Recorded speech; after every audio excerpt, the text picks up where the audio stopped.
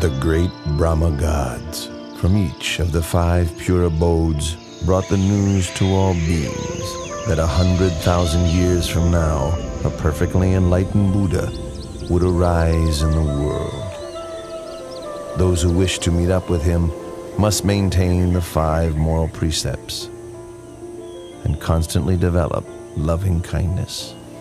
Humans and deities wondered who the future Buddha might be, but no answer was forthcoming until a sign appeared, making the identity of the heavenly Bodhisattva known.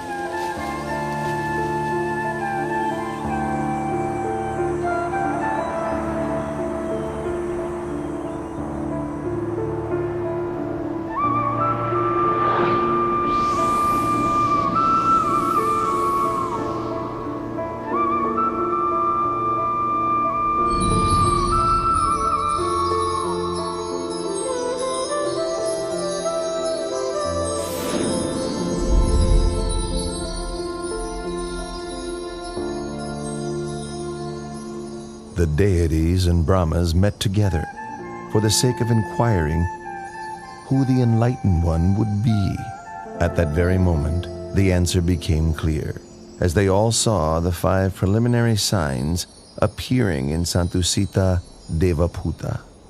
The 5 signs which appeared were withering of the decorative celestial flowers on his body, the divine raiment becoming discolored, sweat dripping from his armpits, his complexion becoming mottled, and a feeling of weariness with the heavenly world arising within him. Upon recognizing the 5 preliminary signs, the deities invited Santusita, the Buddha to depart from Dusita heaven and take birth in the human world. Santusita Devaputta then made the 5-fold survey of the earth to see if conditions were right for his birth. The first criterion was that the lifespan for human beings at the time must not be too short nor too long, suitable for attaining the Dhamma. The continent must be India and the country the middle country.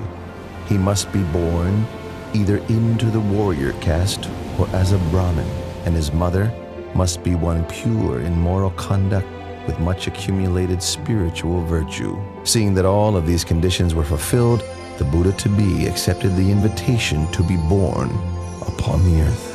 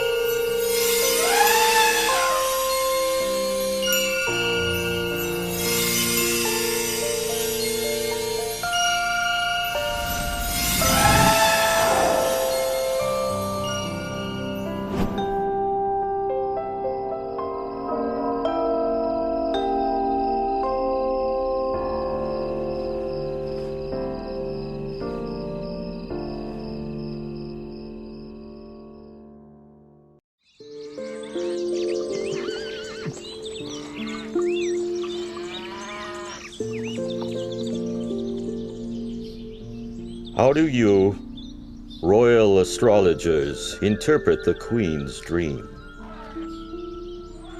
Your wife, the Queen's dream, indicates that you are to have a son. He will possess tremendous merit, great power and might. He will be peerless.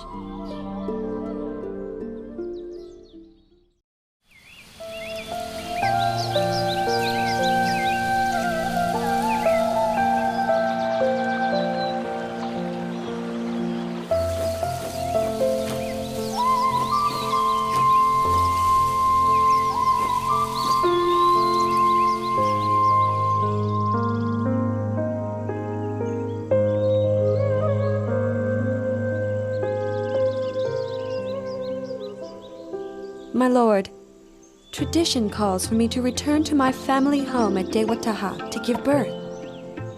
You have my permission.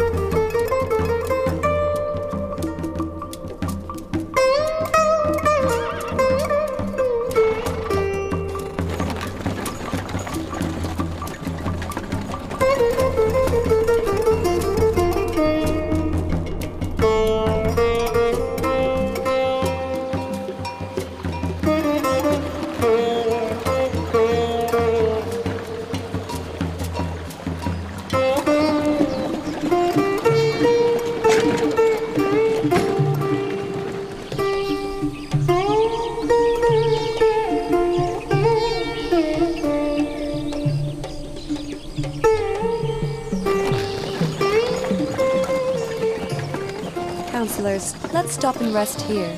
We have now completed half of our journey.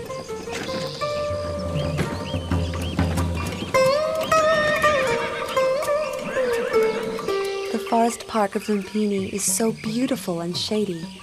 We've been traveling half the day. You must all be tired. Let's rest for a while. Your Highness, if that is your wish, then please rest beneath that solid tree over there.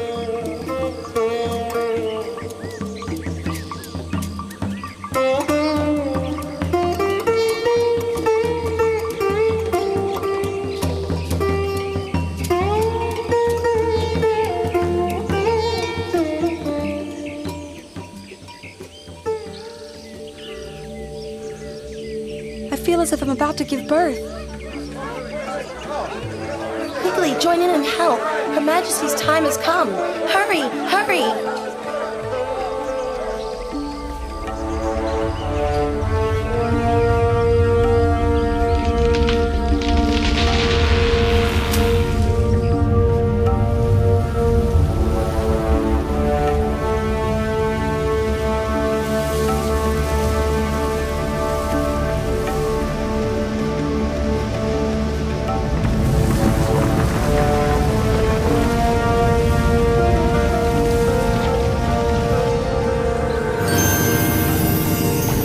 As soon as the Bodhisattva was delivered from his mother's womb, and before he could drop to the ground, 4 great Brahma gods from the 5 pure abodes spread a net of gold to receive his body.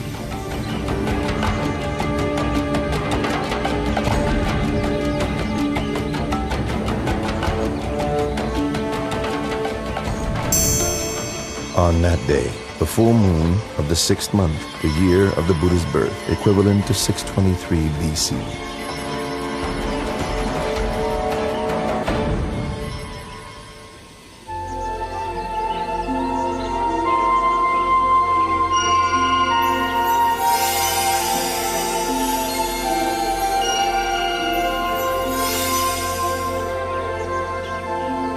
I am supreme in the world, foremost in the world, most excellent in the world. This is my last birth. There will be no more birth for me.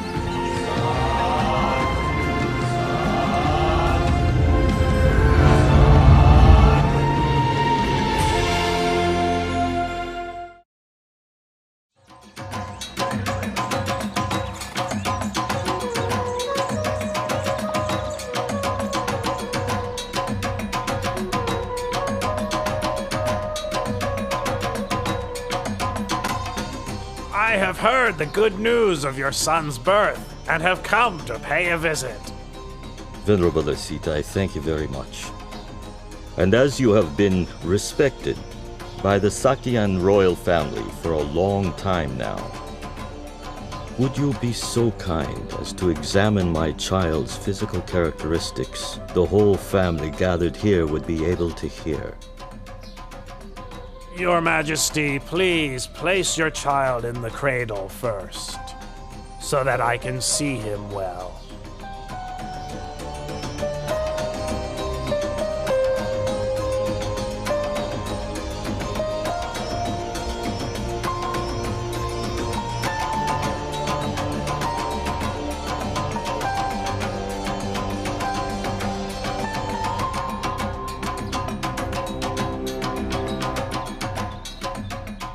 This royal child exhibits all the characteristics of a great being laid down in the ancient texts.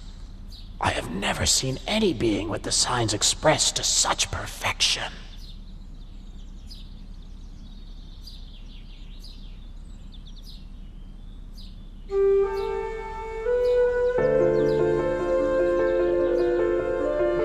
Huh? Venerable Asita!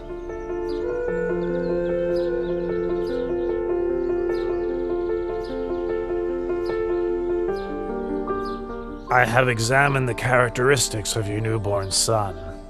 I predict that when your son has grown up, should he lead the household life, he will become a wheel-turning monarch, a great king of the world. But if he should leave, he will become a fully enlightened Buddha, supreme teacher of gods and humans. Oh, but it's such a pity. What's such a pity, Venerable Asita?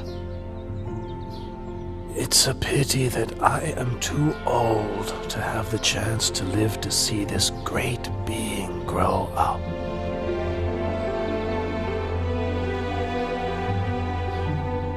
In the future, my son will be a great being with more power and might than any other in the world.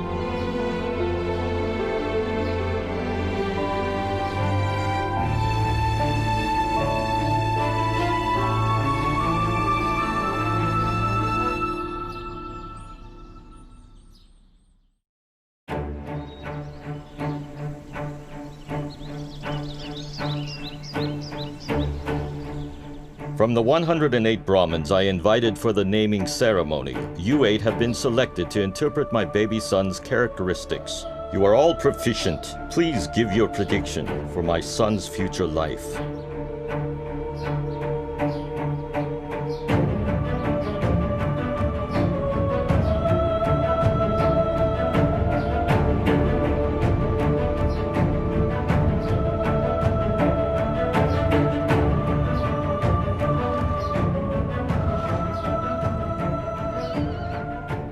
Your Majesty, having examined your son's characteristics, I predict that, should he inherit your throne, he will become a great wheel-turning monarch with an empire that spreads far in every direction.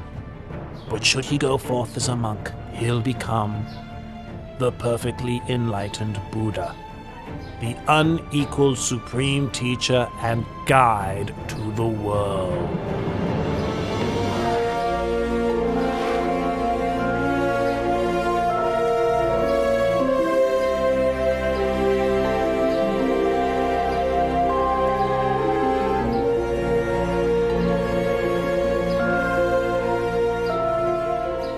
Venerable Kundanya, you are the last of the 8 Brahmins.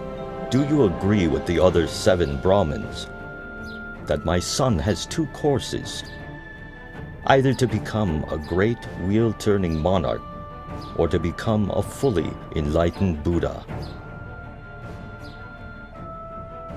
I have considered your son's characteristics in detail, and can see only one path for him. He will certainly not live as a householder, but will go forth as a monk. Then he will become enlightened as the Lord Buddha. This is beyond doubt, Your Majesty. You predict my son will reject the household life. What would cause him to make such a decision? Your son will see 4 signs: an old man, a sick man, a dead man, and a monk.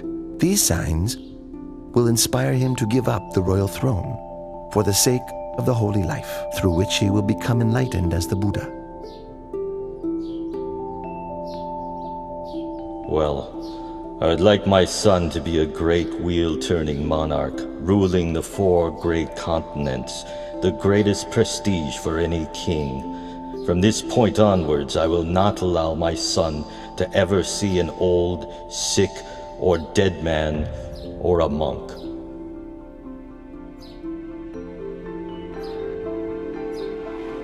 Having predicted the prince's future life, the 8 Brahmins gave him the auspicious name Siddhartha, meaning he who will succeed in that which he desires. Having returned to their homes, each of the Brahmins instructed their sons that when the time comes for the new prince to leave the household life, they should go forth and follow him.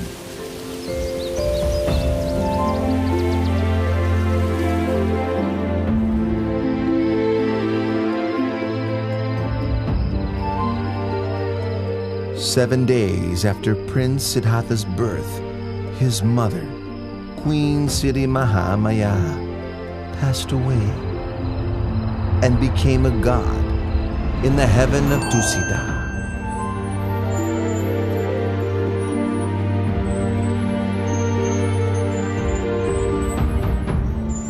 So King Suddhodana had Queen Siri Mahamaya's younger sister, Mahapajapati, raise Prince Siddhartha. Later, the king took Mahapajapati as his new queen. King Suddhodana and Queen Mahapajapati had a son and a daughter together, but the queen still loved and cared for Prince Siddhartha as if he were her own son.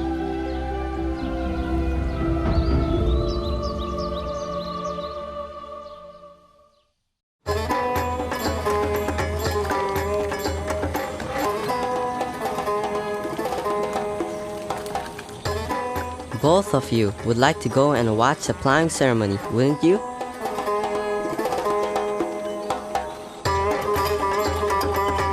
Today my father has had the city decorated in preparation for a great ceremony.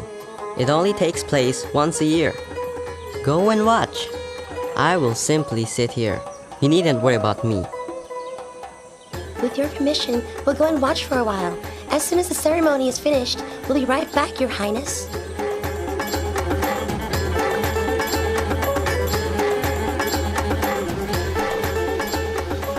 Left alone in a peaceful and shady glade, Prince Siddhartha began to sit in meditation, attaining the tranquility of the first jhana. As the afternoon passed by, the shadows of all the trees moved with the course of the sun, except for the shade of the rose apple tree under which the prince sat. It did not shift position,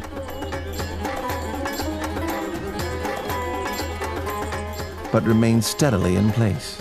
When the companions returned and saw this wonder, they were startled and conveyed the news to the king, who went to see for himself.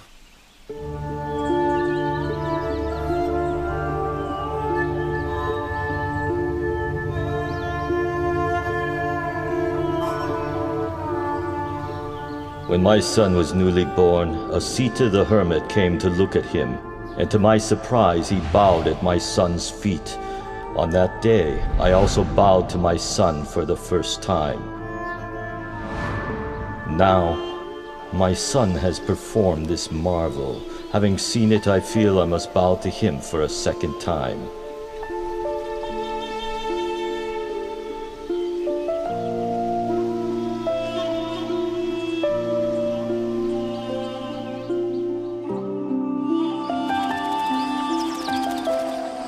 When Prince Siddhartha was 7 years old, King Suddhodana had 3 ponds dug in the grounds of the palace, so that the prince could enjoy himself playing with his friend. Upon seeing that the prince had grown sufficiently to begin his education, King Suddhodana sent him to study with the renowned teacher Visavamitra. Prince Siddhartha trained in 18 arts and sciences until he was adept. He was his teacher's top student, and before too long, he had learned all that his master could teach.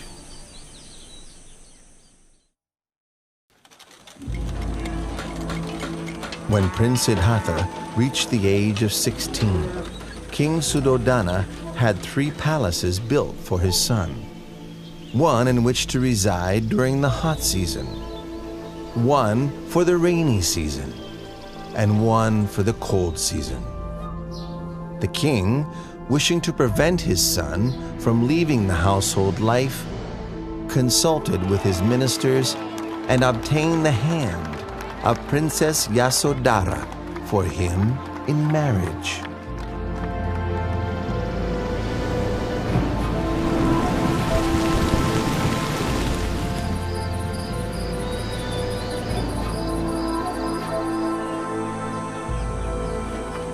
Time passed by until Prince Siddhartha reached the age of 29 years.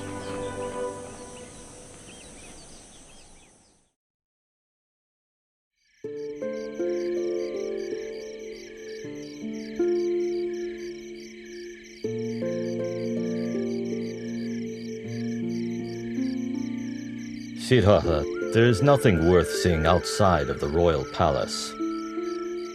Since I was a child, I've not once set foot outside the great walls of this palace. I'd like to see what's outside. There's no place out there as beautiful or pleasant as right here inside our royal palace. That may be true, but I'd still like to go and see for myself. Please give me permission to go outside, Father.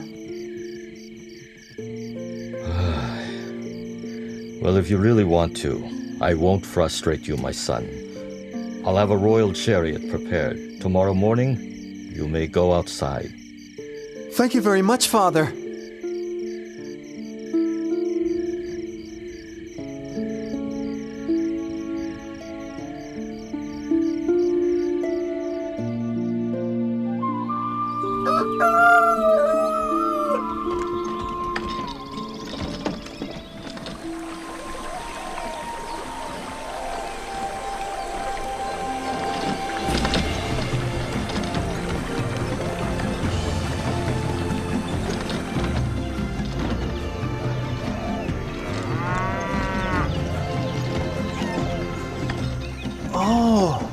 So this is what it's like outside the palace. Why did my father say there's nothing worth seeing and wish for me not to go out?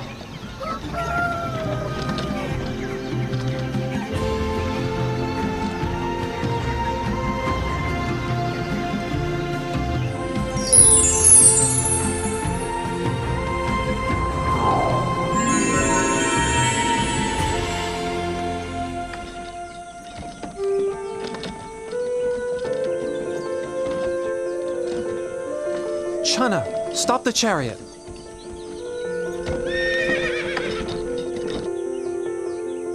What is it, Your Highness? Look at that man over there. Why is his skin so wrinkled? And why is he having trouble walking? Oh, that's an old man, Your Highness. An old man? Everyone who lives for long enough will come to be like that man, Your Highness.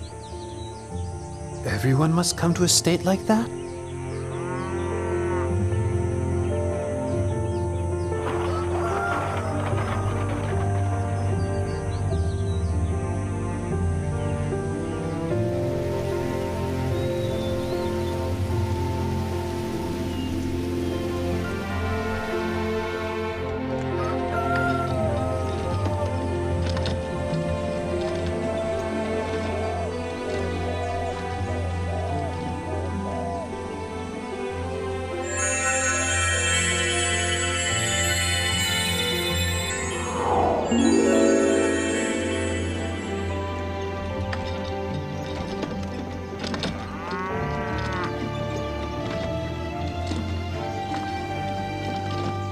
Chana, stop the chariot.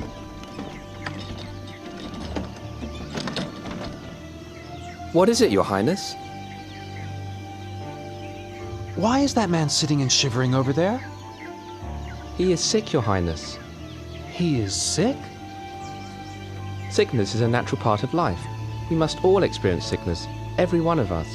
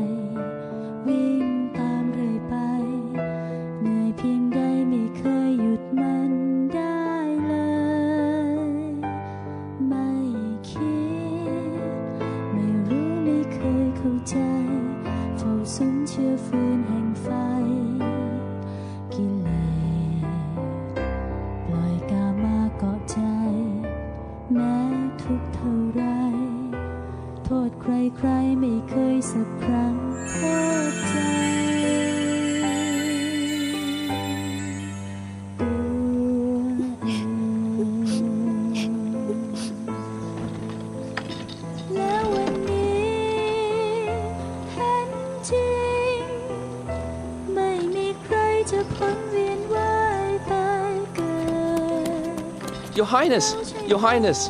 Where are you going? Your Highness! Please come back!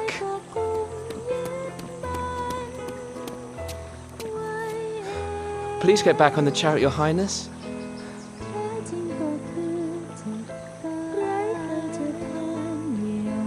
There's a man wrapped in that cloth, isn't there? Your Highness, that's a dead man. And must we all die? Yes, Your Highness. There isn't anyone that can escape death. Even me? Yes, Your Highness. Even you are subject to death.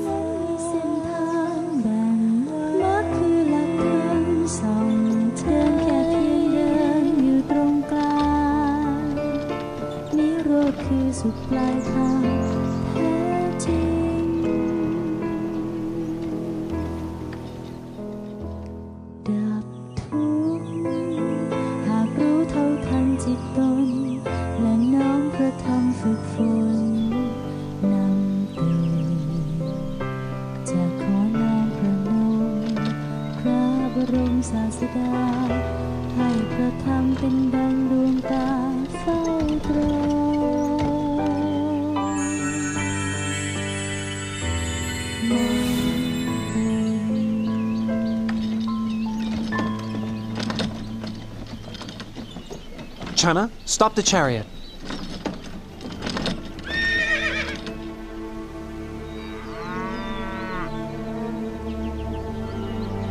That is a monk, Your Highness.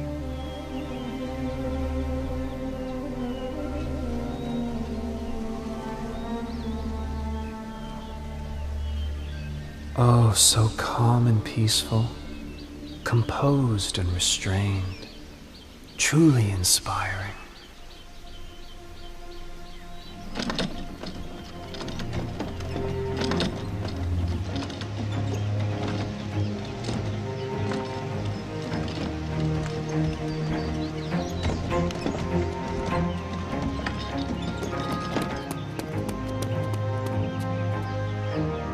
Your Highness, your wife has just given birth to a son.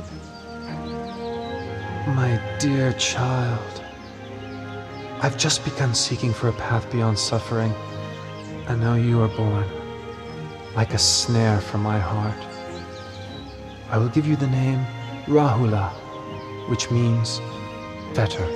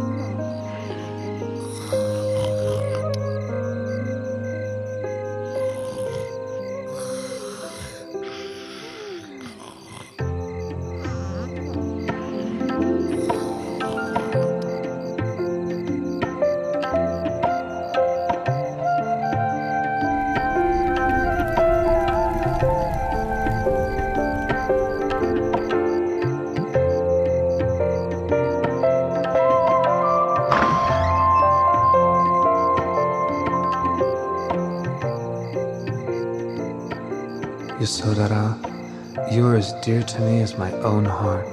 Rahula, you are everything to me. But not one of us can escape old age, sickness, and death. I must find a way for all of us to go beyond suffering, no matter how much trouble or turmoil there is in the search.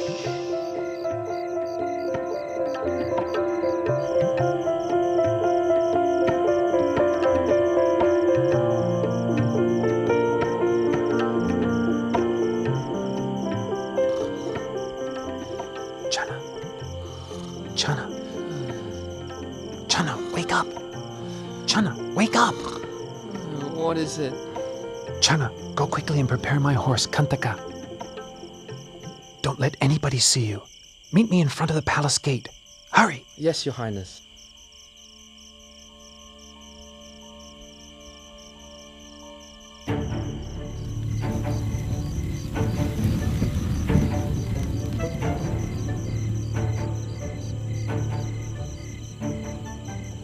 At the moment that Prince Siddhartha was leaving the palace gate, Vasavati Mara, the great deceiver, manifested. He was now worried that he could not use the prince's enjoyment of sensual pleasures to keep him under his control. Ha ha ha ha ha! Prince! Better go back into the royal palace. In there everything is lovely, pleasant, and comfortable. In just 7 days, you'll become a great wheel-turning monarch. Don't give all of this up. If you leave, you'll get nothing but trouble, torment, suffering, and sorrow. I don't want to become a great wheel-turning monarch. I don't wish for possessions or comfort and happiness, because such things are not likely to free me from suffering, nor are they likely to help me assist my loved ones and my subjects. Step aside and allow me to pass.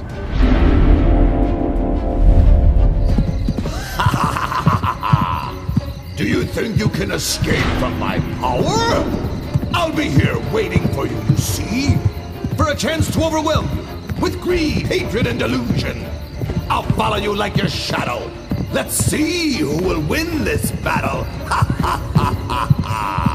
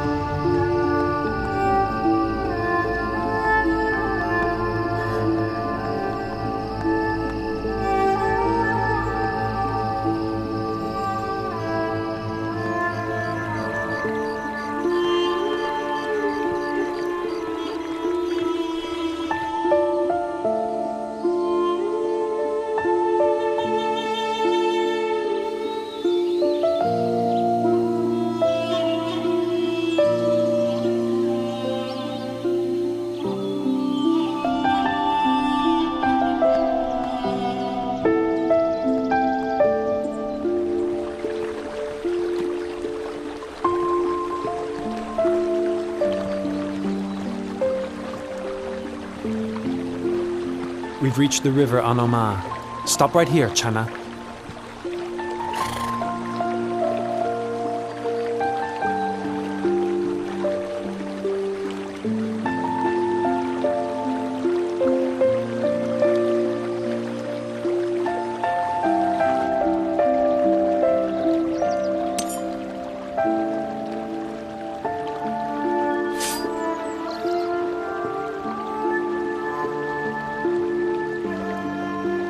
If I'm to attain to the supreme enlightened knowledge, may these strands of hair float away into the air.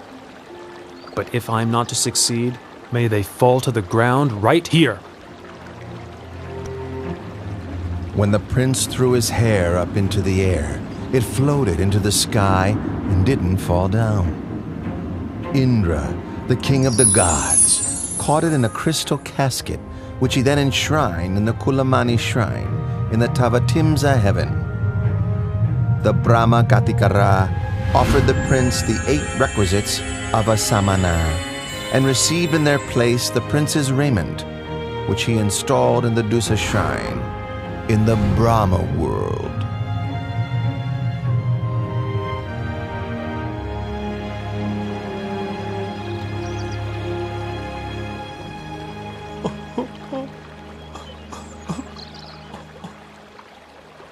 Don't be sad and upset, Channa. I'm doing this in order to seek the way out of suffering for all beings. You must go back and inform my father that I will not return to the royal palace until I have attained direct knowledge of the end of suffering.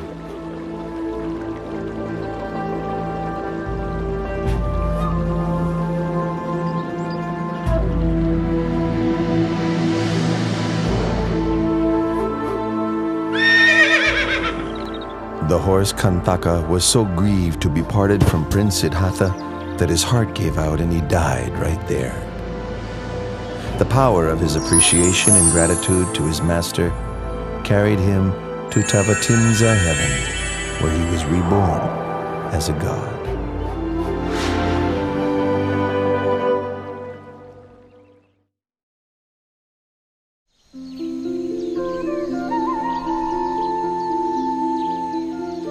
Having left Channa behind, the renunciant prince walked on to a mango grove, where he stopped and resided, eating no food for a period of 7 days. On the 8th day, the renunciant prince left the mango grove to go for alms in the city of Rajagaha.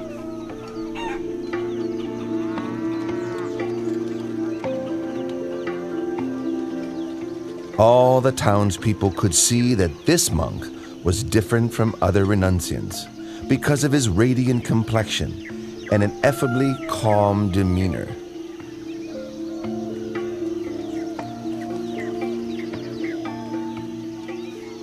Oh, he's so handsome. What's he, a god? Wow, look at that one.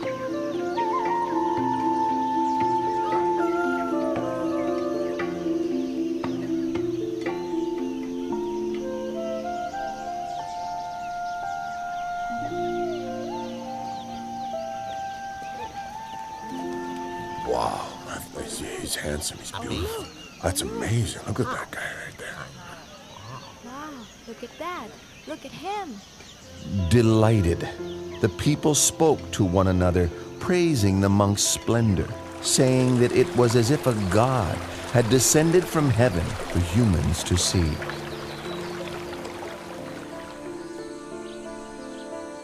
Once the renunciant had received a suitable amount of alms food, he returned to his place of rest.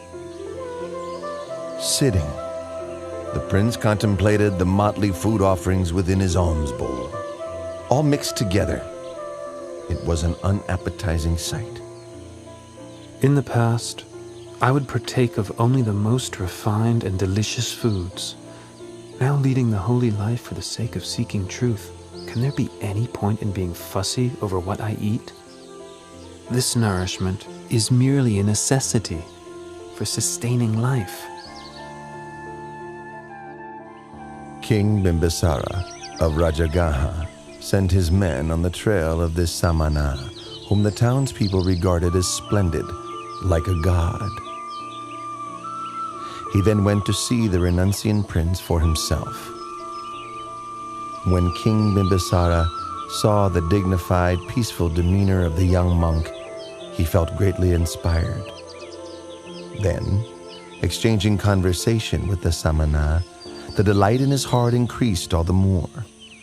Due to his suspicion that Prince Siddhartha had left the palace due to a dispute with his relatives over the throne, King Bimbisara offered the throne of Rajagaha to the prince.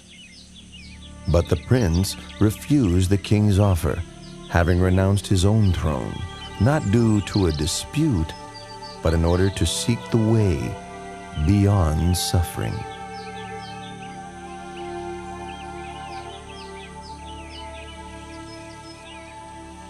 With such firm intention, I'm sure you'll attain the supreme enlightenment. Once you have done so, May I request that you come and teach the Dhamma to myself and to the citizens of Rajagaha.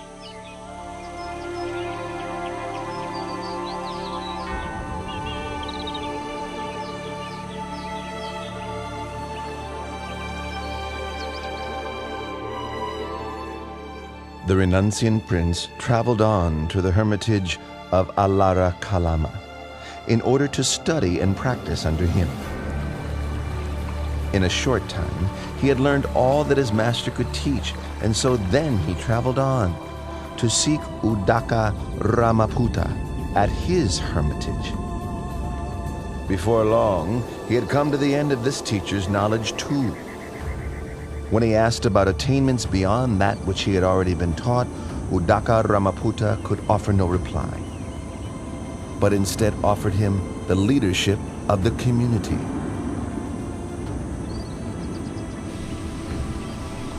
But when the Bodhisattva saw that what he had learned was not the way out of suffering he was seeking, he took his leave and moved on in order to continue his search for higher truth. The Bodhisattva came to Uruvela at Senanigama and considered the fresh coolness of its shady forest, with orderly rows of trees and a river running through, located nearby to the village. It seemed a suitable place for him to continue striving for liberation, so he ceased his traveling and settled in that spot.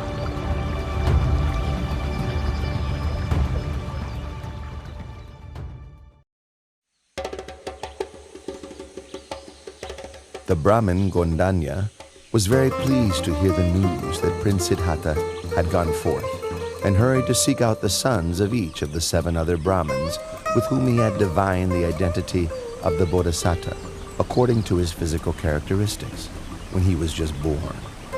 He managed to gather and persuade only 4 of these sons, and then together the 5 Brahmins left the household life and set off in search of the great renunciant. The 5 Brahmins now gone forth were Gondanya, Vapa, Badia, Mahanama, and Asaji. This group of 5 together were known as the Pankavaggiya. The Pankavaggiya followed after the Bodhisattva through various places until they found him practicing ardently in the place where he had settled. They settled there with him, attending to his needs, with the hope that when he attained enlightenment, he would teach the Dhamma to them.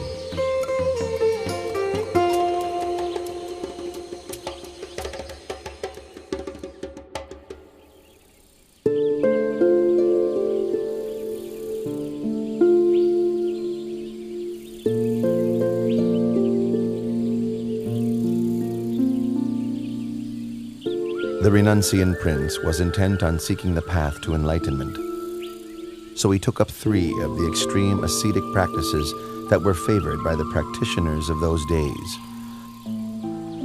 For the first period, he pressed his teeth against his teeth and his tongue against his palate, so firmly that sweat ran from his whole body.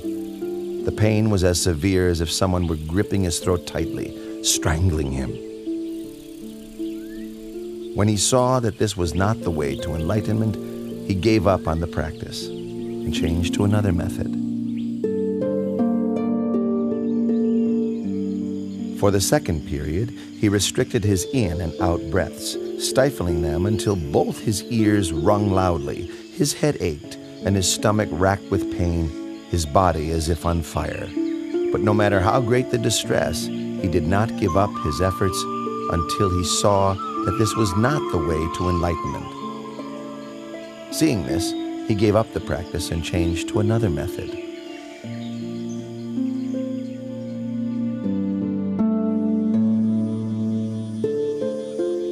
For the third period, he fasted until he was emaciated, wrinkled, his complexion discolored, his bones and sinews extruding. Exhausted of energy and suffering greatly, rubbing his hand over his body, the hairs stuck to his palm.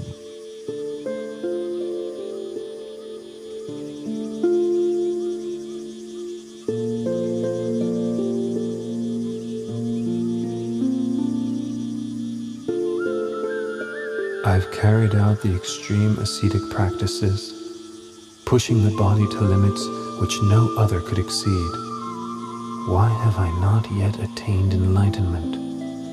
Or perhaps this path is not the way to liberation.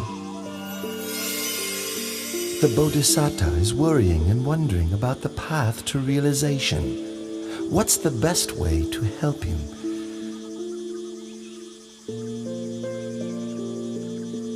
Aha! This is the way.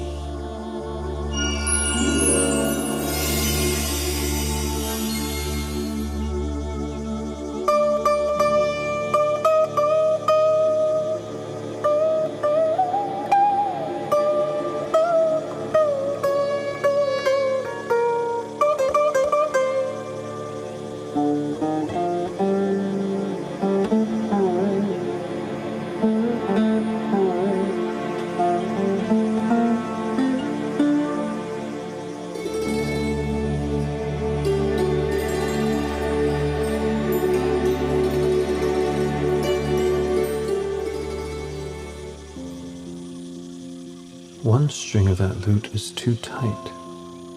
A little pluck and it snaps. One string is too loose. When plucked, the sound is barely heard. One string is just right. Not too loose, not too tight. When plucked, the sound resonates far and wide, sweetly. Oh, it is the practice of the middle way that leads to enlightened knowledge.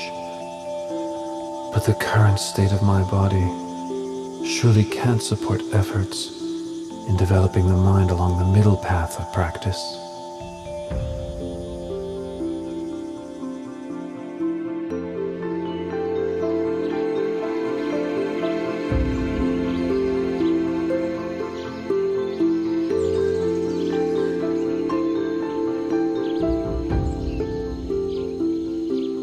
Prince Siddhartha, whom we had held in esteem as a bodhisattva, bound for success, even after practicing strictly for 6 years, using all his effort, is still unable to achieve enlightenment.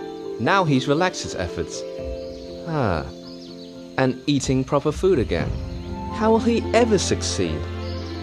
Quite so. Venerable Kondanya, you're the most senior amongst us. What do you think we should do? Under the circumstances, there can be no use in attending to him any longer. The time has come for us to take our leave.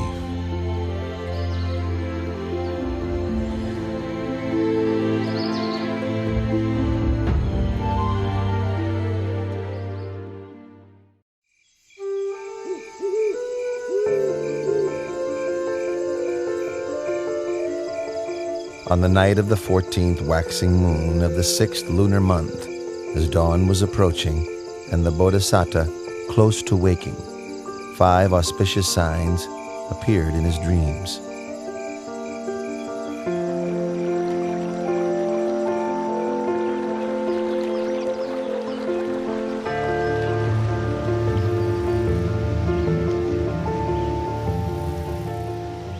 Which he interpreted as follows. 1.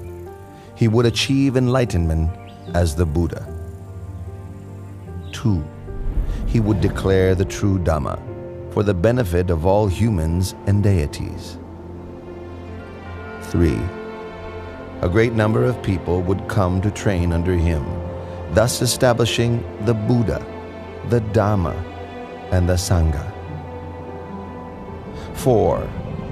People of all castes and classes after training under him would come to understand the same pure Dhamma. 5. People from all over the world would bring offerings to him to express their faith and trust, but his heart would remain unstained by even the slightest attachment to such wealth.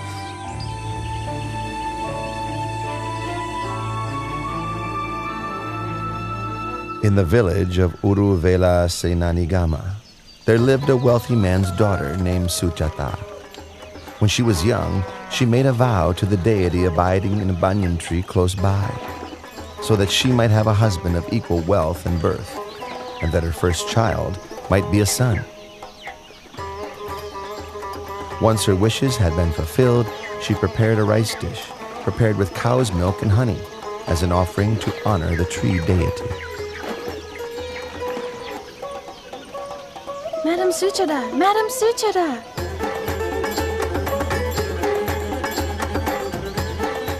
What's the matter, Puna? Why are you rushing in such an excited way?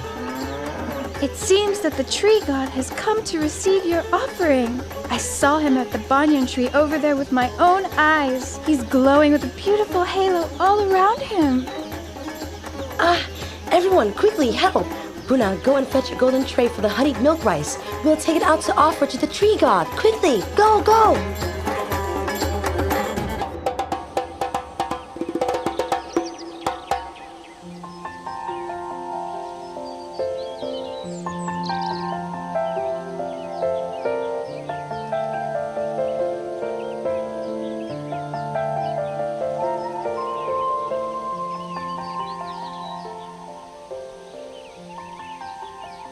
All of my wishes have been so graciously granted.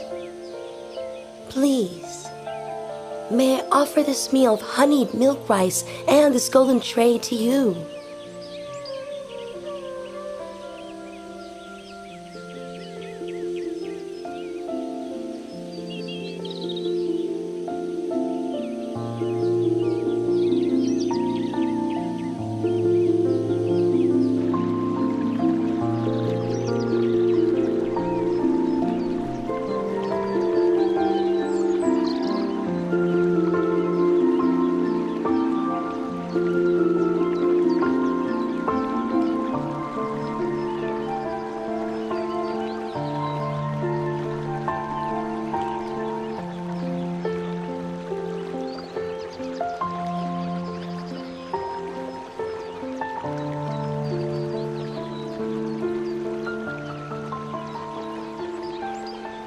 I offer this prayer.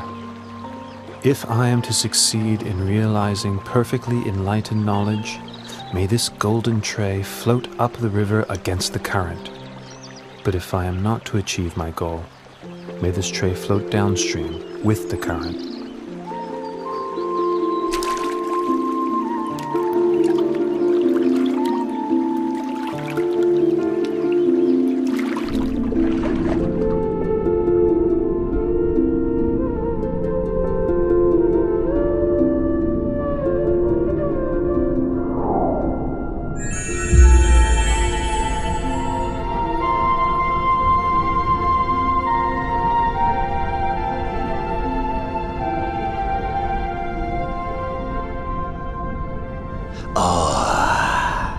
In no long time, 3 Buddhas have become enlightened here, and now one more is about to attain to the Dharma.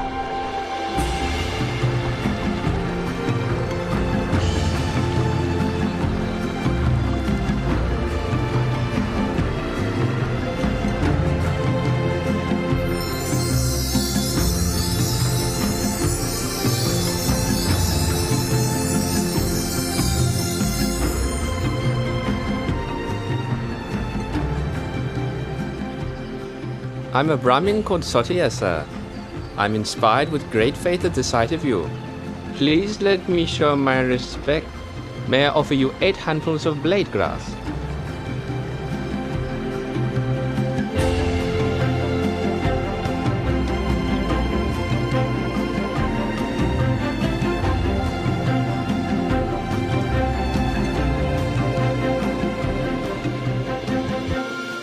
For as long as I have not yet attained to supreme enlightened knowledge, even if my blood and flesh should dry up with only skin, bone, and sinews remaining, I shall not rise from this seat.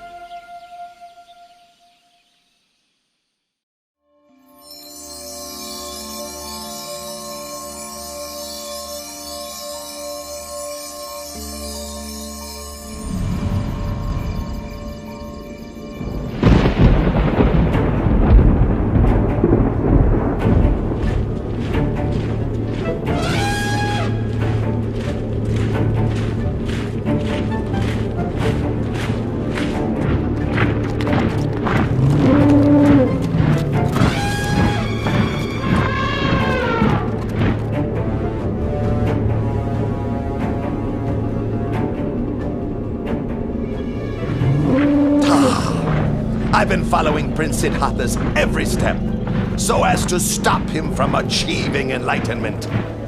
If I let him go ahead with this, he'll slip out of my grasp for sure. I must cut him off now. I must destroy him. Ha ha ha ha ha.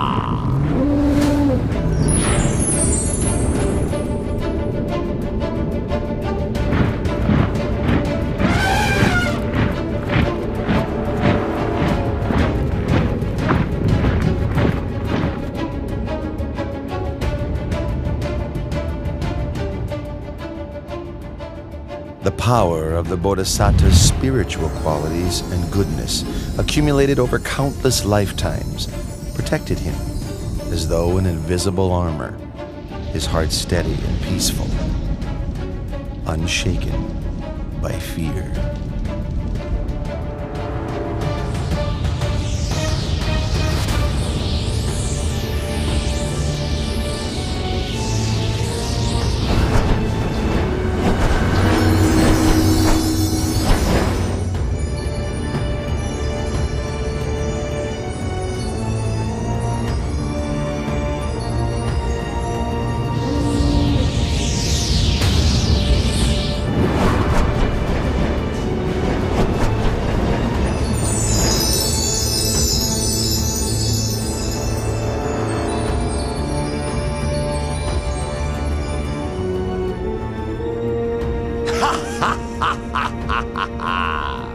Prince Siddhartha, do you think you can escape from Vasavati Mara's control?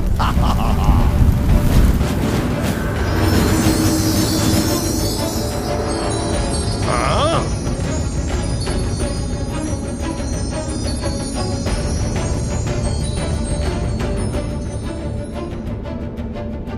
My powerful weapons cannot harm the prince. I must make use of a ruse to deceive him. Prince Siddhartha, the seat you sit on came to be because of my own spiritual powers. My troops are my witnesses. You must get up at once. Pay attention, King of Deceivers. This seat comes to me as the fruit of my good actions, accumulated through all of my efforts in the past. Then who will bear witness to your ownership of this seat? I will bear witness.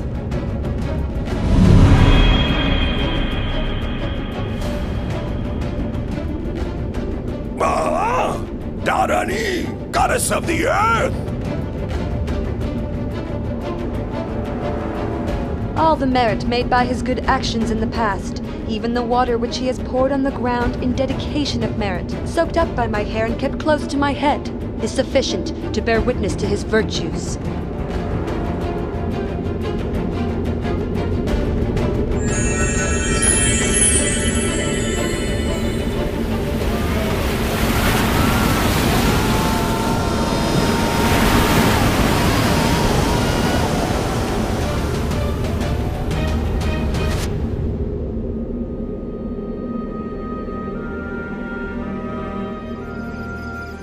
After his victory over Mara and his host of deceivers, the Bodhisattva's mind was firm, focused, and concentrated.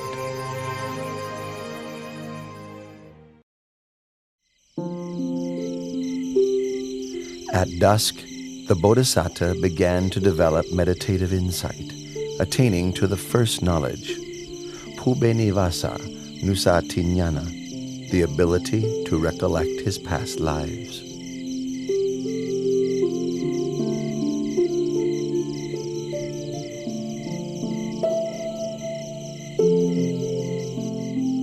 In the silence of the late night, he attained the second knowledge, Kutu Papa Tanyana, knowledge of the passing away and rebirth of beings according to the results of their actions.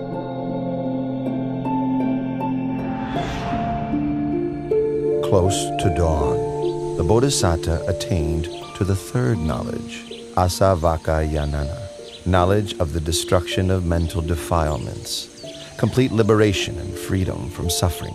He thus came to be the fully self-awakened Buddha.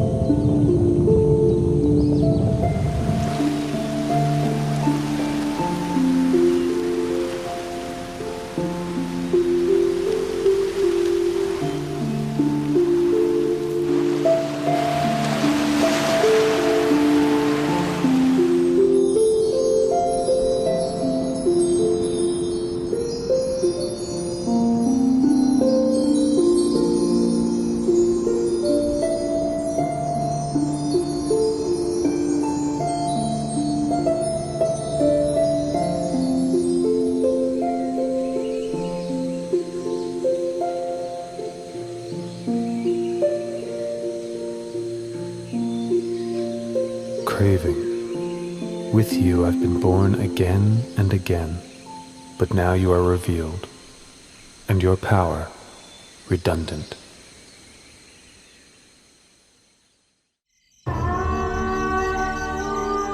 After the Bodhisattva had attained to the Dhamma and become the Buddha, he sat under the Bodhi tree, enjoying the bliss of freedom for 7 days.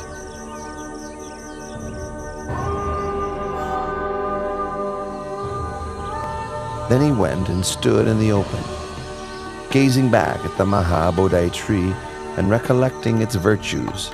He stood there and gazed without blinking for 7 days.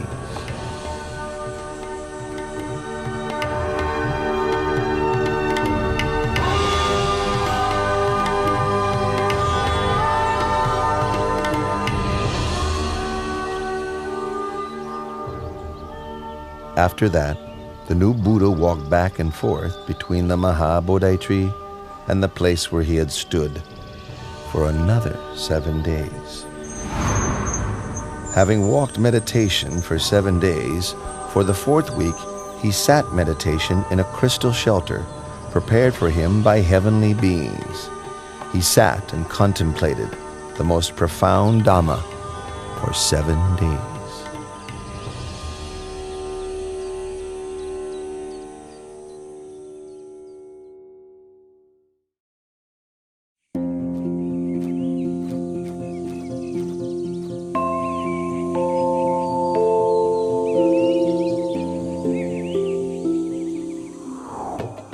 Sisters Raka, Arti, that's the recluse Gautama who attained the Dhamma. That's right, Sister Tanha. That's him for sure. Our father, Lord Mara, together with all his troops, could not defeat this one and was humiliated. It's up to us to find a way to take revenge. Tanha, Raka, in this world, I've never met a man whose heart could resist the 3 of us. We who embody infatuation and desire. Arti, you're right. We will use our femininity to ensnare the recluse Gautama in the bonds of sensuality and entangle him for countless time.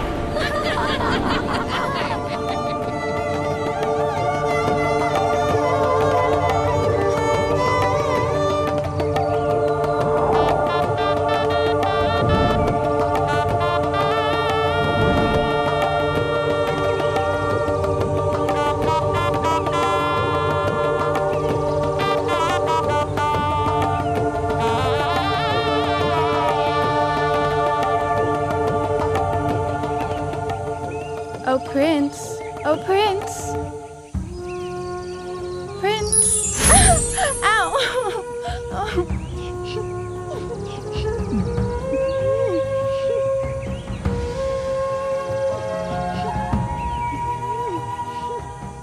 Daughters of Mara, go back. There is no way you can succeed in what you are trying to do. For I have utterly destroyed all kinds of satisfaction and infatuation.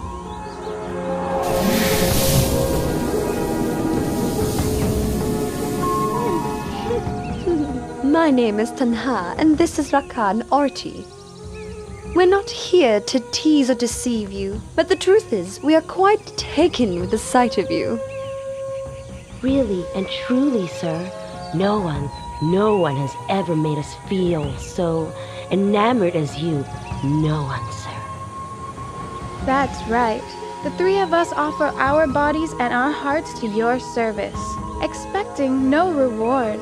Our wish is simply that you find satisfaction in us, even if only for a short time.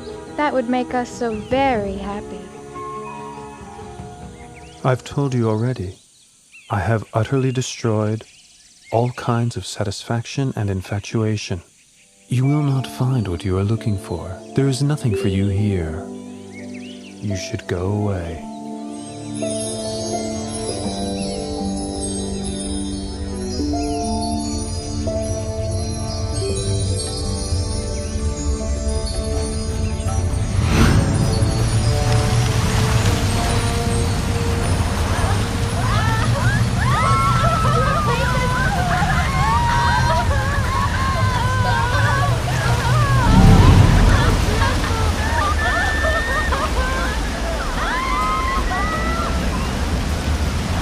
From this moment on, no one will ever again be able to wield power over the Samana Gautama, the Enlightened One.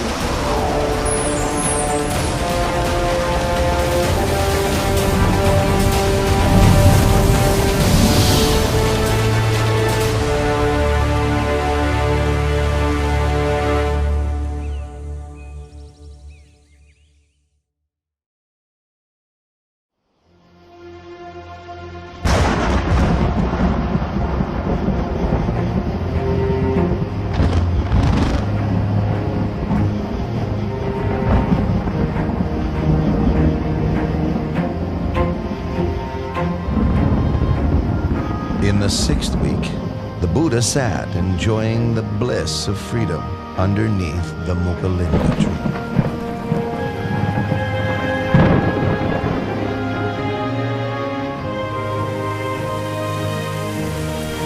As he sat, the rain fell constantly.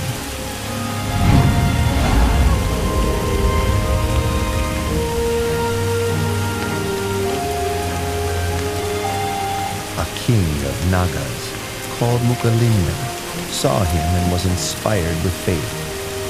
He coiled his body around the Buddha, then opened his hood over the Blessed One's head to protect him from the wind and rain.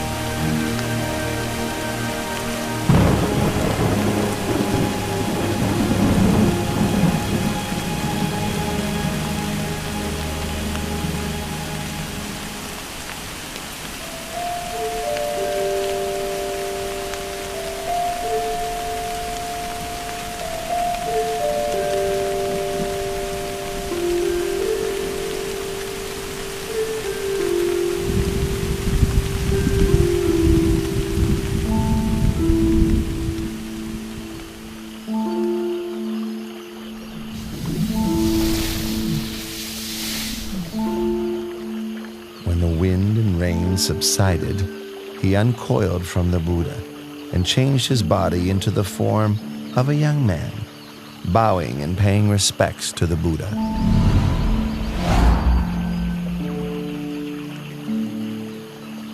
I, Naga King Muchalinda, am the Buddha's servant.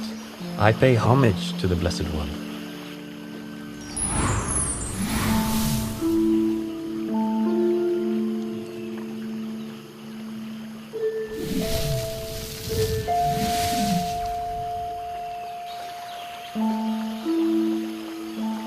Silence is happiness for the one who has seen the Dharma. Delight in the peace of seclusion, harmlessness to all beings, freedom from lust, and overcoming sensuality. These are the highest joys in the world. Eradication of conceit is the greatest happiness of all.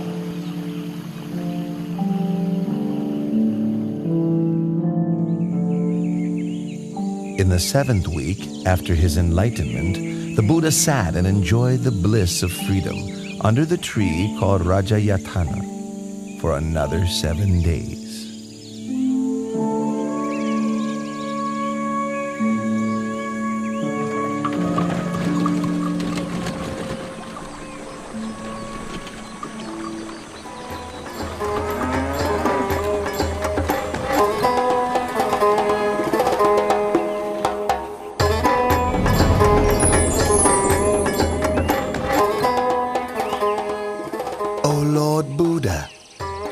enjoyed the bliss of freedom for 7 weeks without taking any food to eat.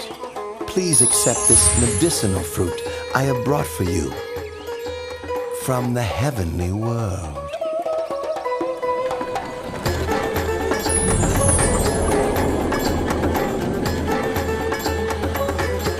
Those 2 merchant brothers made merit with me in the past. I should take this opportunity to help them meet the Buddha.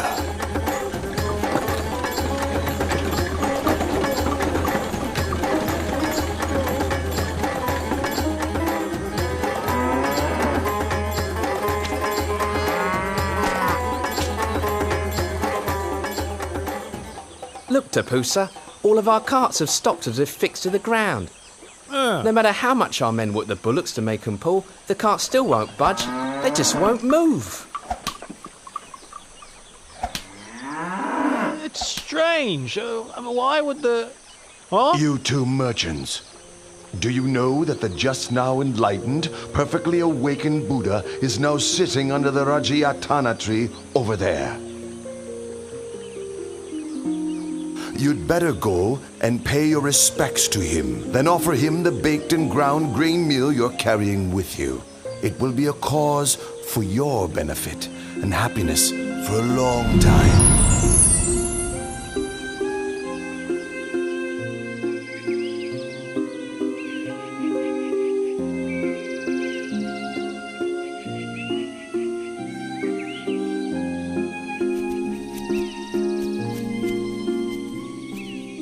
Your 2 humble servants bring baked and ground grain meal to offer.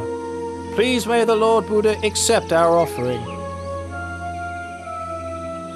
I lost my alms bowl before my enlightenment. When I accepted the honeyed milk rice from Sujata, I floated the golden tray off in the stream. Now these 2 merchants are offering me a meal.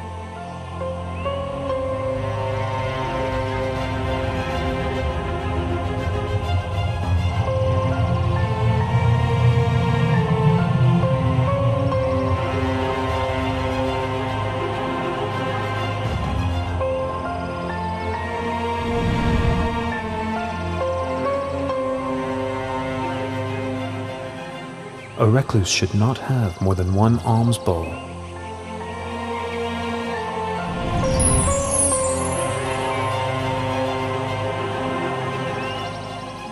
We, Tapusa and Balika, declare ourselves to be lay Buddhists. We take refuge in the Buddha and the Dharma for the rest of our lives. Your 2 humble servants, Balika and Tapusa, would like to ask you for some object that we may keep, to honour and revere.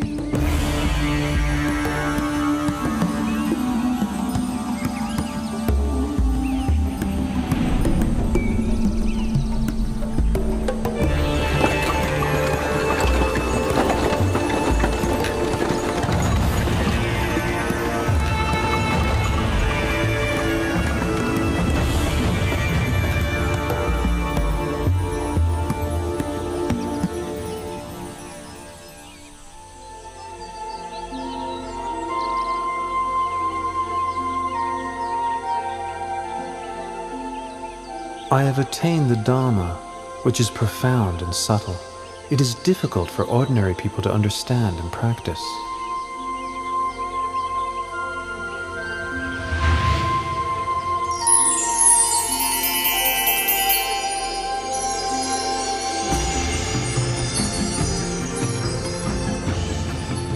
There are several kinds of people in this world.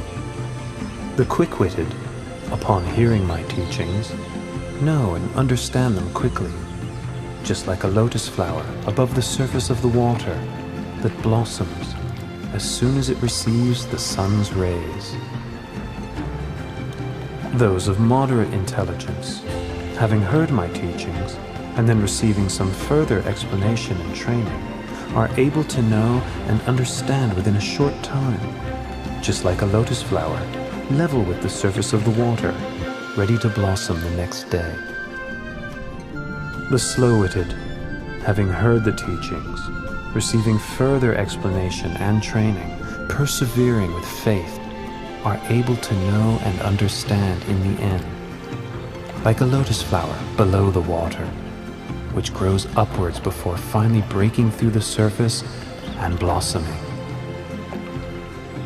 The final kind of person, no matter how many times they hear the Dhamma, are unlikely to grasp the meaning or understand, although their listening may be a cause for realization in a future existence.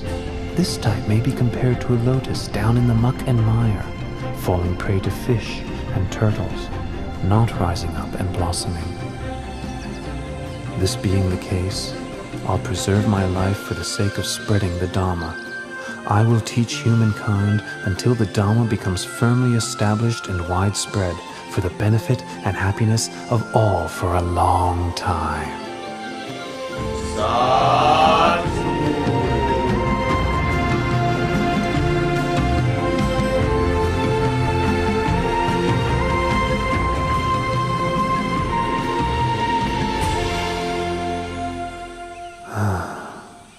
It's a pity that Alara the hermit passed away 7 days ago, and Udaka the hermit passed away just yesterday.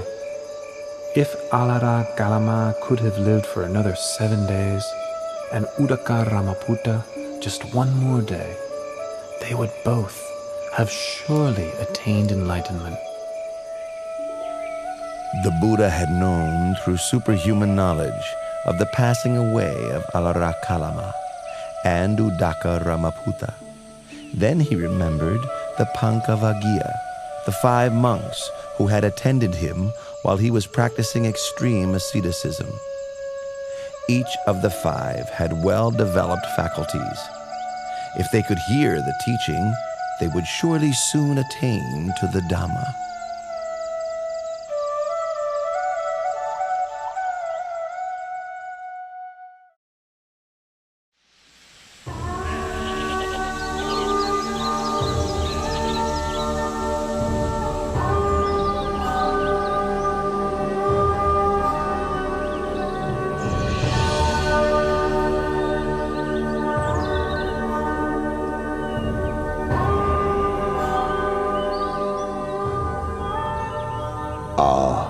That's Gautama, the recluse, the one to whom we formerly attended. So it is.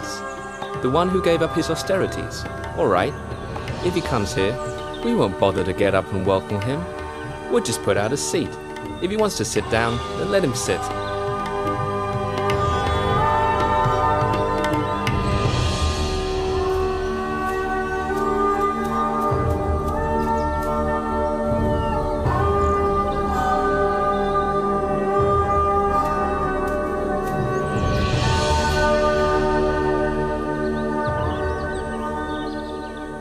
Look, we're so glad to meet with him again that we've forgotten our agreement to show no interest. Even I, myself, forgot it completely.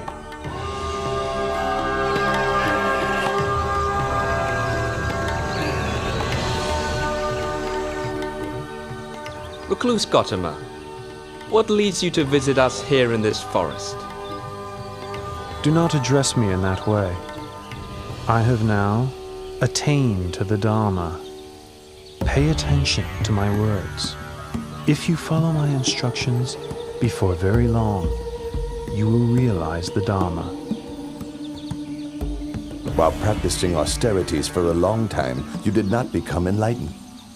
So how could you? How could you have attained liberation after giving up your efforts and causing us to abandon you?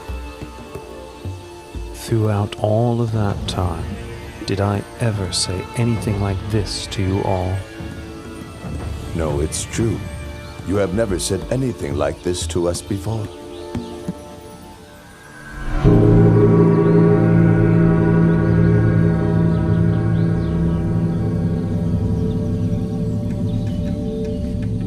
Entangling oneself in sensual indulgence, tormenting one's body with hardship and pain, these are ways a renunciant should not undertake, for they stray from the path of enlightenment. The middle way, that is the noble eightfold path, is the practice that leads to Nibbana.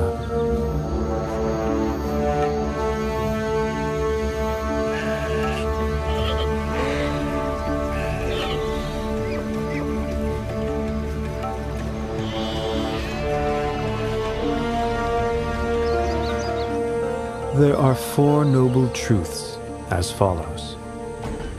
Suffering, disease of the body, disease of the mind, should be understood. Craving, which is the cause of suffering, should be abandoned. Cessation of suffering should be realized. The path of practice leading to the cessation of suffering should be developed. Once the Buddha had given his first Dhamma teaching, the Venerable Gondanya gained the vision of Dhamma and thus became the first stream enterer.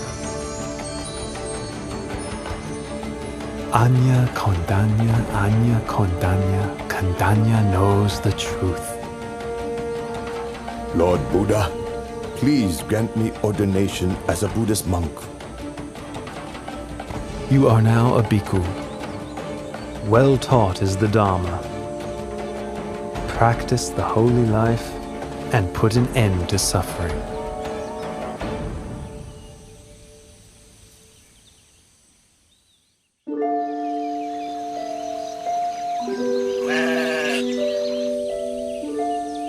The Buddha gave ordination to Venerable Vappa on the first day of the waning moon, Venerable Boddha on the second day, Venerable Mahanama on the third, and Venerable Asachi on the fourth. On the fifth day of the waning moon of the 8th lunar month, the Buddha gave the teaching known as the Anattalakkhana Sutta. The 5 groups that we take as a self are as follows: body, feeling, pleasant, unpleasant, and neutral, perception and memory, mental formations, sense consciousness, awareness of mental impressions. These 5 aggregates are not me, not him or her, not mine, not his or hers, not myself, not his or herself. All these things are impermanent and insubstantial. It is their nature to arise, persist for a while, and then pass away. After listening to the teaching, each of the Pankavaggiya attained to arahantship.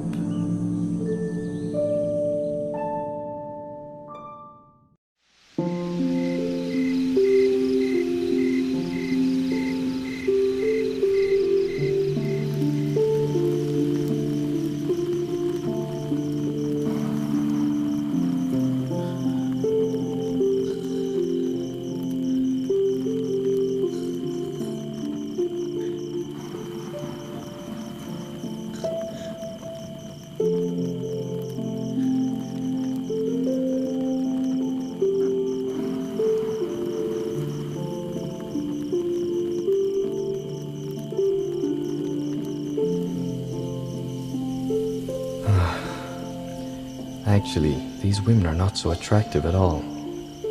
My father built me 3 mansions, one for each season of the year. He hired beautiful maidens to play music and entertain me.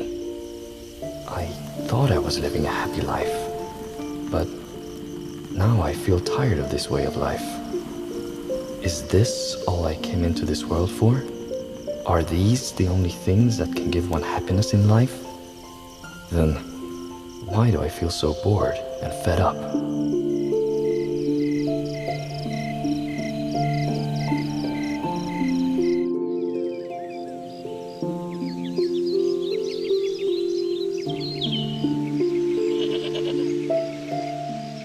How troubled I feel. How frustrated. How troubled I feel. How frustrated. It is not troubling here. It is not frustrating. Come this way, Yasa, and I will teach you the Dharma.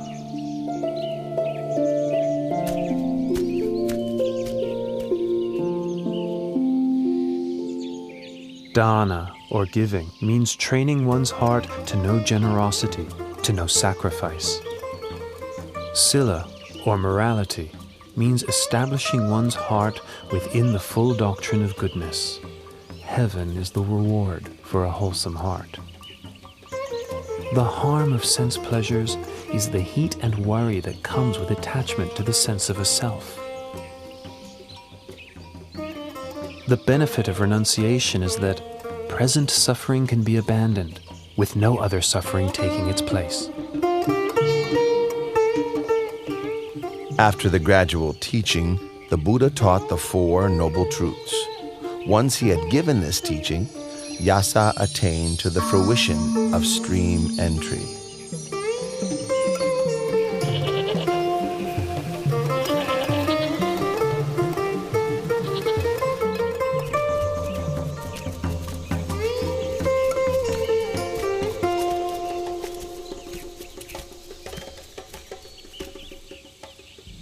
Hey, these are my son Yasa's shoes. Wait here, all of you. I'll go after him myself. Here comes the father. If he meets with his son now, it may prevent him from realizing the Dharma.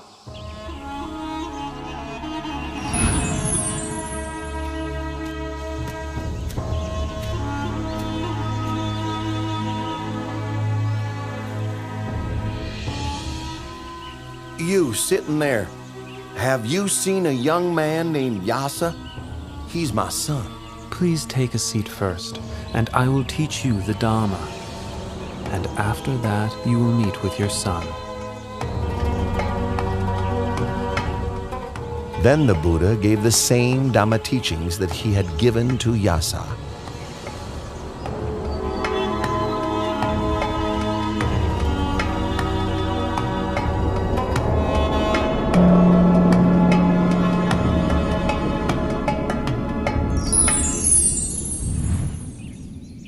Oh, the Buddha has helped gain the vision of Dhamma. I declare myself a Buddhist and take the Triple Gem as my refuge for the rest of my life.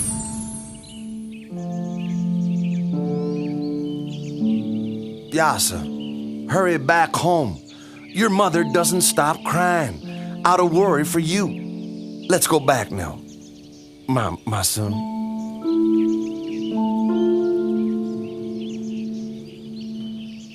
Yasa has now heard my Dhamma teaching twice, and has fully penetrated it. He is now an Arahant, with no thoughts of returning to the household life. Yasa, now you've gained what is truly supreme. Please, may I invite the Lord Buddha to receive alms food at my house this morning.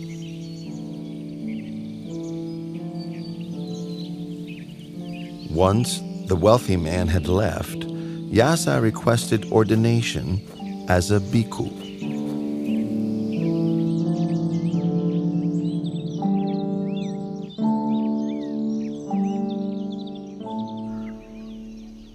Once Yasa's mother and wife heard the Buddha's teachings, they both gained the vision of Dhamma, attaining the fruition of stream entry.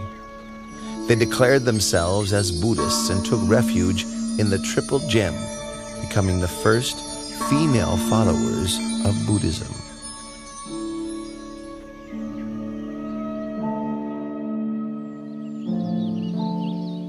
Vimala, Subahu, Punaji, and Gavampati. You were my close friends during the time when I was a layman.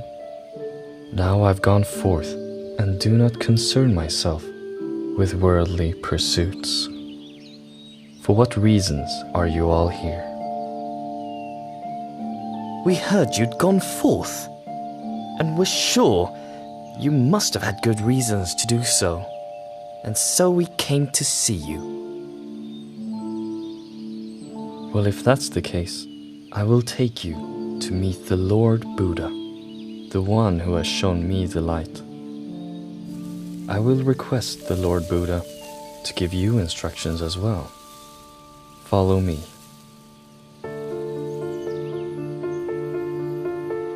Listen, all of you. Once you know the unwholesome and the roots of the unwholesome, know the wholesome and its roots, know decay and death as well as their causes, know the cessation of decay and death, the path leading to the cessation of decay and death. Once you know suffering and its causes, the cessation of suffering, know the path leading to the cessation of suffering, then you can be said to have the right view. The 50 of you are all friends from my home region. If you need help with something, I will do whatever I can to help you. When we heard that you had ordained as a monk, we felt inspired, and it made us want to ordain as well. Very good. I will take you to meet the Lord Buddha, but you must make the request for ordination yourselves. Listen, all of you. A bhikkhu in this Dhamma Vinaya is taught not to grasp at any state. Hearing this, he understands with wisdom. Understanding with wisdom, he attends to knowing all states as they arise, knowing feelings as they arise, pleasant feelings, unpleasant feelings, neither pleasant nor unpleasant feelings. He considers the impermanent nature of feelings. He observes the arising, persistence, and passing away of feelings. Seeing impermanence, he grows weary of feelings, weary and disinterested. He is able to let go. Meditating on letting go, not grasping or clinging to feelings, leads him to contemplation and realization of cessation.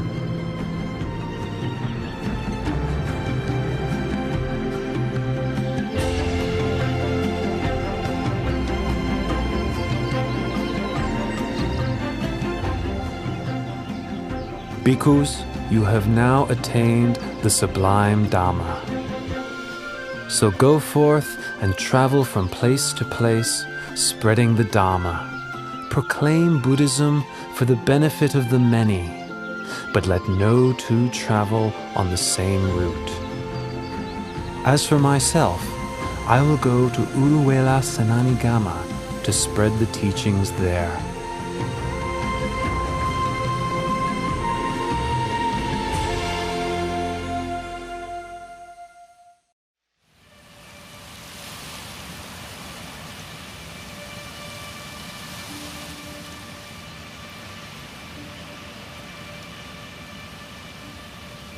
Because of that one courtesan, the 30 of us have had to go through all this trouble, forcing our way through the forest into this cotton plantation.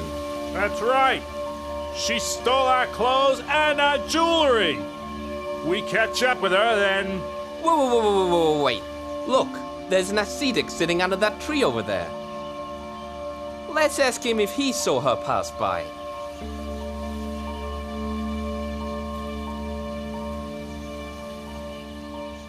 Ascetic, sir?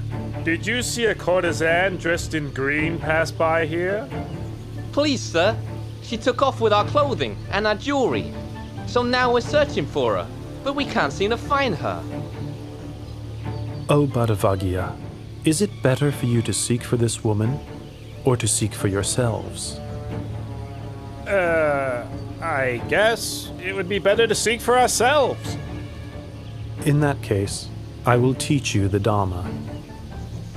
The wise person rids himself of infatuation and preoccupation with the 5 sensual pleasures. He sees that life is short, and to be distracted by such pleasures is like being snagged and bound up just as a fish is caught by a hook. Having taken the bait, it's a cause for much suffering and struggle thereafter.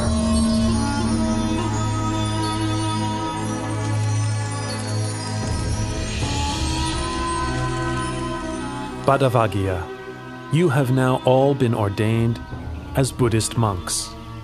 So go forth and proclaim Buddhism by spreading the Dhamma for the benefit and happiness of all.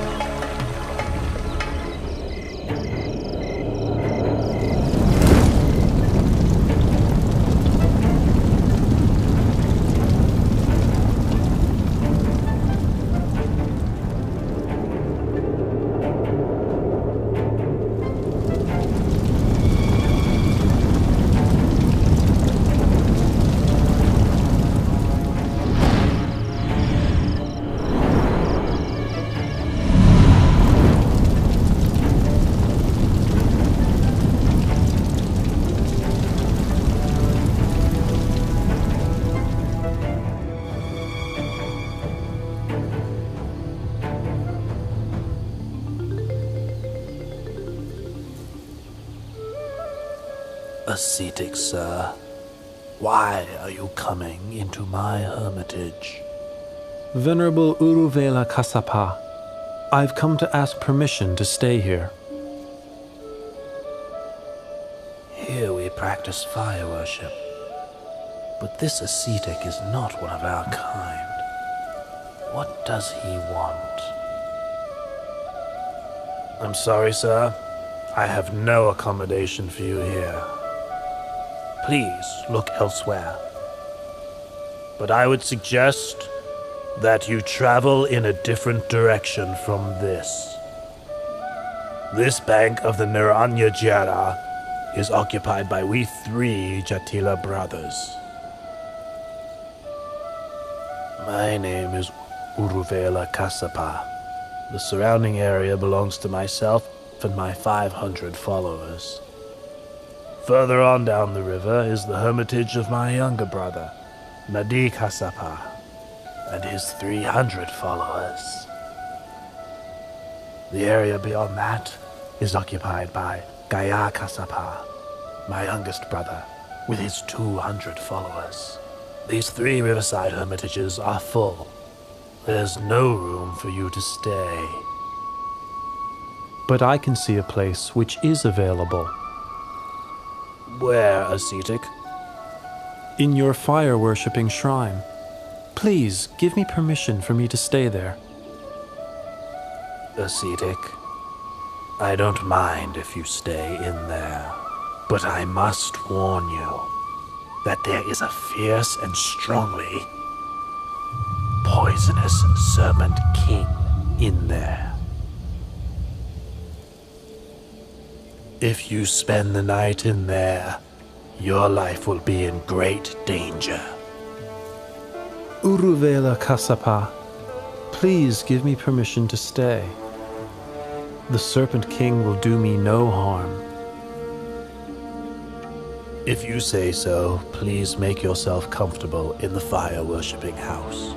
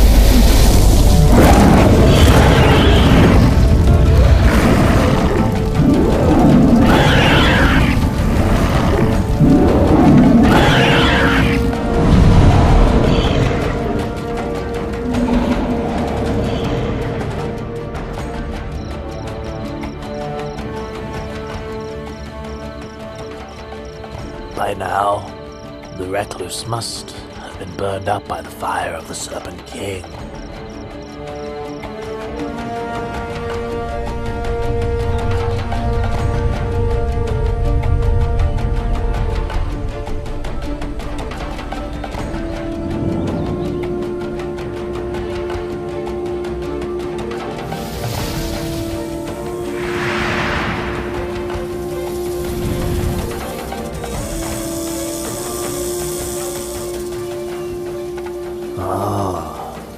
This recluse is of great might.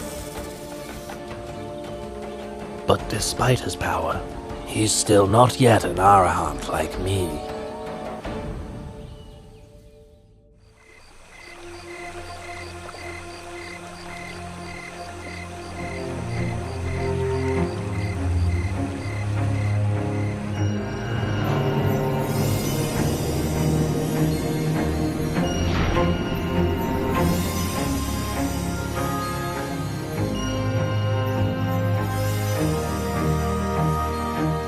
This ascetic is indeed of great might.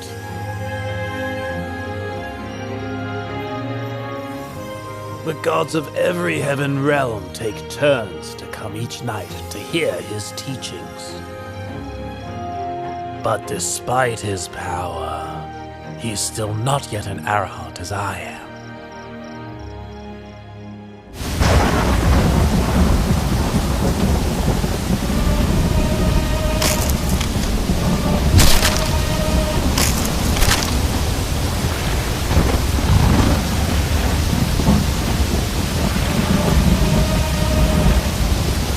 There's been a tumultuous rain, and it has flooded the whole area. Surely the ascetic has been washed away or drowned. Master, sir! Master, look over there!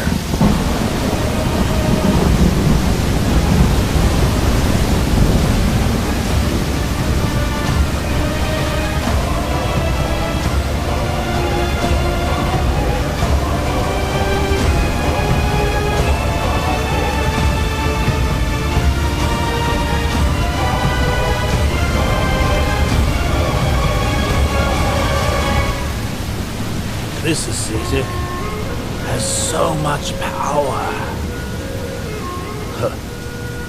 But despite all of this, he's still not yet an Arahant as I am.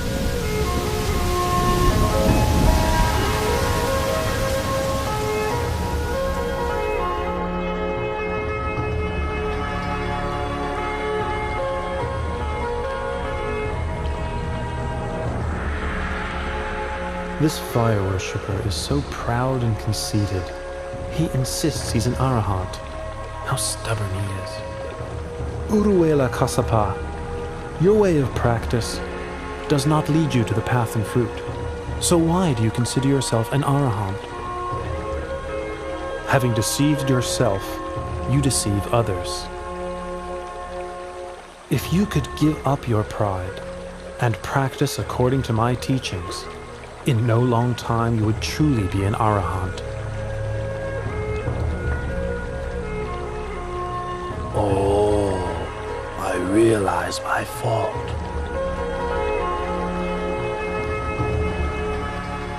Please may the Buddha allow me to take ordination and teach me the Dharma. You are the master of a great hermitage with many followers. You should make this known to all of them.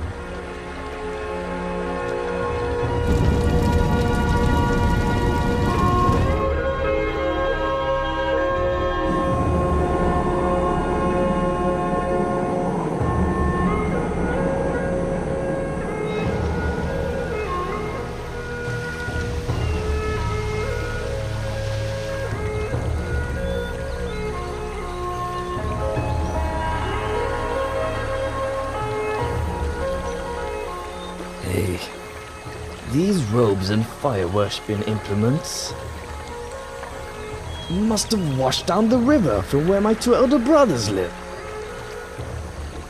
Something must have happened to them.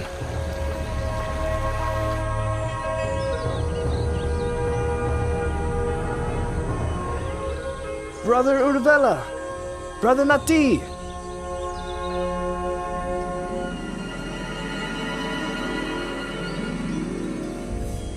Oh, Gaia, your two elder brothers have found the right way of the Dharma.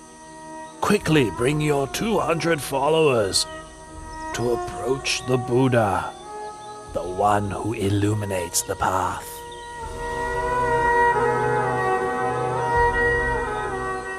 O bhikkhus, all things are burning. Contact with the eyes, ears, nose, tongue, body, and mind are burning. Feelings, mental formations, and consciousness, whether pleasant, painful, or neither pleasant nor painful, are burning. Burning with lust, hatred, and delusion. Burning with birth, aging, and death. Burning with sorrow, lamentation, pain, grief, and despair. The well-taught noble disciple, seeing this, becomes weary of thoughts and feelings. Being weary, he releases his clinging. Releasing his clinging, his heart is freed.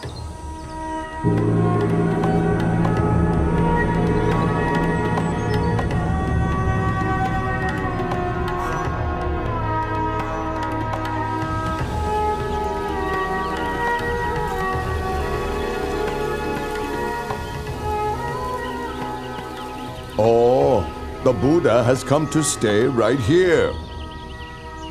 When I was a young prince, I made 5 wishes. 1. May I be crowned king of the Magadha state. 2. May the Buddha come to my land. 3. May I have an audience with the Buddha. 4. May the Buddha teach me the Dhamma. And 5. May I realize his teachings. It seems that all of my wishes are about to be fulfilled. Follow me. We're going to seek out the Buddha and ask for his teaching.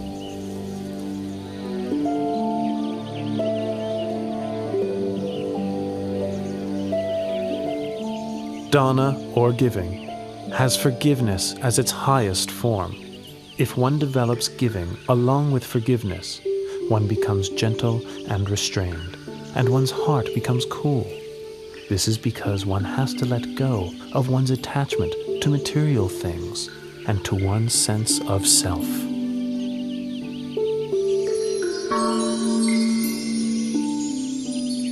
And now, all of my wishes have been fulfilled. Oh yes, your teaching fills me with the greatest joy. Please, may I invite the Lord Buddha and all of the bhikkhus to have a meal in my palace tomorrow morning. The Lativana Park where you're staying is far from the city. It is not convenient for the faithful lay people to visit. Please, may I offer the Veluvana Park to you. The Veluvana Park is cool, shady, and very large. Not far from the city, but still quiet and peaceful. Please, give me your permission to build a monastery for you here.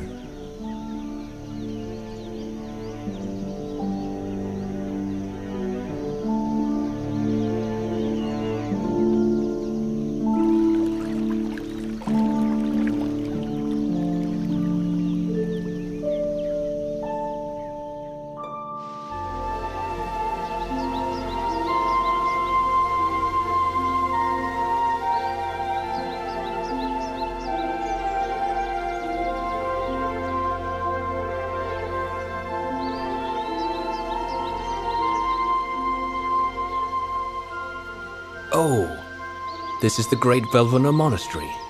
A solid foundation for Buddhism has now been laid.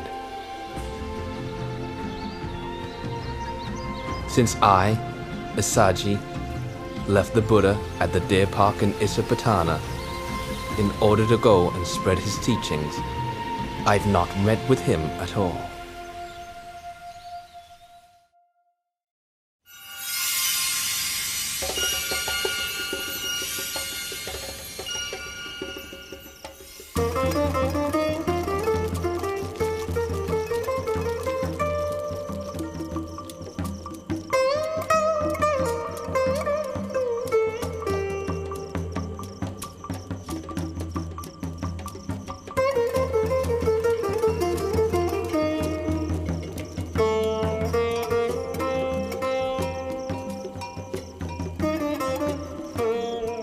Upatisa, you're not enjoying the play, are you?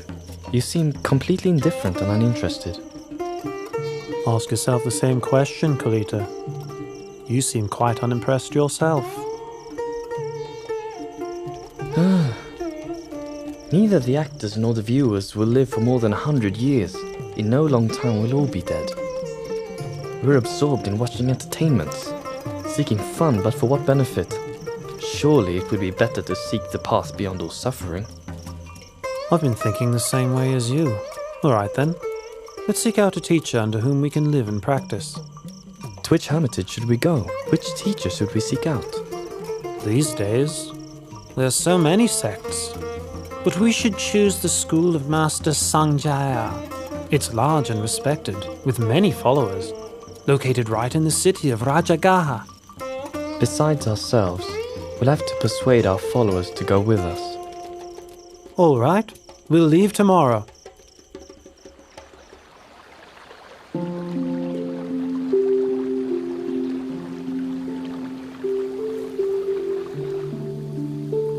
The two of us have trained under Master Sanjaya until he has nothing more to teach us. Quite so. And it's clear that his doctrine does not teach the way to deliverance that we are seeking. If that's so, we have to seek out another hermitage, another master. We have been friends for a long time. It's best if we make the promise that whichever one of us discovers the path out of suffering first, we'll seek out the other and inform him. Agreed? Agreed.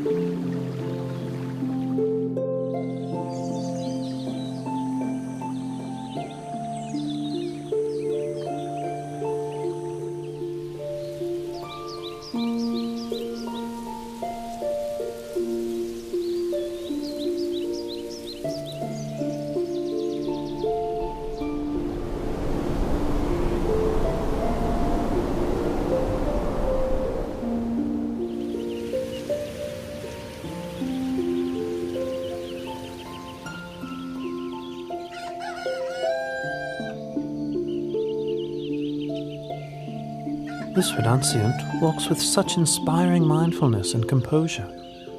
I've never seen any recluse like him before. I must take this opportunity to prepare him a seat and attend to his needs. Then, when he has eaten, I'll politely ask him where he comes from. Venerable Sir, my name is Upatisa, but some people call me Sariputta after my mother's name, Sari. Please, may I be permitted to ask you, where did you ordain? Who is your teacher? Whose teachings or words do you follow? My name is Venerable Asaji. My master is the Lord Buddha from the Sakyan clan. I'm his disciple and follow his teachings. And what exactly did your master teach you? I've just been ordained, and thus cannot give you all of the profound teachings. But I can give you a brief version. Whatever dharmas arise due to causes, the great teacher explains those causes and the ending of those dharmas.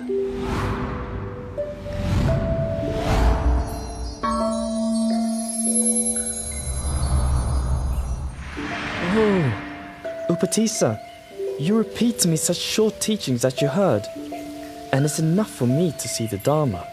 Quickly, let's go and persuade Master Sanjaya to seek out Venerable Asaji's teacher.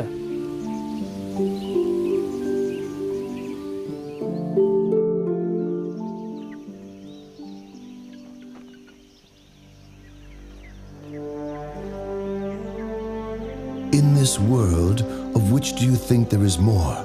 Intelligent people or foolish people? More foolish people, Master. Such being the case, let those intelligent people go to study under Samana Gautama. I'll stay here for the sake of the foolish.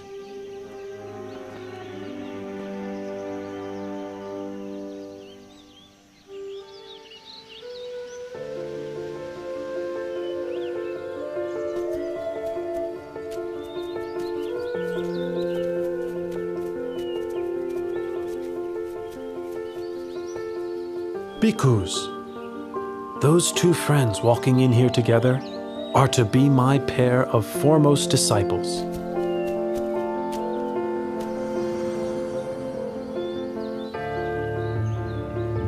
The one well established in morality develops ever-present awareness of objects as they arise in the mind. Seeing such objects arising and ceasing continually, he begins to grow weary of them. Becoming weary, he lets go of his grasping and clinging. Letting go of grasping and clinging, his heart is released. Having heard the Buddha's teaching, all of the two friends' followers attained arahantship. But Upatissa and Kolita themselves, with their great accumulation of spiritual qualities and wisdom, were disposed to a slower but more profound realization of the Dhamma, and therefore did not yet become fully enlightened. The two of you are now ordained as monks. I give you the names which will be an honor to your mothers as follows: Venerable Sariputta and Venerable Moggallana.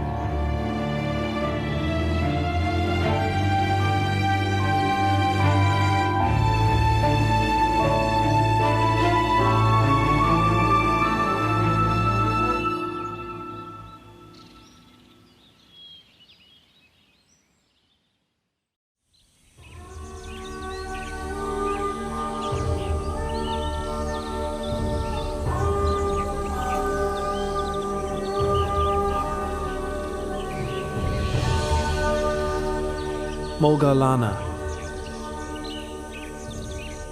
Employ the methods for overcoming drowsiness that I taught you. Moggallana. Feeling, whether pleasant, unpleasant, or neutral, is impermanent. It is of the nature to arise and cease. Being impermanent, it makes for suffering. Being impermanent, it is transitory and insubstantial, unreal, aniccham, dukkam, anatta.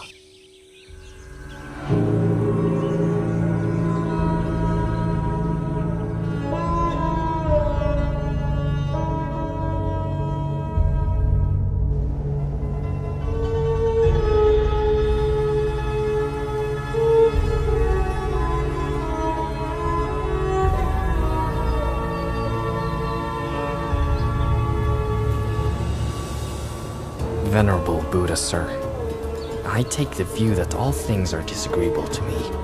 I do not delight in anything. That being the case, you should not delight in your view, should you? Diganaka. Some people have the view that all things are disagreeable to them. Some have the view that all things are agreeable to them. And others have the view that some things are agreeable and some things disagreeable to them. Each of these views are based on grasping and clinging to the notion of a self.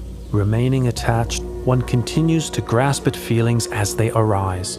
Whoever should reflect on such feelings as impermanent phenomena, conditionally arising, existing, and passing away, will come to grow weary of conditioned phenomena. This weariness leads to the fading of lust. With the fading of lust comes freedom from attachment. When the heart is freed from attachment, one knows the heart has been freed.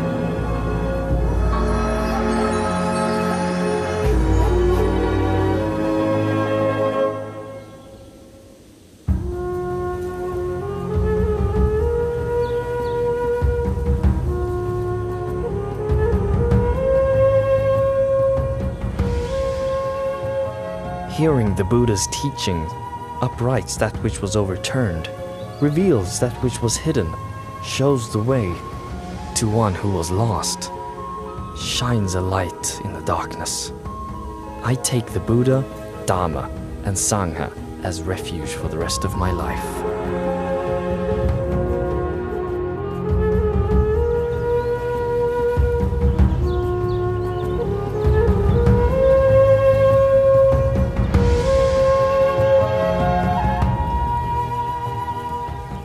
Venerable Sariputta was now the Buddha's right-hand disciple, foremost in wisdom.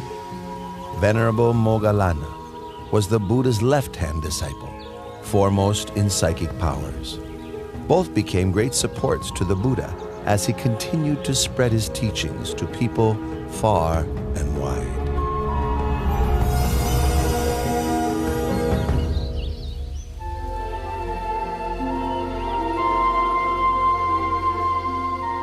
Oh, Venerable Asaji, today has brought such a wonder. Yes, indeed. Many of the Buddha's faithful disciples, hearing that the Lord Buddha was staying at Velvovana Monastery, traveled separately to meet him and pay their respects. This one great meeting was the occasion for 4 great marvels. Chaturanga Sanipata means that 4 marvels occurred together on the same day. 1. On that day, 1,250 disciples of the Buddha came together without having made any prior arrangement. 2. Each of those disciples had been ordained by the Buddha himself. 3. Each of those disciples was attained to arahantship. 4. The meeting took place on the full moon of the 3rd lunar month, which is named Magha. Today is the day of the Chaturanga Sanipata. I'll deliver the Ovada Patimokkha to the bhikkhus.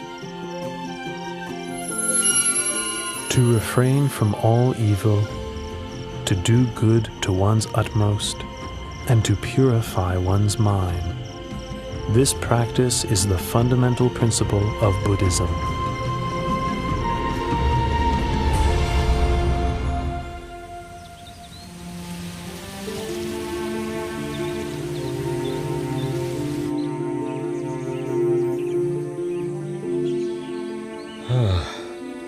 Kalodaihi, my senior counselor, ever since I first heard that my son had attained enlightenment and become the Buddha, I've been wishing to meet him.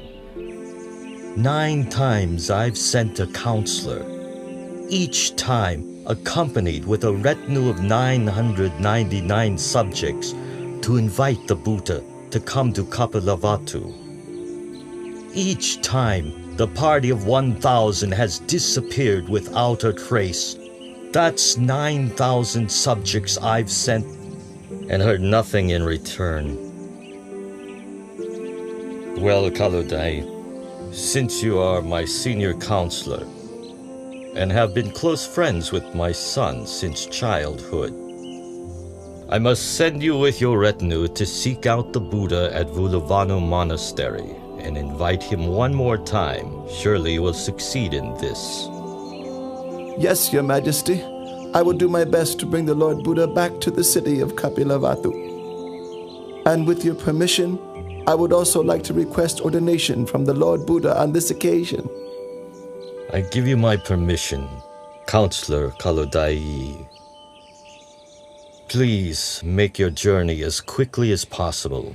I'll be waiting to hear news from you.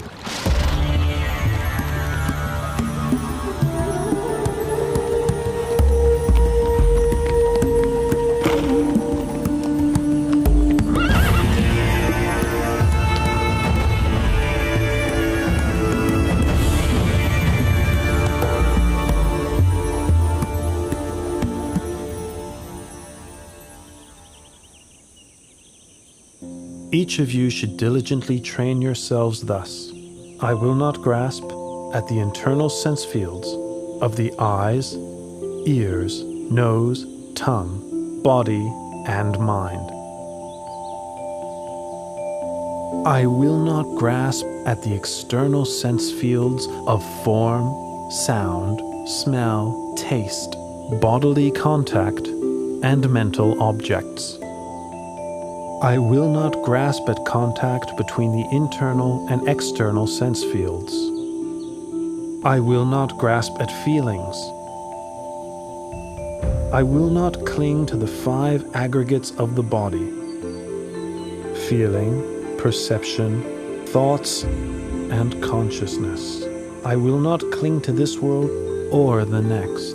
when I cease clinging to all that I've seen, heard, known, felt, sought, and imagined, all feelings of attachment to these will also cease. Listen, all of you. A person's heart may be purified through consistently applied efforts in practice, through wisdom, through Dharma, and through morality, not by means of one's class, family, or property.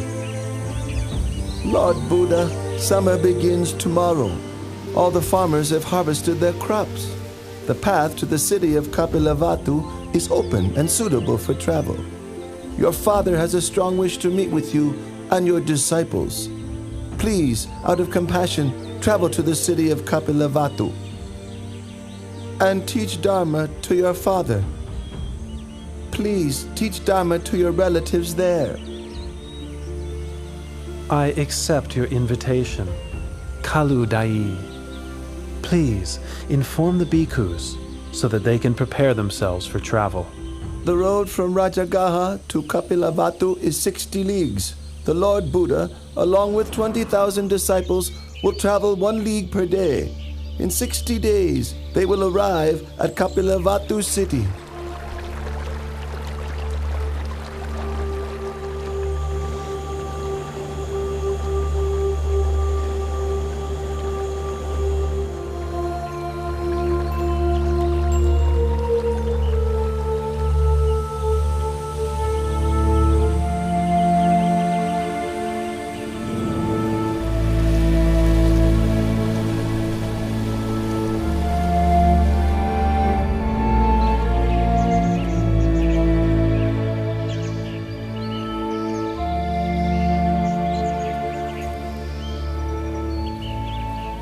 My relatives chose this banyan grove to build Nigrota Monastery as an offering to the Buddha.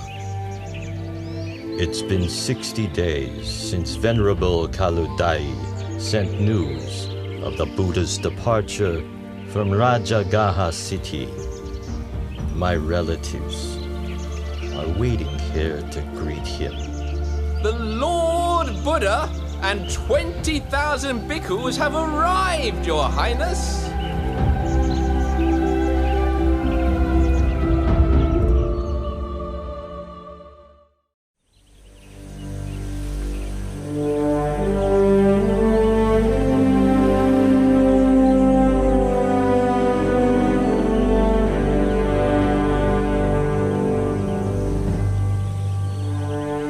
The Lord Buddha's relatives are clinging to the view that the Buddha is junior to them because he is younger in age. They've positioned their young princes in front of themselves so that they won't have to pay their respects.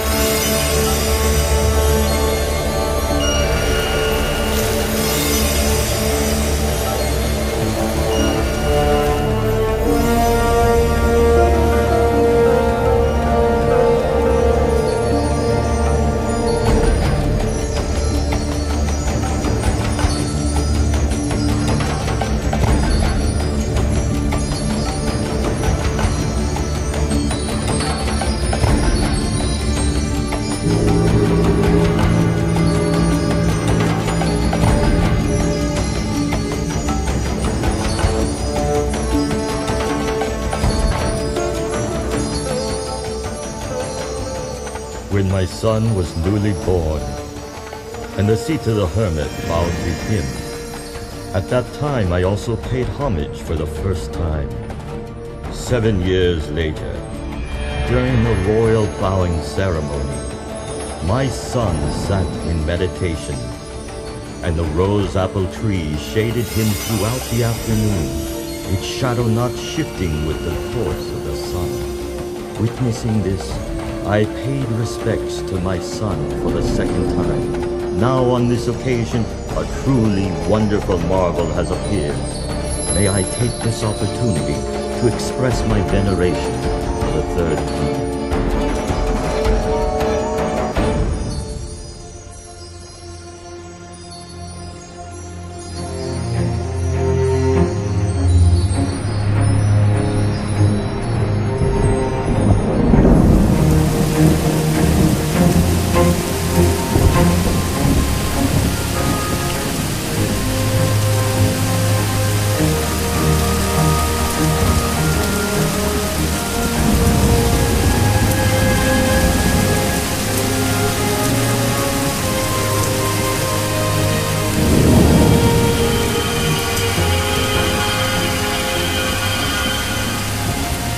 This is Pokaravasa, the red rain. Unlike ordinary rain, it soaks only those who wish to be soaked by it. For those who wish to remain dry, every drop will roll right off, just like water drops roll off of a lentil field.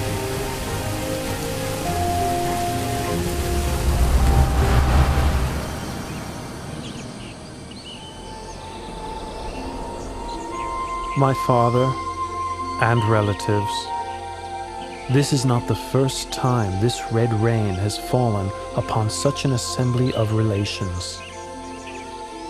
In the past, when I was born as Vesantara, Pokaravasa also rained down on a congregation of myself and my relatives. Listen, all of you. Whoever upholds morality will have happiness in this world and the next. Whoever upholds morality will be blessed with riches and good fortune. Whoever upholds morality has an unobstructed path to nirvana. Therefore, may you all uphold the purity of morality.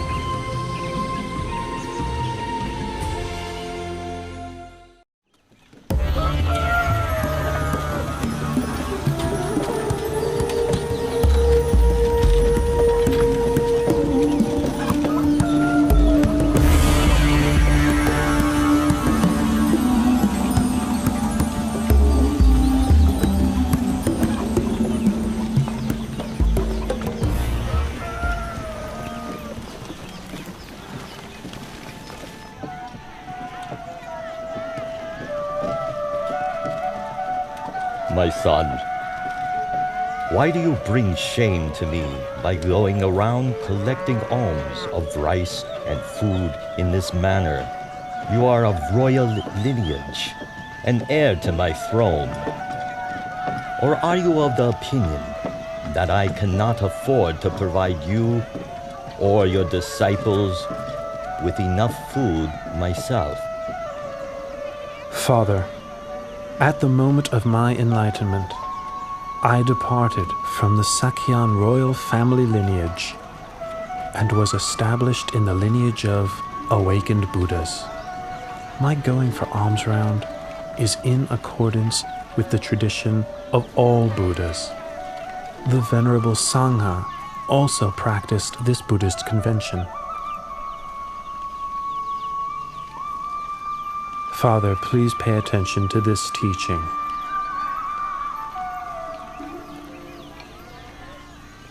When a person clings to and indulges in form, feeling, perception, mental formations, and sense consciousness, that person is bound by the snare of Mara and burdened with the whole mass of suffering. When such a person doesn't cling or indulge in these, that person is freed from the snare of Mara and released from the whole mass of suffering.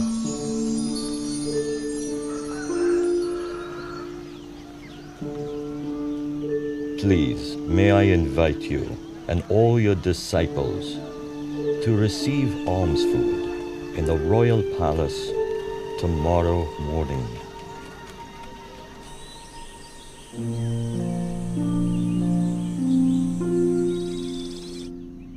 In the 3 days since your arrival in the palace, myself and Queen Mahabhajapati have listened to your teaching and developed in the Dharma more and more each day.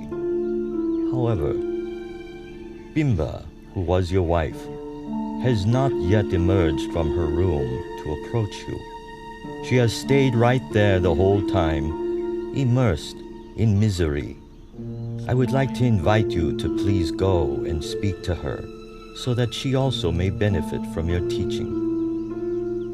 Father, I will go to teach Bimba, taking Venerable Moggallana and Venerable Sariputta, my left and right hand disciples, with me.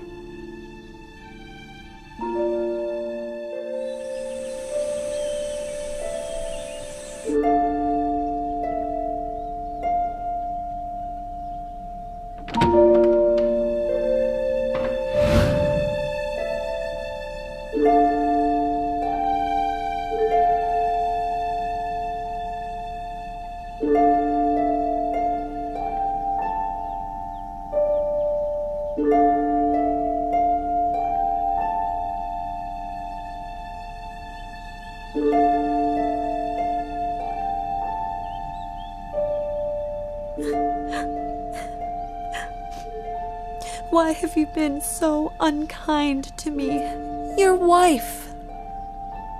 When you left for the holy life, you left in silence. Did I do something wrong to make you leave that way? If I did something wrong, then what was the fault of Rahula, born that very day, that you had to leave him bereft of a father?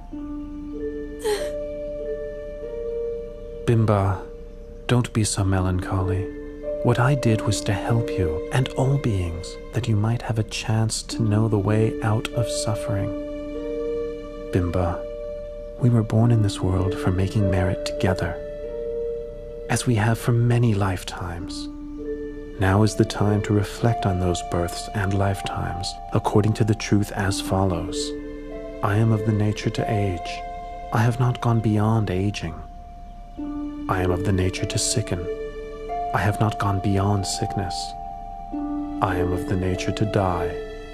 I have not gone beyond dying. All that is mine, beloved and pleasing, will become otherwise, will become separated from me. I am the owner of my karma, heir to my karma, born of my karma, abide supported by my karma. Whatever karma I shall do, for good or for ill, of that I will be the heir.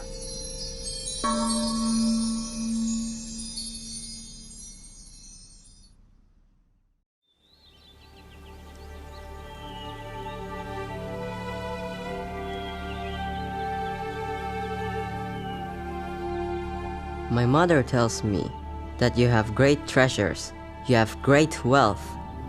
But since ordaining, you have no desire for royal wealth.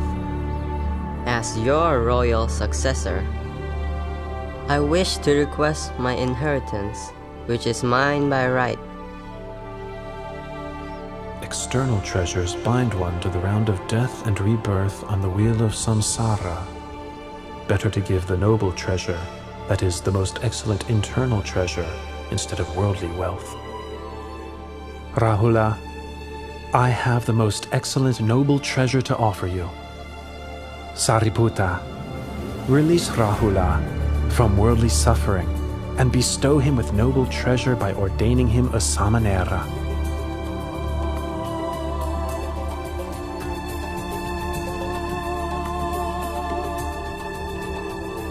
Rahula, from this point on, you are a samanera Rahula.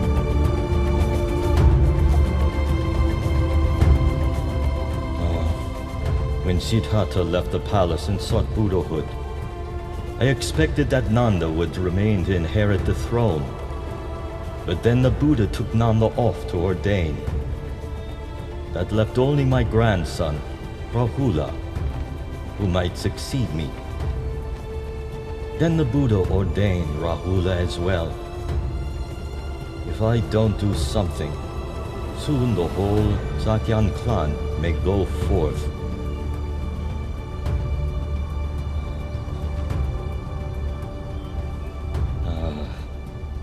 I must quickly go to the Nigrota monastery and plead with the Buddha.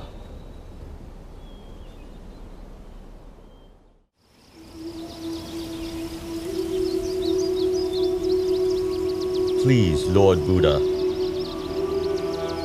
from this point on, should any householder's son wish to ordain, in the Buddha's dispensation, if his parents don't give their consent, please don't give the ordination.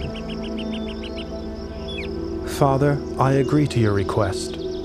Tomorrow I will leave together with the Venerable Nanda, Samanera Rahula, and the Bhikkhu Sangha for the Veluvana monastery in the city of Rajagaha.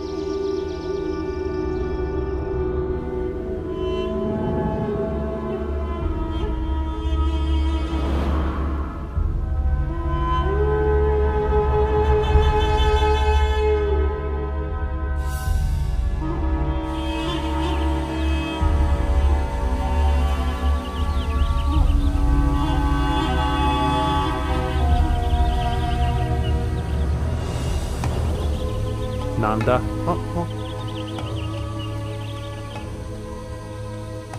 Since you were first ordained, you have not been intent on the practice of Dhamma or the living of the holy life. All your thoughts are of returning to the household life. My heart is constantly yearning for my wife, Janapada Kalyani. There's not a moment spent when I don't think of her. Nanda, come with me, and I'll show you things that you've never seen before.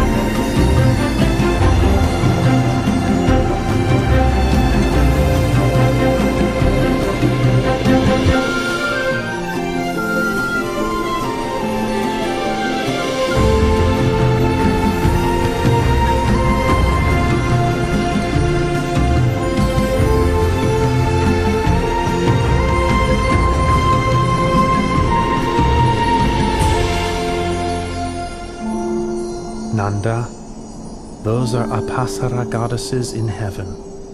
What do you think about them? Every one of those Apsara goddesses is beautiful in face and form. I can think of nothing to compare them with. Even my wife, Janapada Kalyani, has not half their beauty. Nanda, can you see that what you thought before to be exceedingly beautiful now pales in comparison to greater beauty? Yes, Lord Buddha, I can see.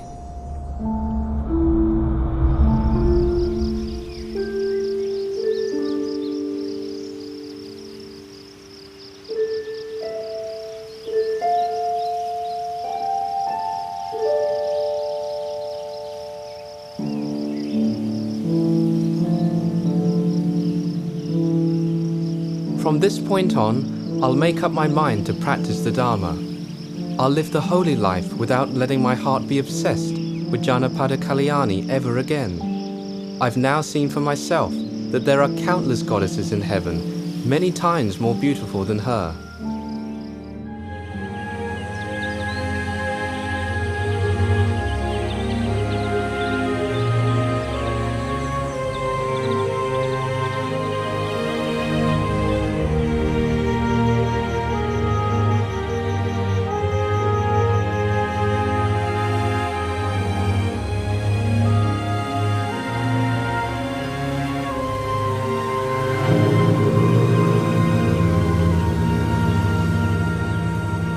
Nothing can ensnare a man's heart more tightly than a woman.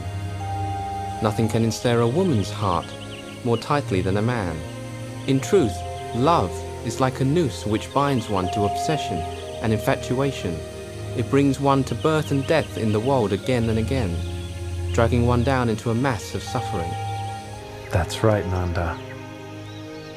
There is no pleasure equal to the peace that can be found within one's own heart. For as long as humans rush around seeking external distractions, they will never meet with genuine happiness. Nanda, when you release your clinging and view the whole world as empty, your heart will be free, open, expansive, radiant, and joyful.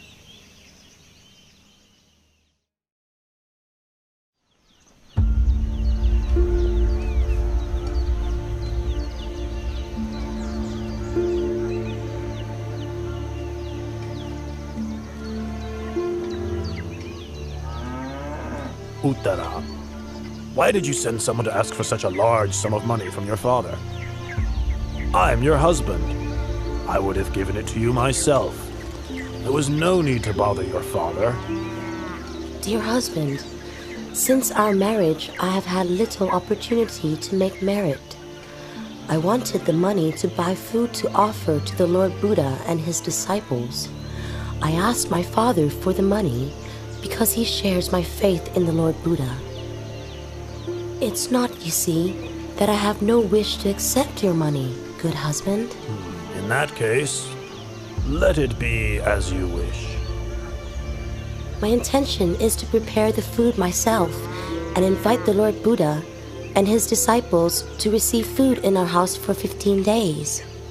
In that case, let it be as you wish. And I am afraid that during that time, I will be unable to perform all my wifely duties. In that case, let it be as you wish.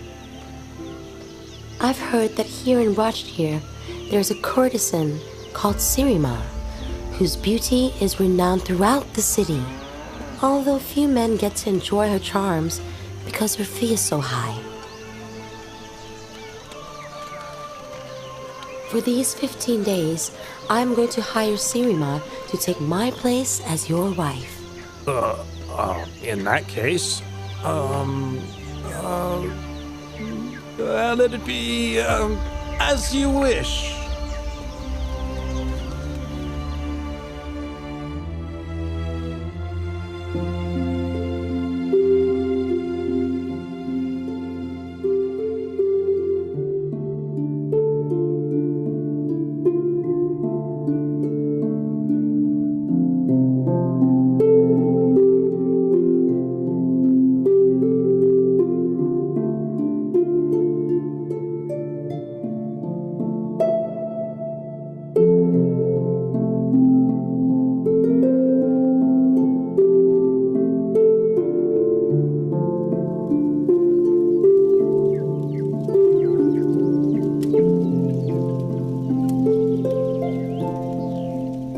Uttara, are you exhausted?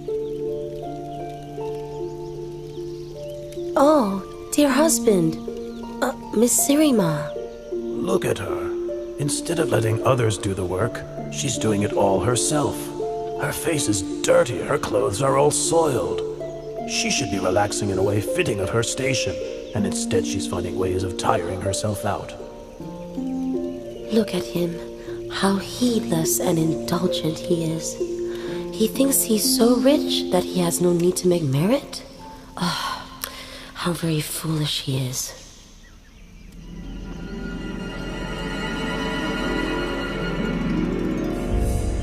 Look at Uttara.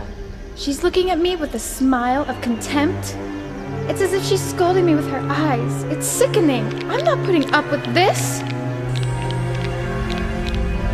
You, Uttara, look at me. You want to fight? Well, you're gonna get what you want.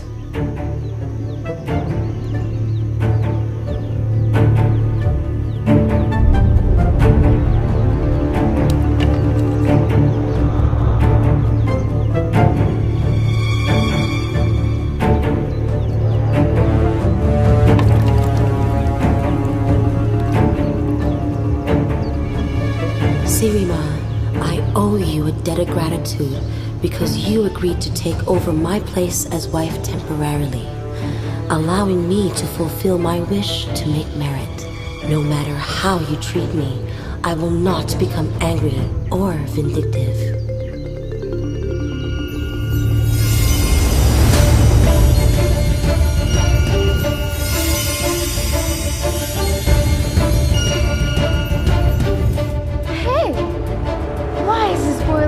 Unable to hurt her. Hey! This prostitute is dared to attack our employer! Come on! Let's get her! Yeah, let's get her! Come on, guys, let's go! All of you, don't hurt her. Sirima is like a friend to whom I owe a debt of gratitude. I am not angry with her.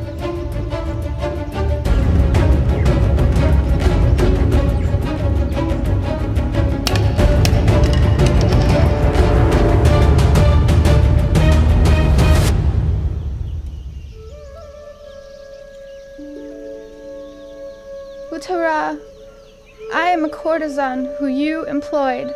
I forgot myself and started imagining myself as your husband's wife, and so attacked you. But your heart is so noble. It is filled with loving kindness, and you have not shown me even the slightest amount of anger. I have wronged you. Please, forgive me. Oh, get up, Sirima. If you want to ask for forgiveness, then you should ask it from the Lord Buddha, whom I revere above all others. Tomorrow, I will have completed 15 days of offerings. Please, come and offer food and listen to the Dhamma with me.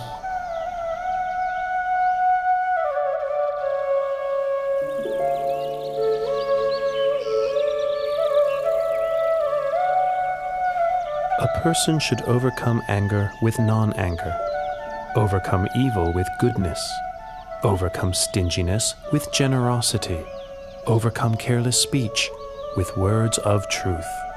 Those engrossed in worldly enjoyments, indulging in sense pleasures, intoxicated by wealth, social standing, extravagance, praise, rank, prestige, and power, cannot see the noble beauty of truth.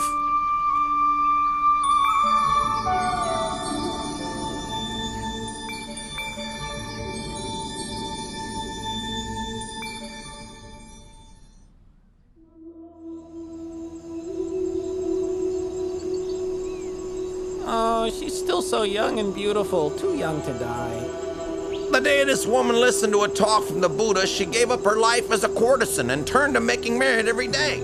But life is uncertain, and now, not much later on, she's dead. Let's get down to work. It's already time to cremate the body. Hey, wait a minute. We can't cremate her yet. Well, why not? The Buddha has requested King Bimbisara to order us to keep the body for 3 days. For 3 days! Oh, whatever for?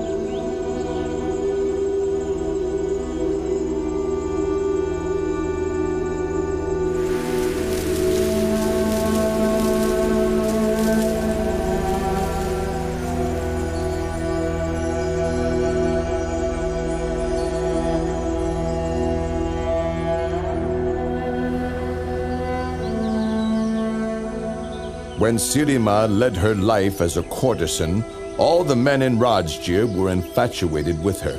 Everyone wanted to sleep with her. Now she is dead. I would like to sell her to the highest price. I will start at the price she charged for her body during her lifetime. 1,000 kahapanas. Who wants to start the bidding? Ow! Sirima's been dead for 3 days. Her corpse is starting to decay. The fluids are flowing out of her body. The smell of the corpse fills the whole cemetery. Somebody would have to be crazy to buy the body. Hey! King Bimisar is reducing the price to 900 kahapanas. 800! Ha ha! 800 kapanas for a rotten 700! Half the original price, and still no one is making a move! 100 kahapanas. If nobody is going to buy this corpse, then I will give it away for free.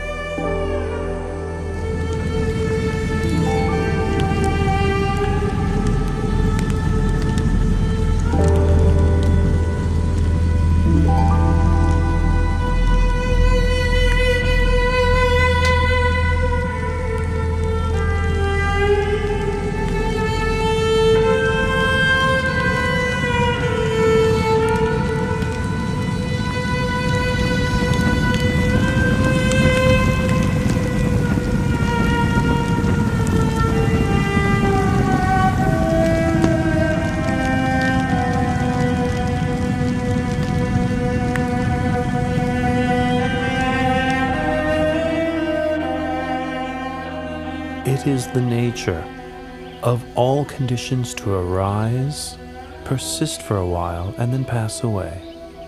Investigate the impermanence of all conditioned phenomena. The tears of beings wandering through samsara are beyond measure. The bones which are laid down upon this earth cover it without gaps.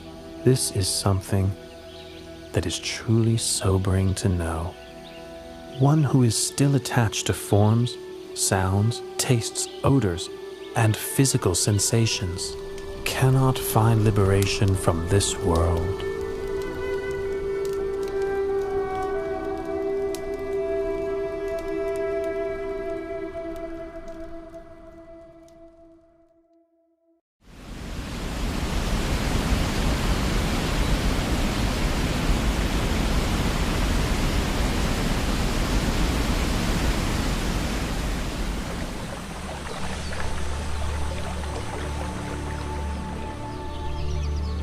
Sometime later, the Buddha went to stay in the Anupiya mango grove, the place where he had stayed overnight when he first went forth.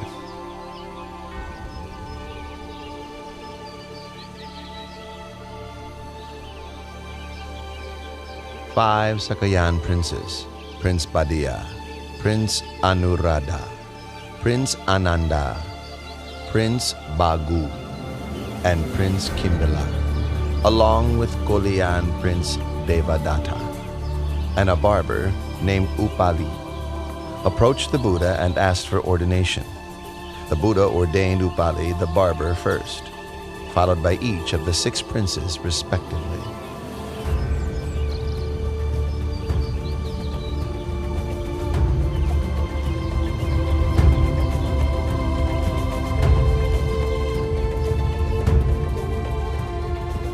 Not long after their ordination, Venerables Upali, Boddha, Anuruddha, Bagu, and Kimbila attained arahantship.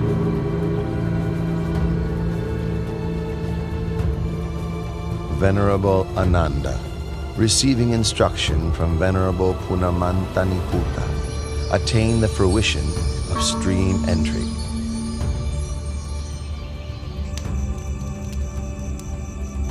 Venerable Devadatta achieved only the mundane attainments of various psychic powers.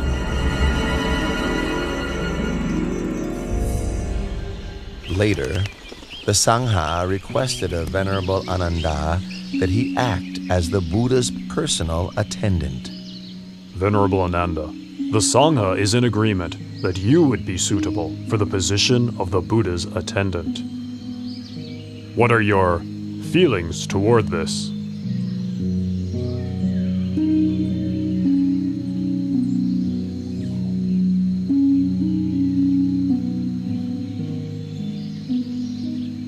Lord and great teacher, I am ready to serve and attend to you. But please, may I make 8 requests of you? Very good, Ananda. Make your requests. My 8 requests are as follows. 1. May the Lord Buddha not give me good quality robe cloth. 2. May the Lord Buddha not give me good quality alms food. 3. May the Lord Buddha not have me stay in the same dwelling as himself. 4. May the Lord Buddha not have me accompany him on meal invitations. 5. May the Lord Buddha attend all invitations that I accept on his behalf. 6. When visitors come a long way to seek an invitation, may I have permission to take them to see the Buddha straight away. 7. May I be granted permission to ask questions of the Lord Buddha whenever I am in doubt. 8. On whatever occasion the Buddha gives a teaching of the Dharma, with myself not present, may he repeat it to me afterwards. Very good, Ananda. I consent to your requests.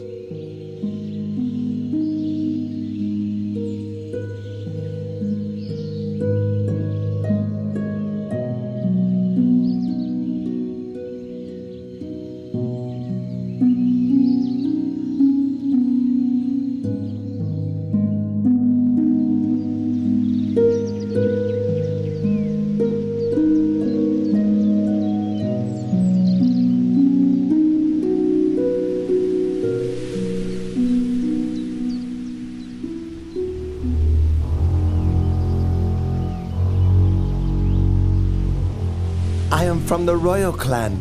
Why are the laity respectful and devoted to other monks, and not to me? Ah, Prince Ajatasattu, son of King Bimbisara of Rajagaha. He is still young, doesn't yet know right from wrong. I'll display my supernatural powers and gain the devotion of the young prince. Then whatever I may wish for, he'll find a way to get it for me. Ha ha ha ha ha!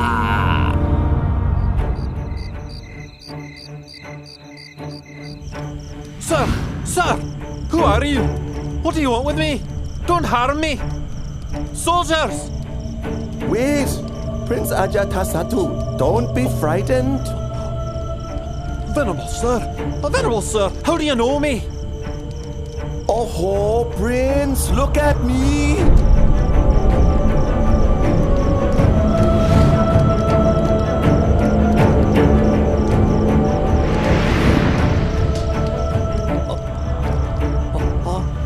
Venerable sir!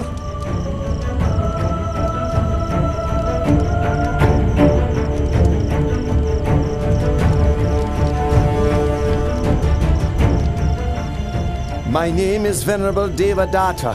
I wish you no harm. I am here to help you. To help me? To help me with what? You will know when that time comes. Farewell for now. Just a moment.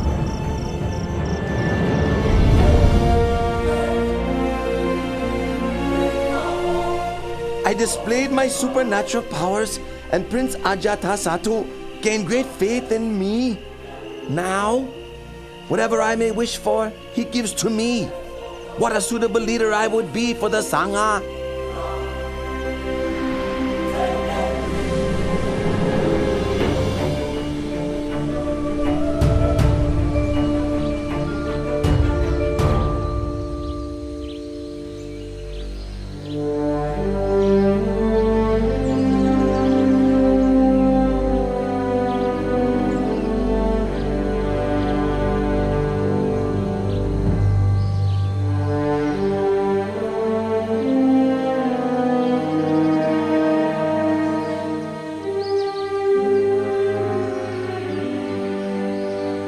Lord, you are now getting very old. It's time for you to lay your duties down. I request the burden of leading the Sangha. Please make the matter known to all the bhikkhus. From now on, I'll take over your teaching responsibilities.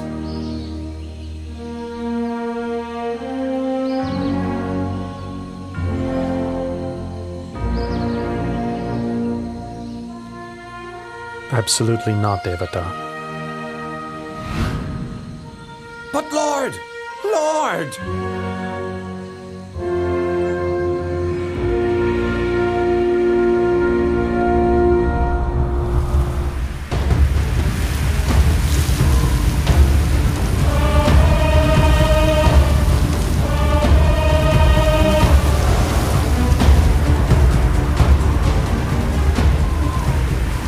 The Buddha humiliated me in front of all the monks. Then he enacted the Pakasaniya Kama, preventing the other monks from speaking to me or meeting with me. From this point on, I'll set my mind on bringing him to destruction. He can't do this. He can't do this to me. Your Royal Highness, please think it over. Even though you have now inherited the throne as you wished, you must still execute your royal father. Should he change his mind and wish to take his throne back, he will be sure to kill you. Therefore, you must act first without warning.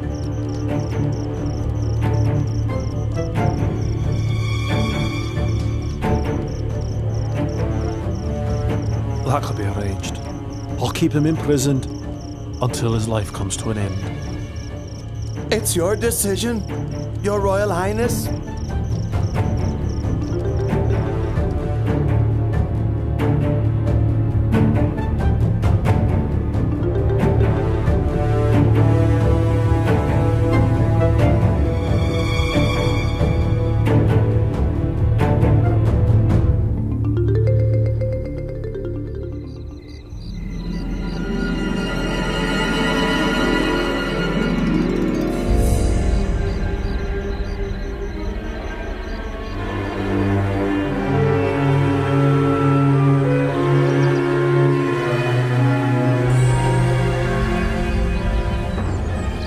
I've tried to take his life 3 times, but in vain.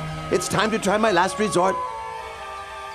I have to pretend to be strict in Dhamma Vinaya, so that all the bhikkhus will become my disciples.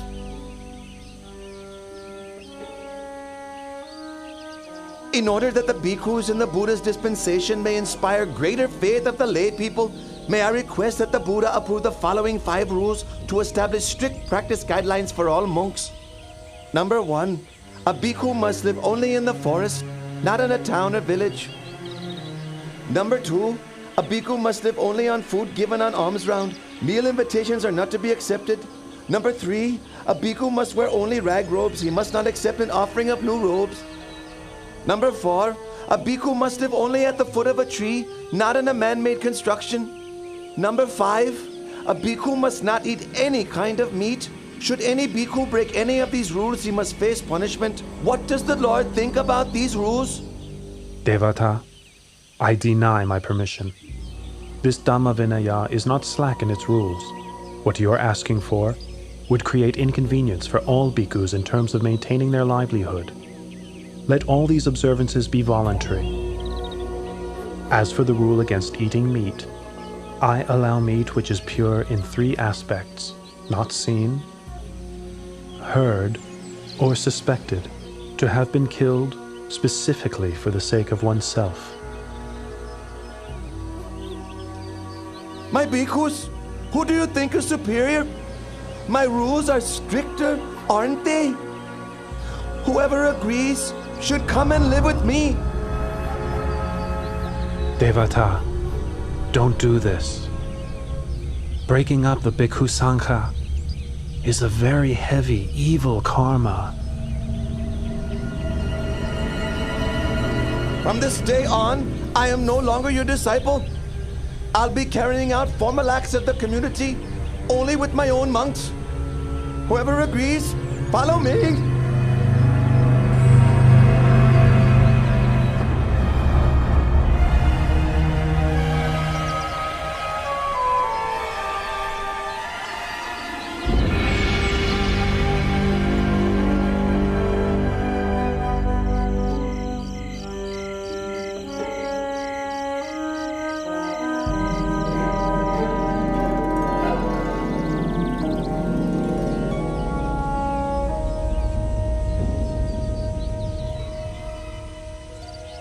Devadatta, can't you see that you're not a suitable leader for the Bhikkhu Sangha? Gokalika, what are you saying? What am I saying? What am I saying? Just now, Buddha's left and right-hand disciples, Venerables Moggallana and Sariputta, came to give teachings and instruction to your disciples. Having listened, almost all of your disciples followed the two Venerables back to Jetavana Monastery. Only a few of your most foolish and ignorant followers remain. Gokalika, it's impossible! It's impossible! Impossible. Impossible. Is that all the strict forest monk can say? Gokalika, you! You're a fake. You're wearing the yellow robe only for the sake of gain and honor. You are boastful and conceited even to the point of competing with the Lord Buddha. I have no wish to stay with you any longer. Gokalika! Come back here now! Gokalika!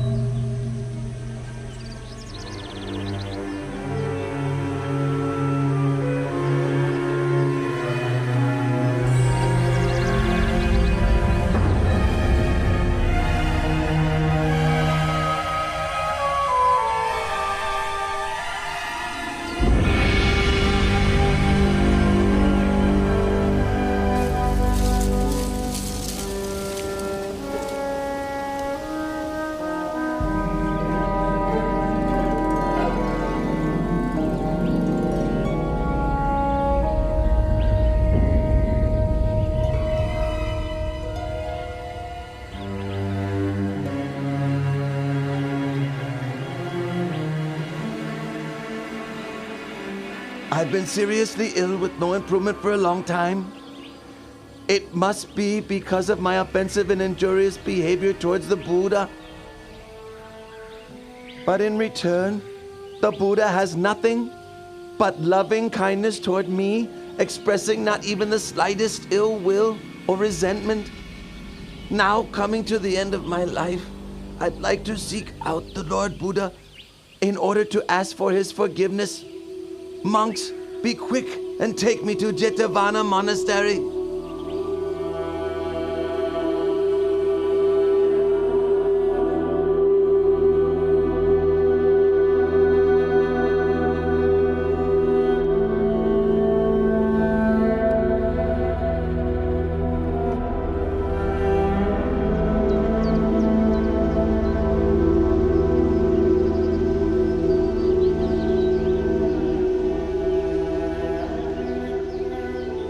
We're getting close to Jetavana Monastery.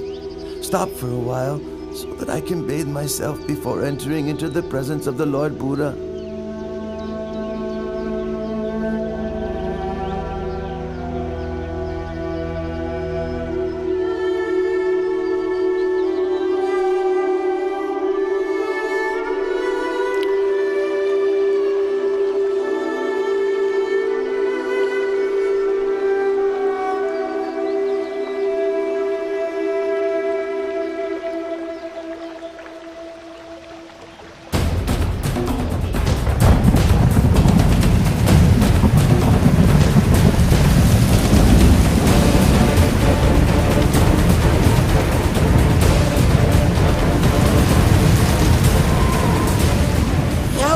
Please!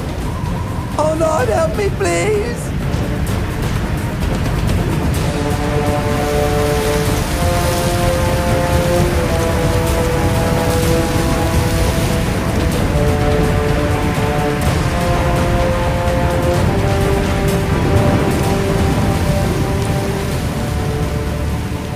Oh, Blessed One, knower of worlds purified in knowledge and conduct, Great One, teacher of gods and humans, I leave my chin bone as an offering to the Buddha, and I take the Lord Buddha as my refuge forever.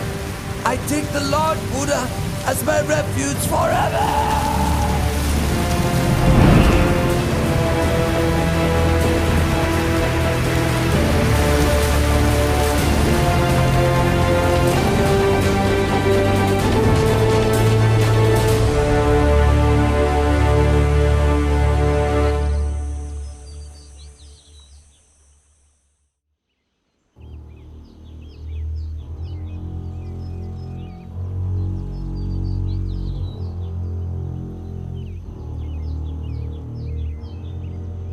Venerable Devadatta has performed gravely serious evil karma.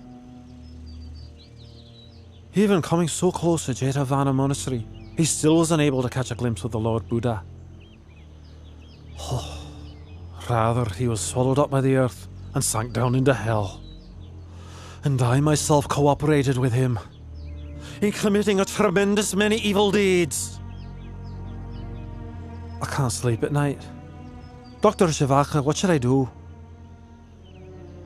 Your humble servant thinks that your highness should go and approach the Lord Buddha in order to pay your respects and to ask for his forgiveness. You are right. Let us go together to pay our respects to the Buddha.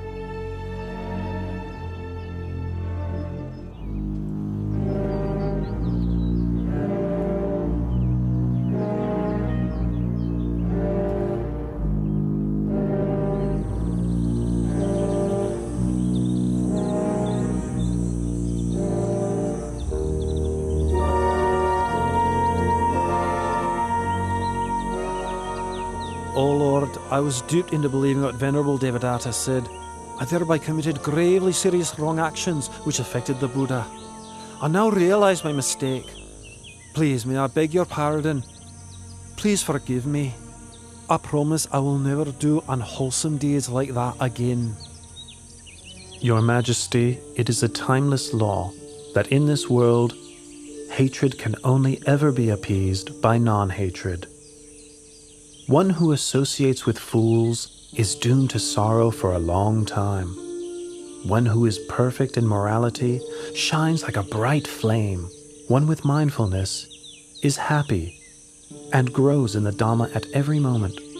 If a king rules with Dhamma, all his citizens will be happy. Bhikkhus, all conditioned things are of the nature to arise, persist for a while, and then pass away. Therefore, we should consider such things as impermanent, uncertain, unreliable. The tears of beings who wander from birth to death on the wheel of samsara are countless. Their corpses pile up to cover every inch of the earth. It's such an enormous pity, and worthy of sadness. Those who cling to attachment to the forms, sounds, smells, tastes, and touches of this world have not the slightest chance of ever going beyond it. I declare myself as a Buddhist lay practitioner and take the Triple Gem as my refuge for the rest of my life.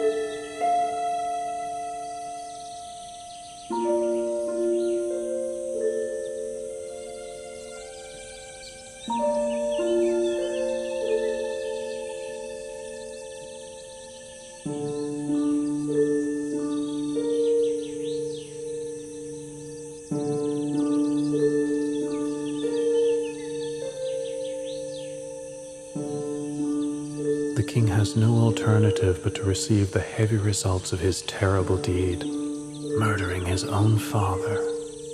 The perfect vision of the Dhamma, therefore, does not arise in him here.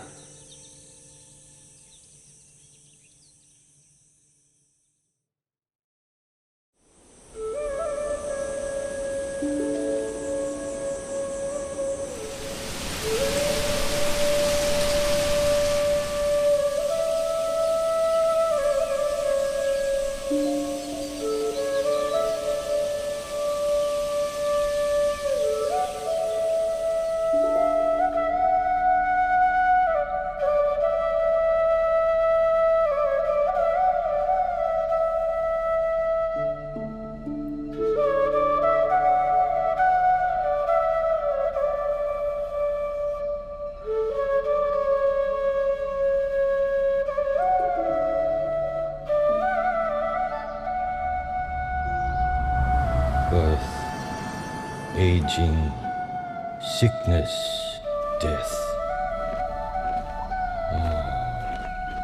Greatness, striving, struggle, conceit, suffering. Your Majesty, the Lord Buddha has arrived at the royal palace.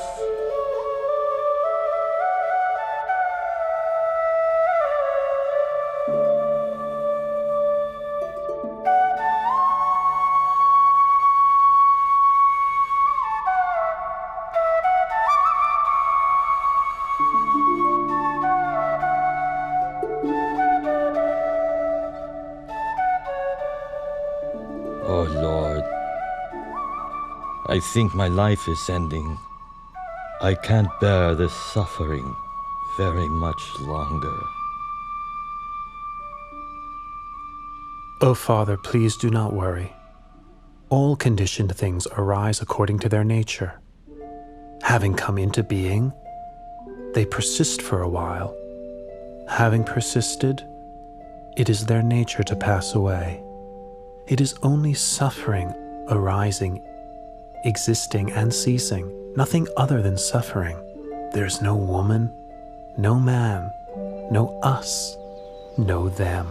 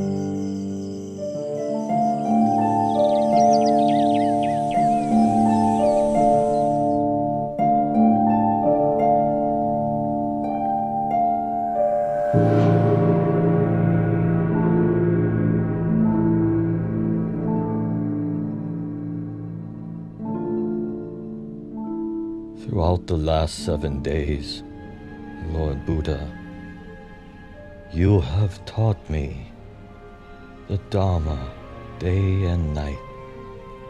I have been liberated from the round of rebirth and attained to Nibbana. I have very little time remaining. I wish to express my veneration and then enter Nibbana for whatever faults I have committed through body, speech, or mind.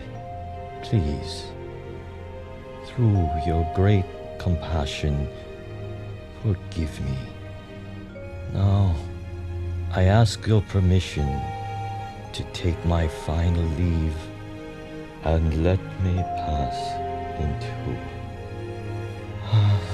Nibbana.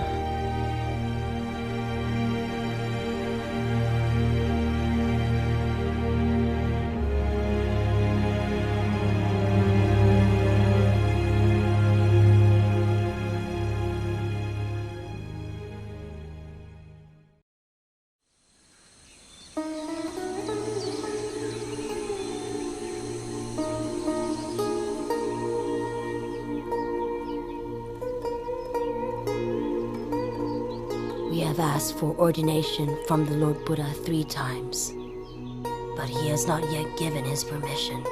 However, we won't give up our efforts. Let us shave our heads, put on the yellow robe, and follow the Lord Buddha wherever he goes.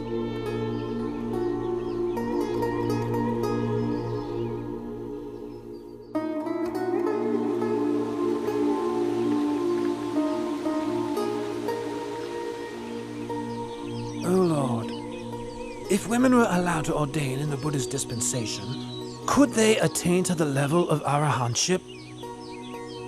Ananda, if women were ordained in the Buddha's dispensation, they could attain to arahantship exactly the same as men can.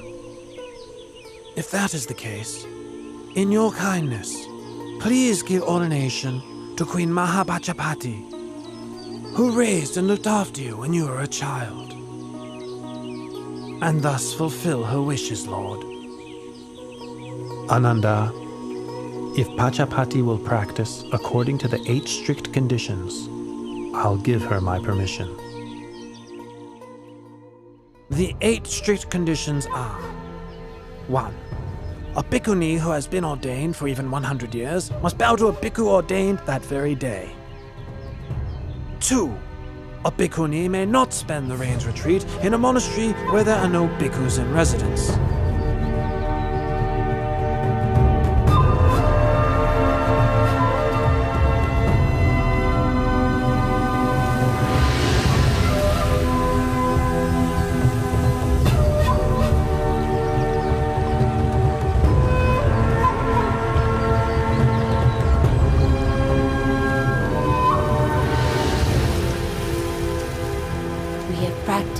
8 strict conditions for the period of 2 rains retreats. Please, may the Buddha consider our ordination. I permit your ordination.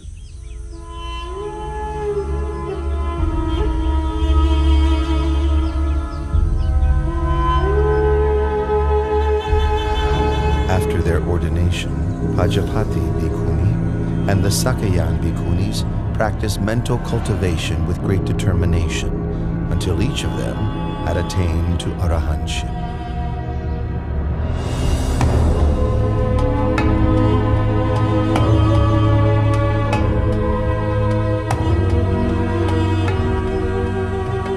Now King Mahanama of the Sakyan clan has inherited the throne of Kapilavatthu. It goes to show how unstable and impermanent even kingship is in this world. Prince Siddhartha, my husband, relinquished the royal throne without a second thought when he went forth. My relatives, my son, and even Queen Mahapajapati Gotami have followed after him and ordained. That being the case, it is best for me also to relinquish material comforts and ordain in the Buddha's Dhamma Vinaya.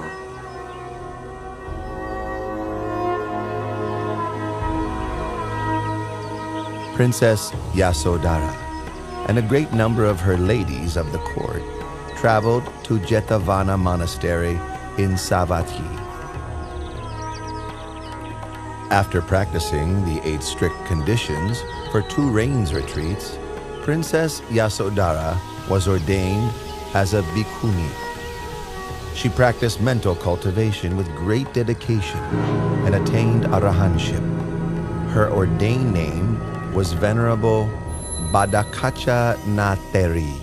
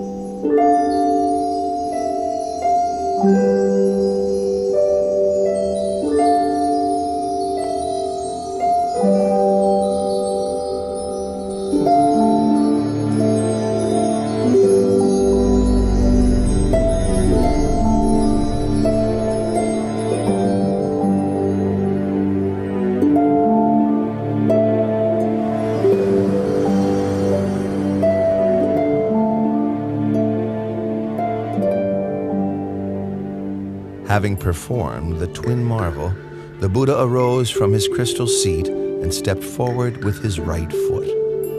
He placed it on the summit of Mount Yugandhara. Then he stepped forward with his left foot, placing it on the summit of Mount Sumeru, upon which Tavatimsa heaven is located.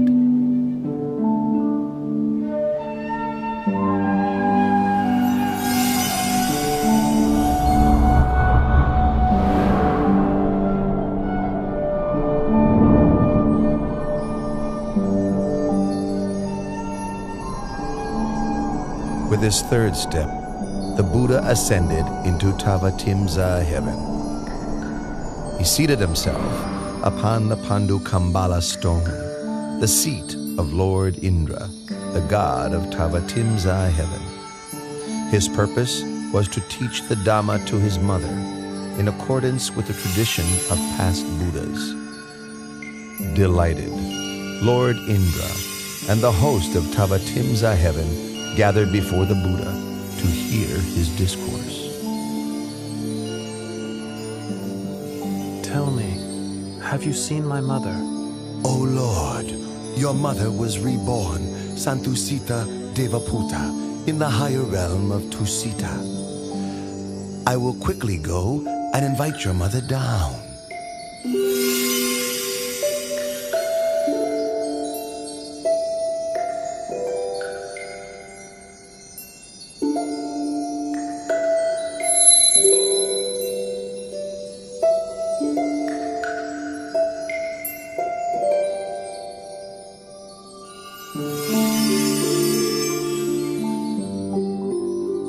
Mother, please come and sit close by. The kindness you showed me in your past life was great beyond measure.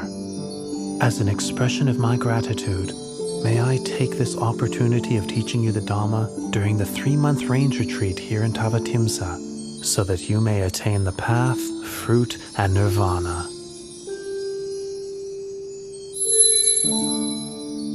Mother, please listen. Ignorance and craving lead a person to rebirth. Agitated, their heart rushes around within samsara. For as long as the aggregates come into being, the supposition of a being is also there. In truth, such conditioned things are not worthy to be called a being. There is only suffering which arises, and suffering which decays and ceases. Aside from suffering, nothing arises. Aside from suffering, nothing ceases.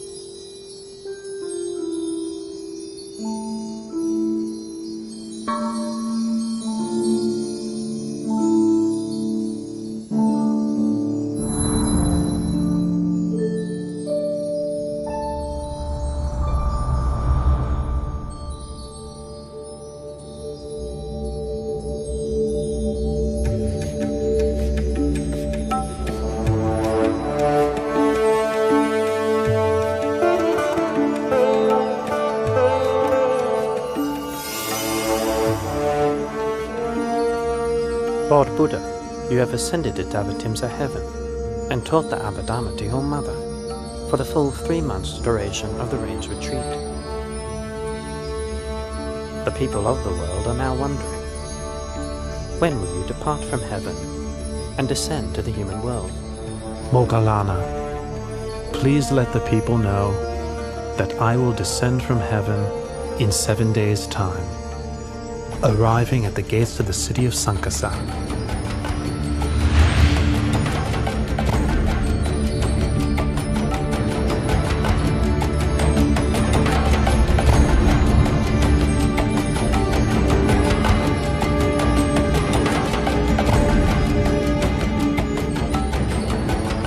This is the last day of the rains retreat.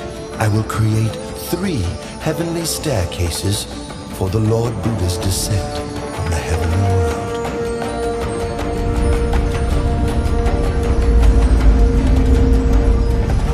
The crystal staircase for the Lord Buddha is in the middle.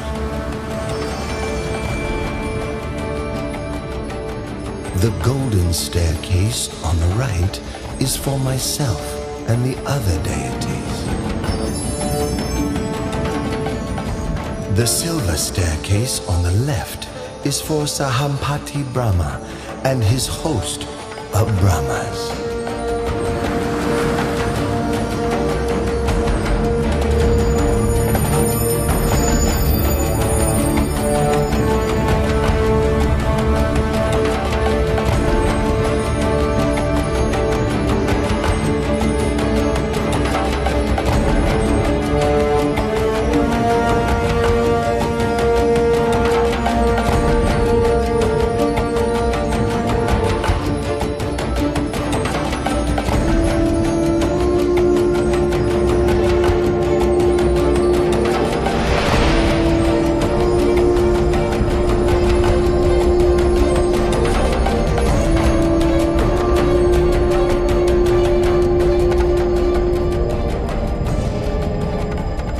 As he descended from heaven, the Buddha performed the marvel called Loka Vivarana, making the realms of heaven, earth, and hell visible to all.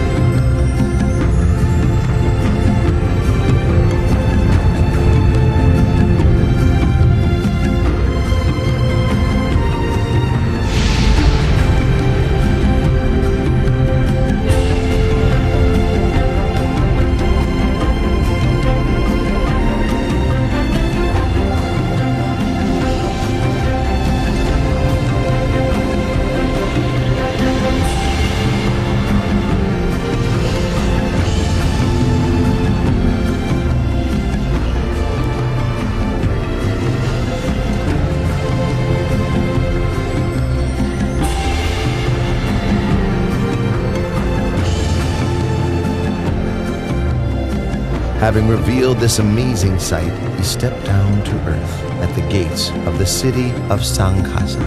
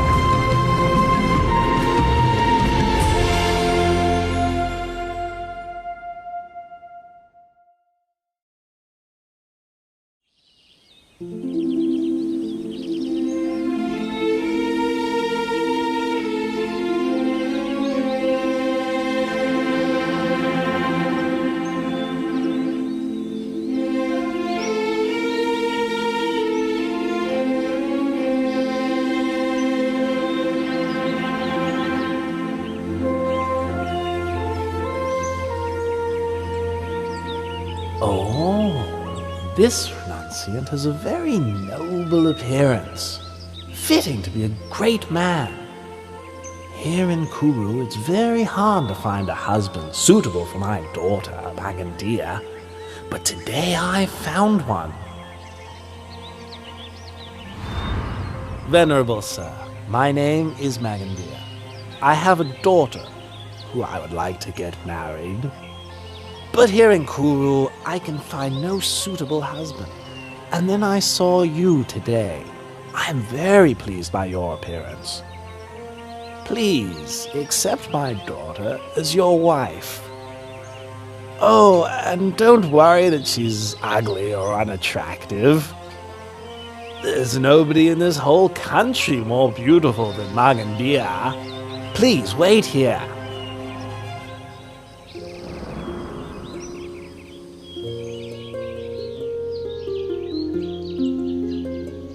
Oh, my dear child, Magandia. Oh, I'm exhausted. Hurry up. Make yourself as attractive as you can. Now, right now. Quickly, my daughter. If you're tired, then sit down and take a rest, husband. And why do you want our daughter Magandia to dress up prettily? Come on, please. Sit down and rest. Oh, Magandia, are you ready yet? Hurry up.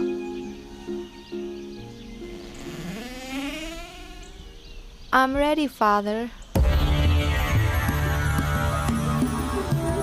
Right. Go quickly. I've met him. Met who? I've met him. Hey, where's he gone? What's this all about? You've brought me all this way and I still don't know what you're talking about. I've met our daughter's future husband. That's what I'm talking about. I told him to wait for me here, but he's disappeared. Ah, there, you see? His footprints are still there. You're knowledgeable in the texts dealing with the interpretation of footprints. Have a look at them.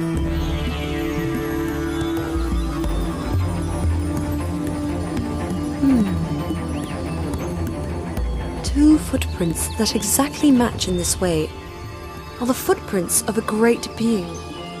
They show that he is beyond craving, beyond anger, beyond delusion, without defilement. Such a one is not interested in household life. No defilement? What? Every man likes beautiful women. Let's see what happens when he sees our daughter. The main thing is to find where he's gone to.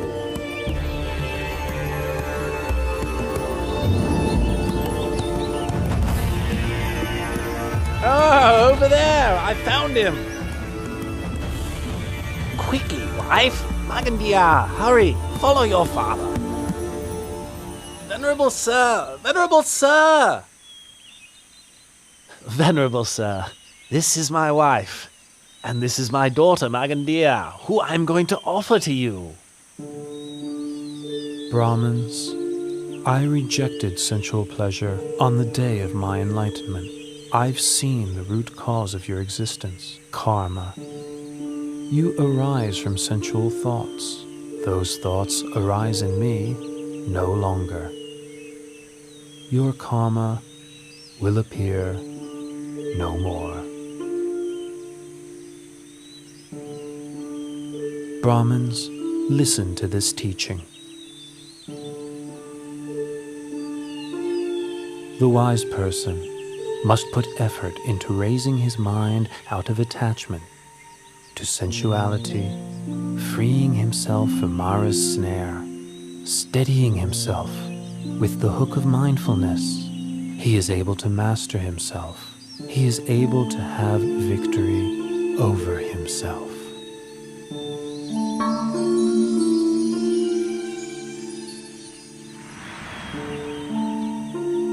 Your teachings have illuminated the path ahead for us both.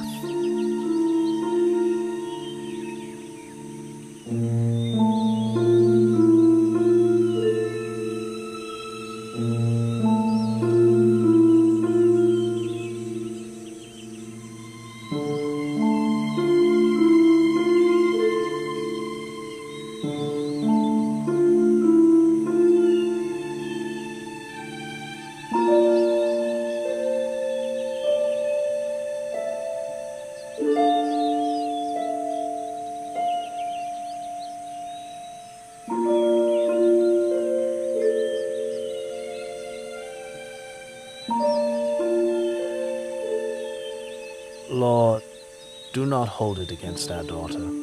Magandia is still very young. We ask permission to go to my younger brother, to give him all my wealth, and ask him to take over as guardian of our daughter. As for my wife and me, we will ask permission to join the monastic order, so that we may, in time, realize enlightenment.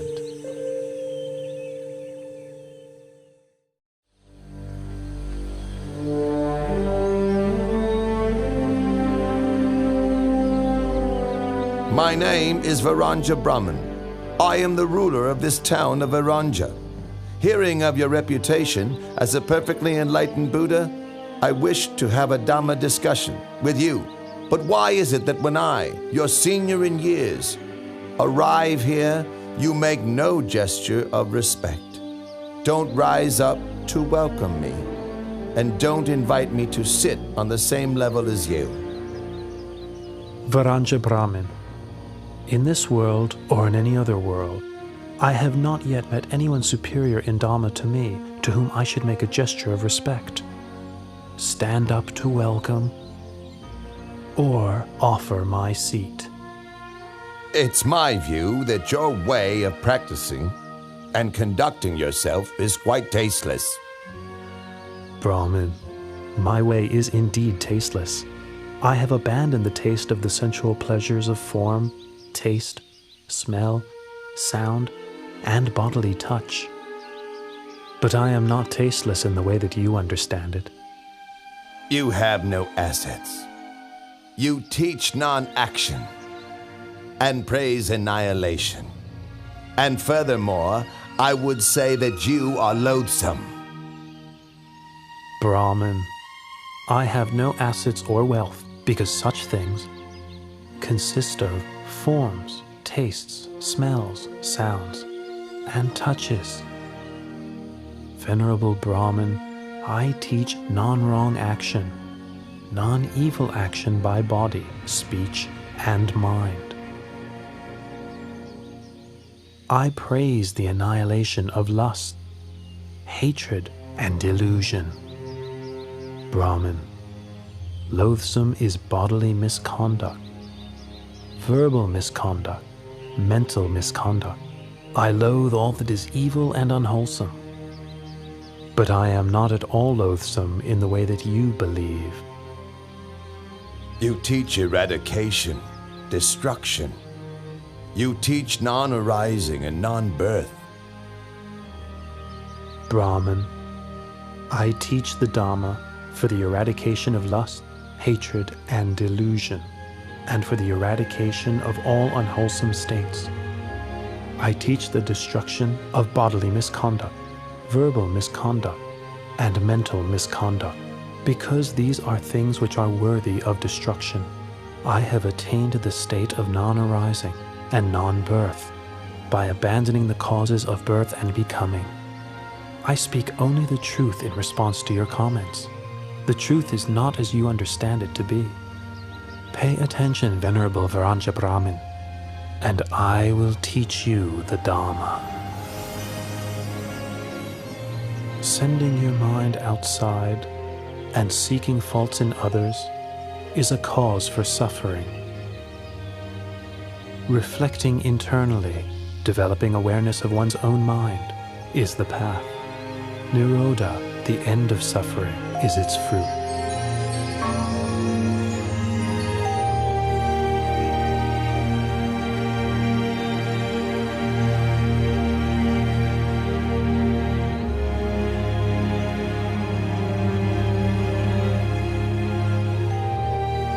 The Dhamma teaching you have given has illuminated the way for me.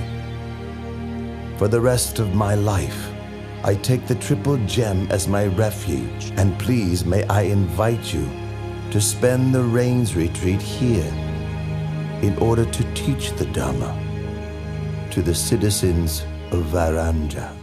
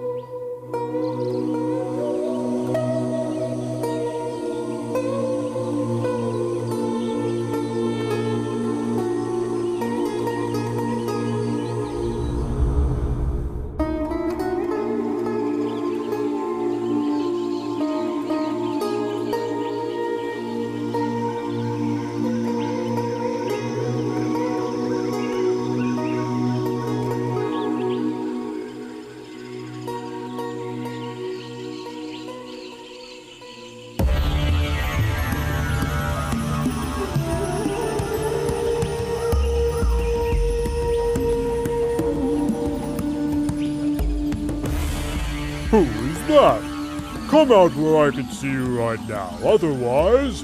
Otherwise, you'll do what? Who are you? What are you doing here? I should be the one asking you the same question.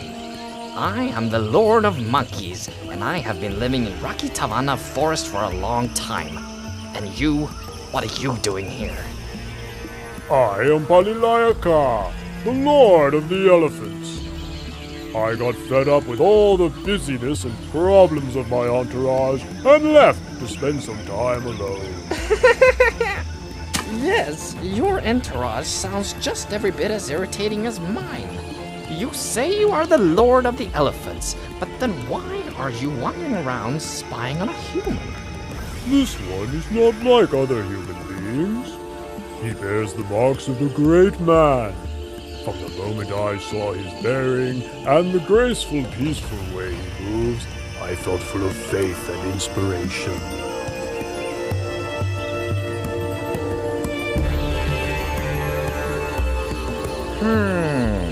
Well, if that's the case, let's go and ask him some questions.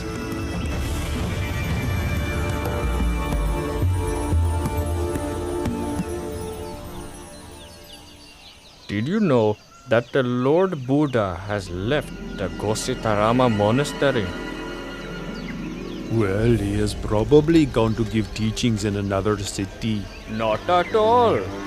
I have heard that one of the senior monks expert in the monastic discipline has had a falling out with a senior monk expert in Dhamma teaching over some small matter of the discipline. Not only that, but students of the two senior monks have sided with the teachers so that the quarrel has spread, and now there is a major conflict.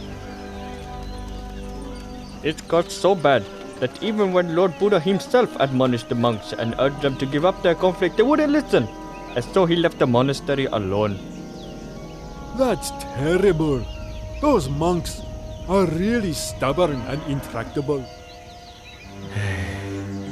How long will it be before we will be able to hear the teachings from the Lord Buddha again? That's the point. The monks' dispute means that all the rest of us aren't able to listen to the Lord Buddha teach. The Lord Buddha must be fed up with the disobedient monk. From now on, we shouldn't make any more food offerings to them. Oh, good idea. Let's encourage all the other lay supporters to do the same.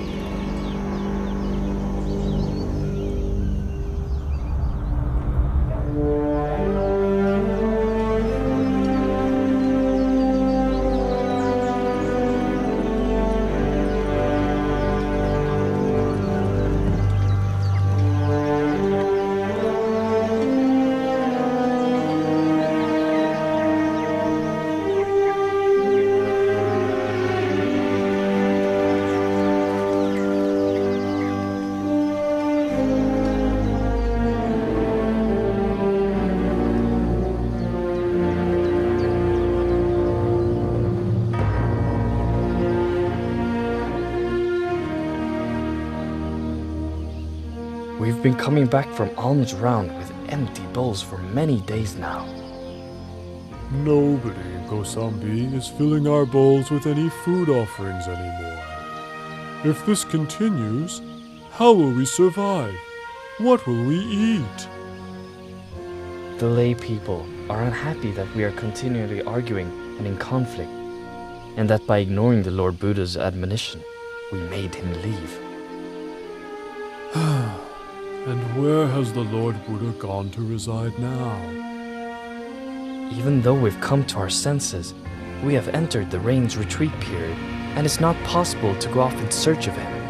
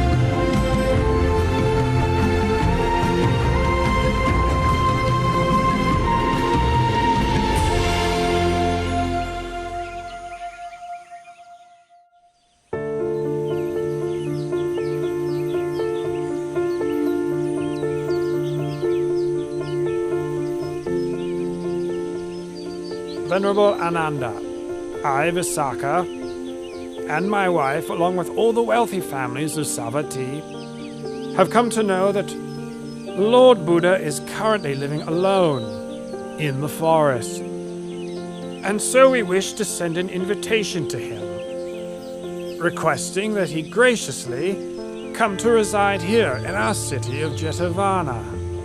The people of this city will offer food to the Lord every day, in order that we may be able to listen to his teaching. Please, would you assist us in this? Do not worry, Anathapindaka. I will see to it myself. The rains retreat has ended now, so I will take 500 monks with me to Rakitivana Forest to invite the Lord Buddha to come and reside here. You may put your minds at ease. Oh, it is our great good fortune to be able to pay respects to the Lord Buddha again and to listen to his teachings.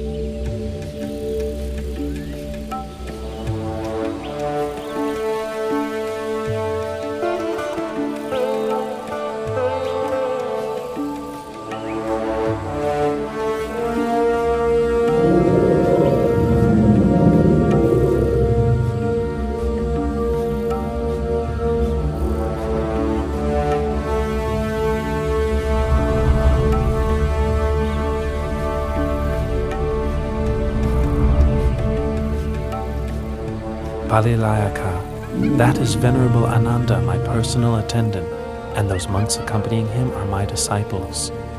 Allow them to approach.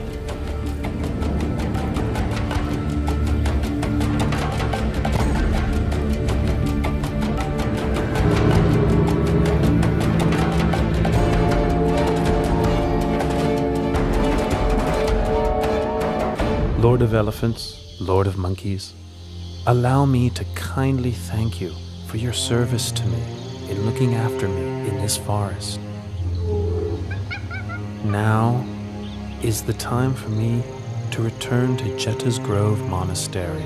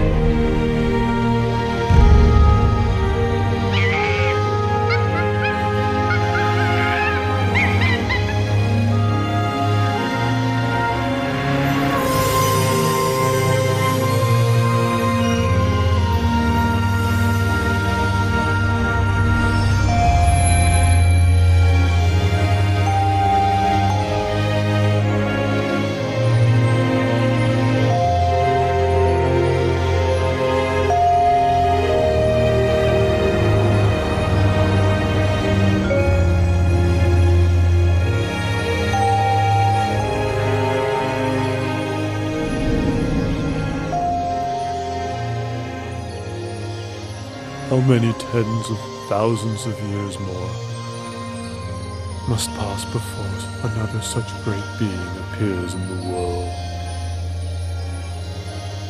It has been our great fortune to have had the opportunity to serve the Lord at such close quarters. What a great shame that the Lord has to leave after such a short time. It will be very unlikely that we will have such an opportunity again. We will probably never see the Lord again.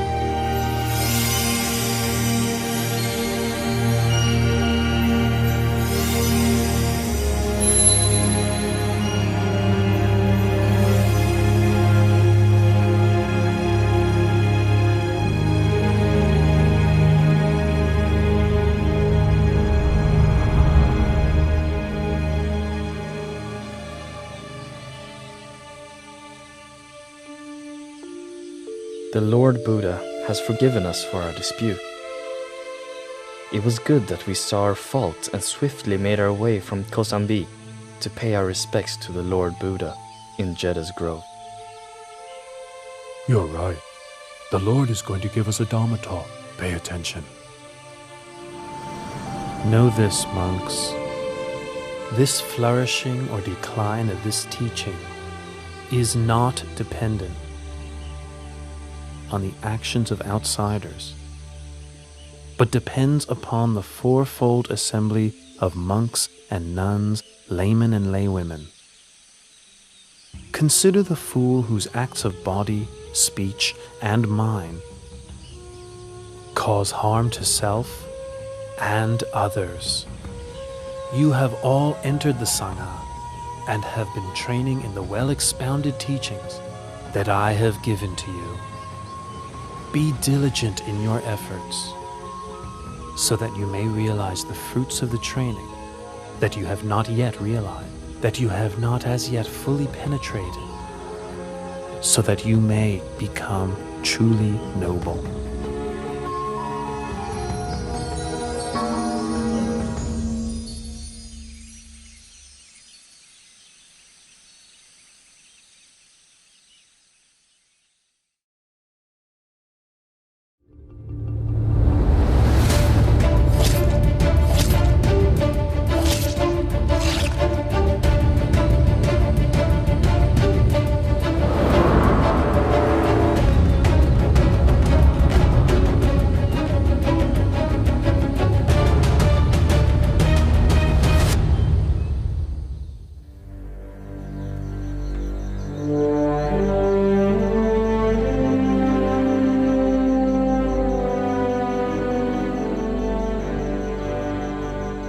In a short time, Angulimala will commit matricide.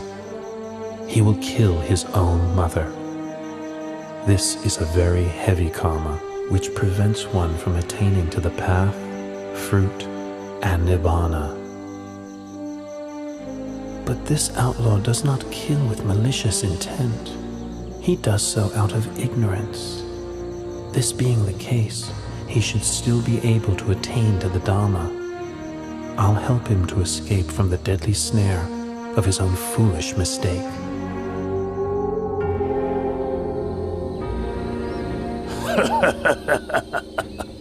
I've already collected 999 human fingers. If I kill just one more person, I'll have the full 1,000 fingers, as instructed by my master.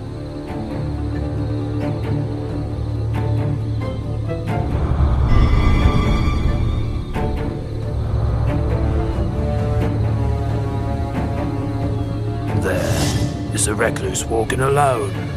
He's about to meet his doom.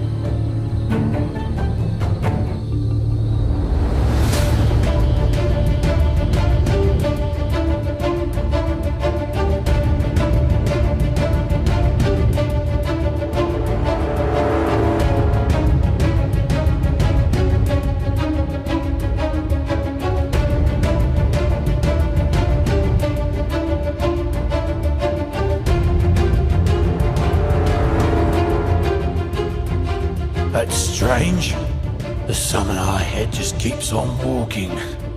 But I'm running to exhaustion and still can't catch him.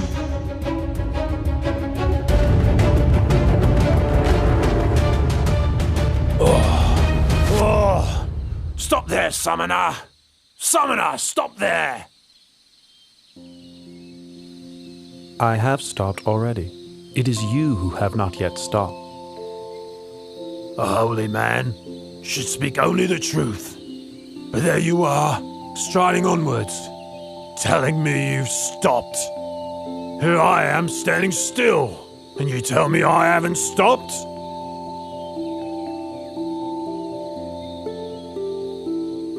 Ahimsaka, I have stopped. Stopped killing, stopped harming, stopped pursuing wrong livelihood, stopped all kinds of misconduct. It is you who have not yet stopped. Not stopped killing, not stopped harming, not stopped pursuing wrong livelihood, not given up misconduct. You're still grasping your sword. How can you say you've already stopped?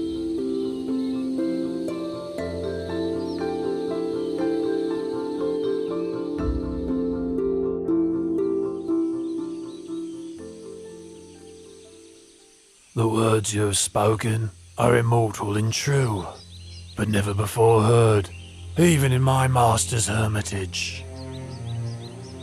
Ahimsaka, all things which arise are of the nature to eventually cease. The sword which you were carrying has now been laid down. So let go of the mental defilement associated with your wrong actions.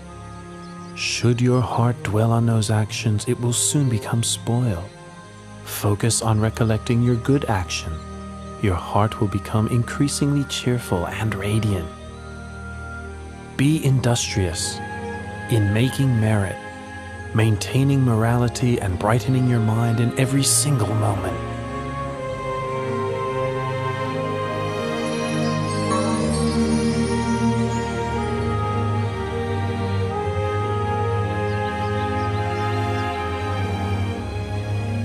From now on, I devote myself wholly to Buddhism.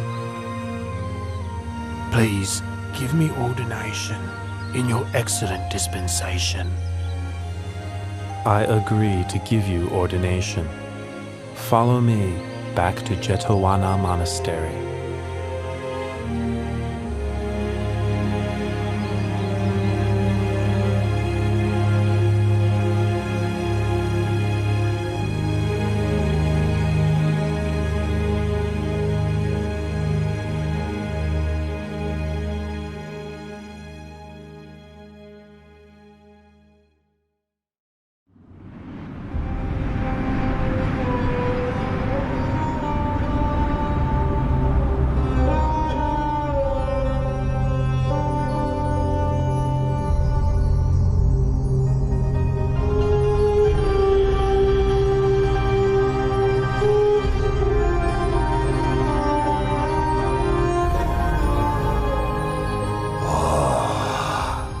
These poor human beings, thinking their good and evil deeds make any difference, when in fact all things are already fixed, dependent on my will. They are so ignorant. The Brahma god Baka has the wrong view. I will help him to see the truth of things.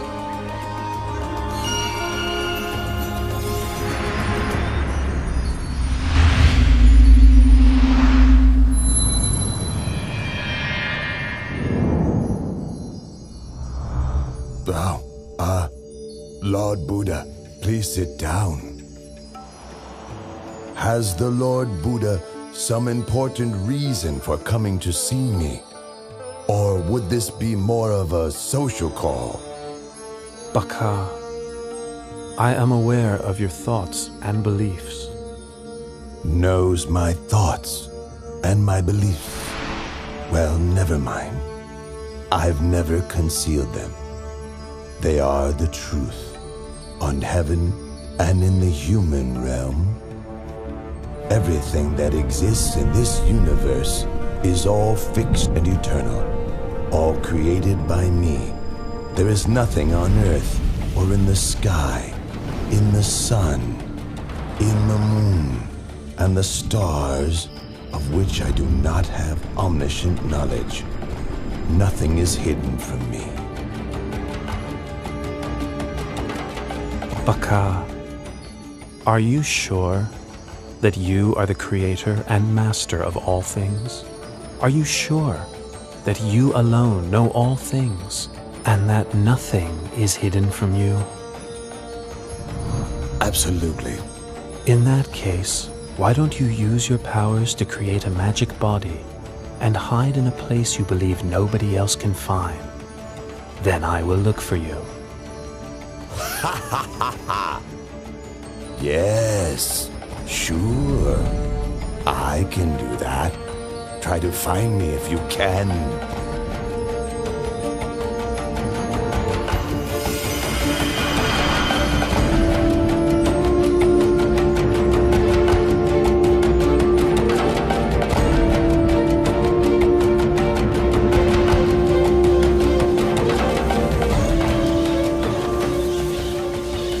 Baka, you want to be a bird, do you?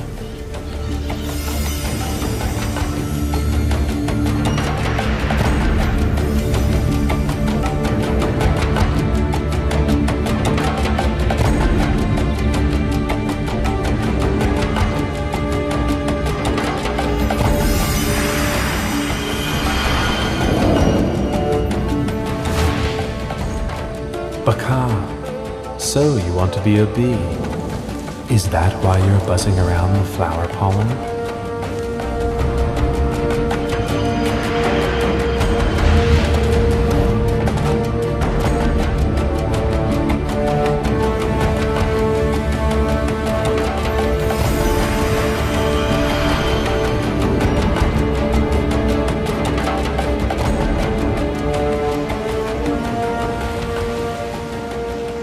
Baka, do you not want to enjoy the happiness of the Brahma realm any longer? Is that why you have made yourself so fine and mixed yourself with the sand grains on the seafloor?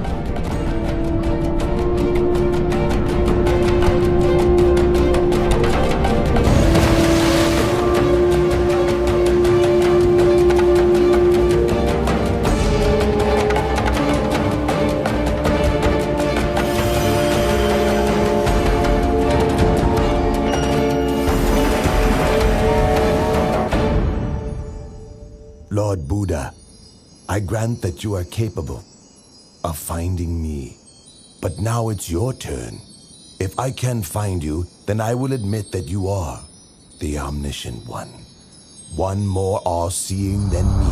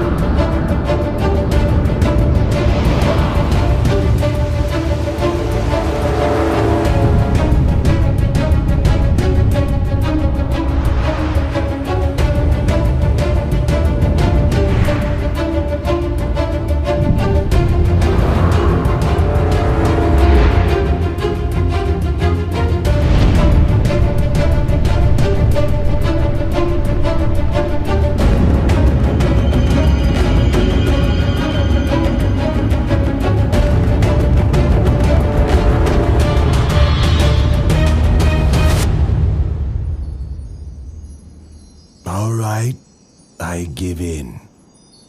Whatever world system, whatever universe you've concealed yourself in, please show yourself. Baka, I did not conceal myself in any world system or universe. All the time that you were searching for me, I was walking up and down above your head.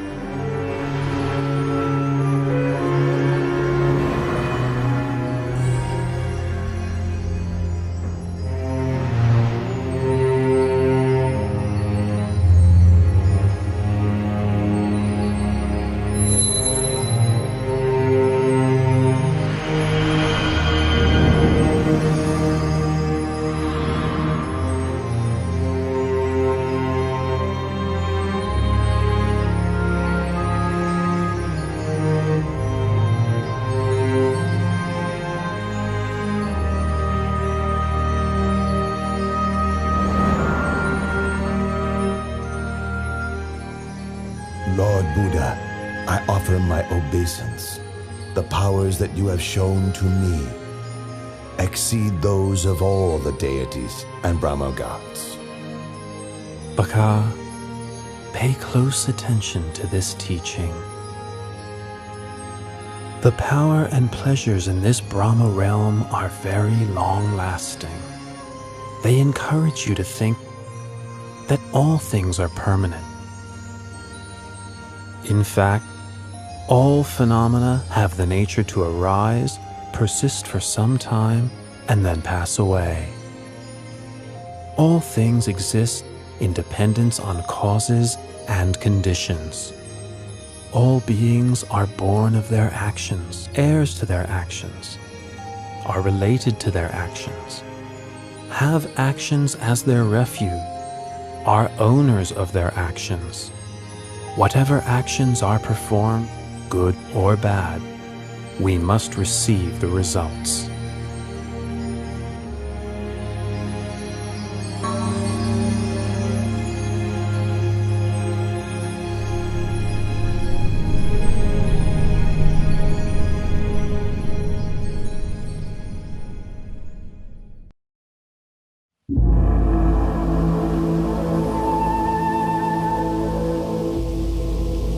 Lord, I can see you are seriously ill.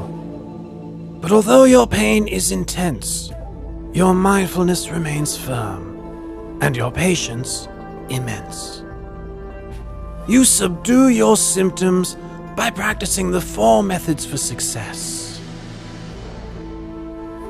I am so happy that you will live on for a long time as a refuge to your ordained and lay disciples.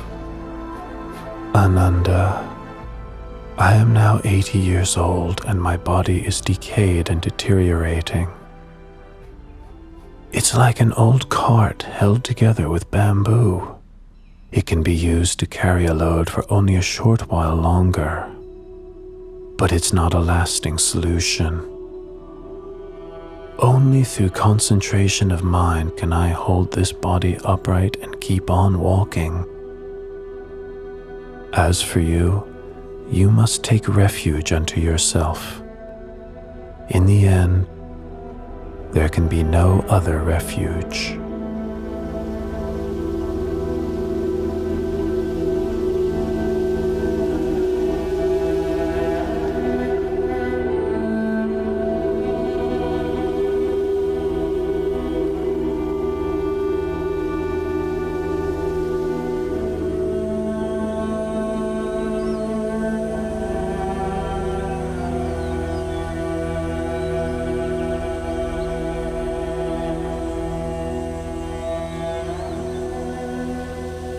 Ananda, the precincts of Baliwea Jettiya are peaceful and quiet. Should anyone develop the 4 methods for success and have the wish to extend his life for a very long period, he will surely succeed in what he wishes.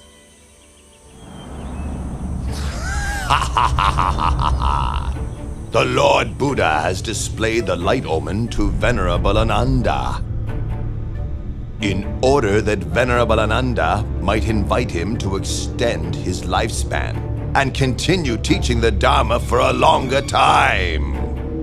Don't count on it!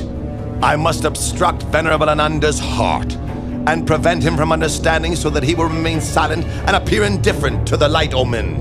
Ha ha ha ha ha!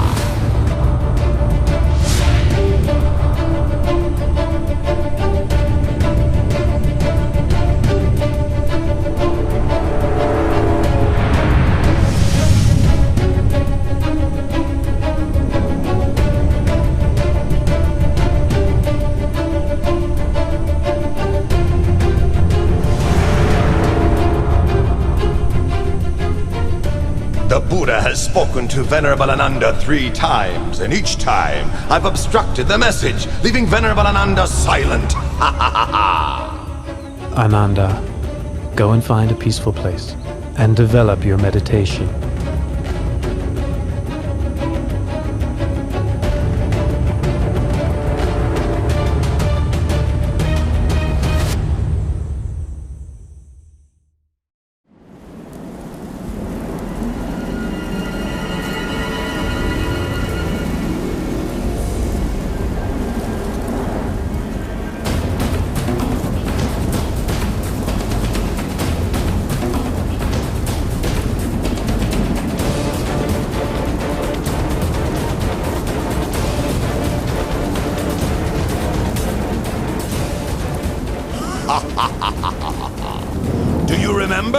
that after you had attained enlightenment, you said that for so long as the assembly of ordained and unordained Buddhist men and women had not yet become established in Dhamma, humans and gods had not yet attained to the path and fruit, and Buddhism had not yet spread widely in all directions, you would not yet pass into Parinibbana. Well, now all your goals have been achieved. You may as well pass away this very day. Why trouble yourself further with benefiting sentient beings?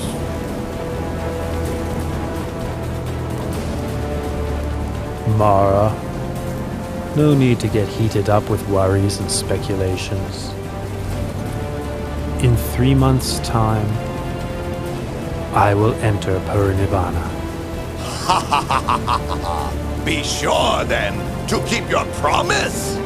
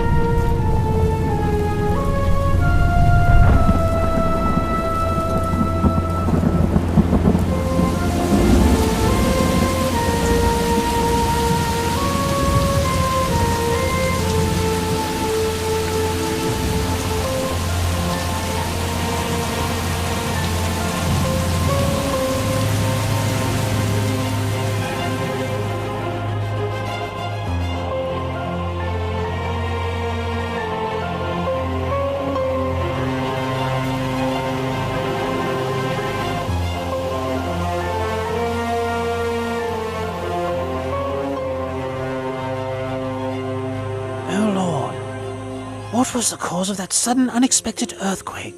Please tell me. Ananda, there are 8 possible causes for such an earthquake. 1. Movement of the winds. 2. A person with psychic powers. 3. The Bodhisattva departs from the heaven of Tusita and enters his mother's womb. 4. The Bodhisattva is born. 5. The Buddha becomes enlightened. 6. The Buddha gives the first teaching, setting the wheel of Dharma in motion. 7. The Lord Buddha lets go of the life principle. And 8. The Lord Buddha passes away. I have now let go of the life principle. In 3 months' time, I will enter Parinibbana. This is the cause for the earthquake which just occurred.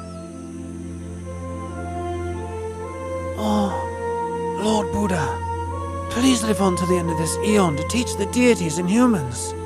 Lord Buddha, please live on to the end of this eon to teach the deities and humans.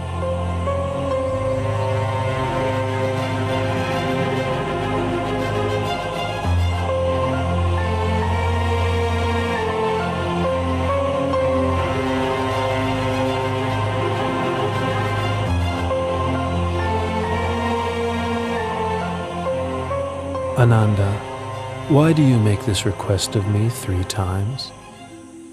Oh Lord, you said that whoever develops the 4 methods for success, should he desire to extend his life for a long period of time, he would be able to do so. That's why I have just now pleaded with you 3 times.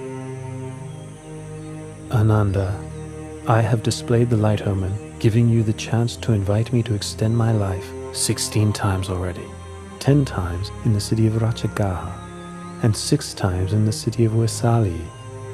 The 16th time was just now, in the precincts of Pawala Chetia.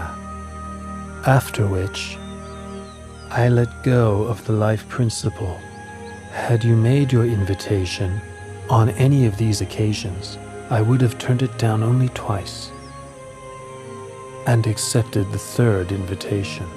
But now I have met with Mara, and resigned to dying. That which the Tathagata has let go of has undone. abandon.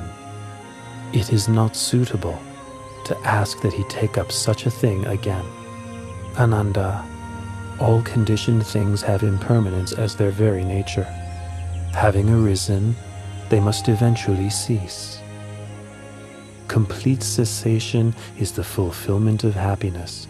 Nothing can be compared with it.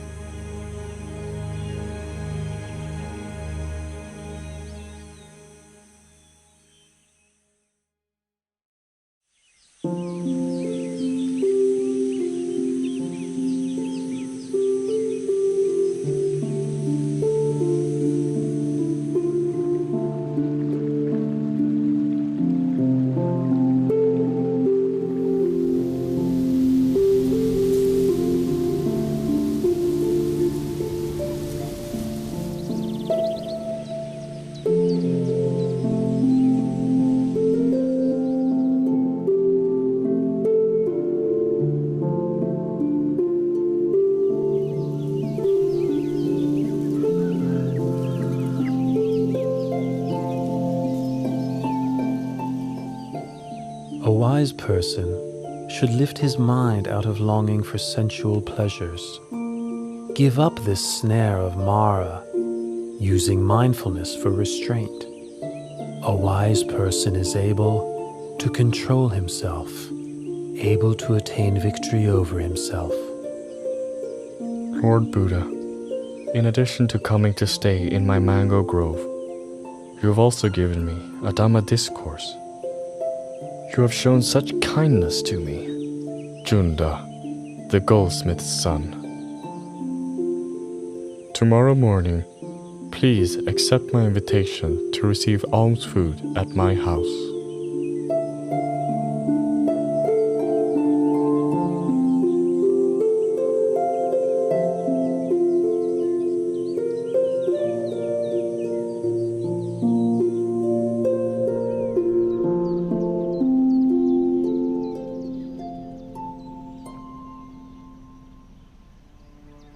This dish is called sukaramatava. It is a fine and nutritious food. Please may the Lord accept it. Junta, this sukaramatava is food that has been prepared, especially for me, and is suitable only for me. Apart from mine, no stomach could digest it. I give you the remaining portion to please bury in the ground. And for my monks and disciples, please bring them food of another kind to eat. Yes, Lord.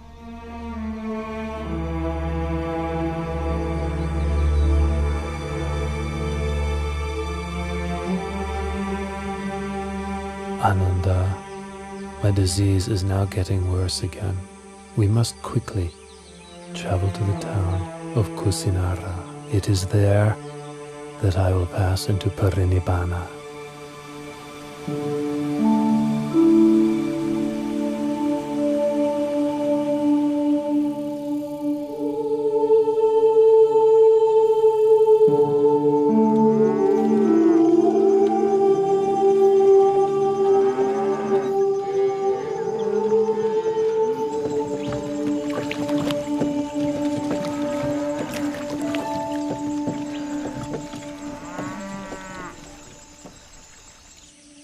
Ananda, let us stop and rest under this tree. And please fetch me a little water to drink, will you? This river is drying up, and a caravan of carts has just crossed. The water is muddy and unsuitable for drinking. The river Kakuda is not far from here. Its water is clear and cool. Please, travel on a little. It's not very far. You can drink and bathe there.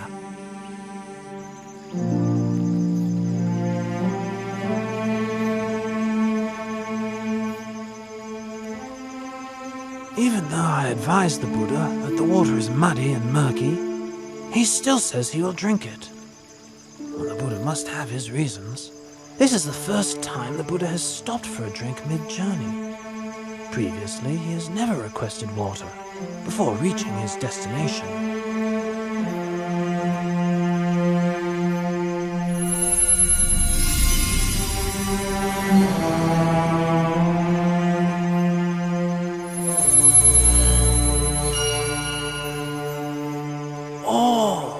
How great is the Buddha's power!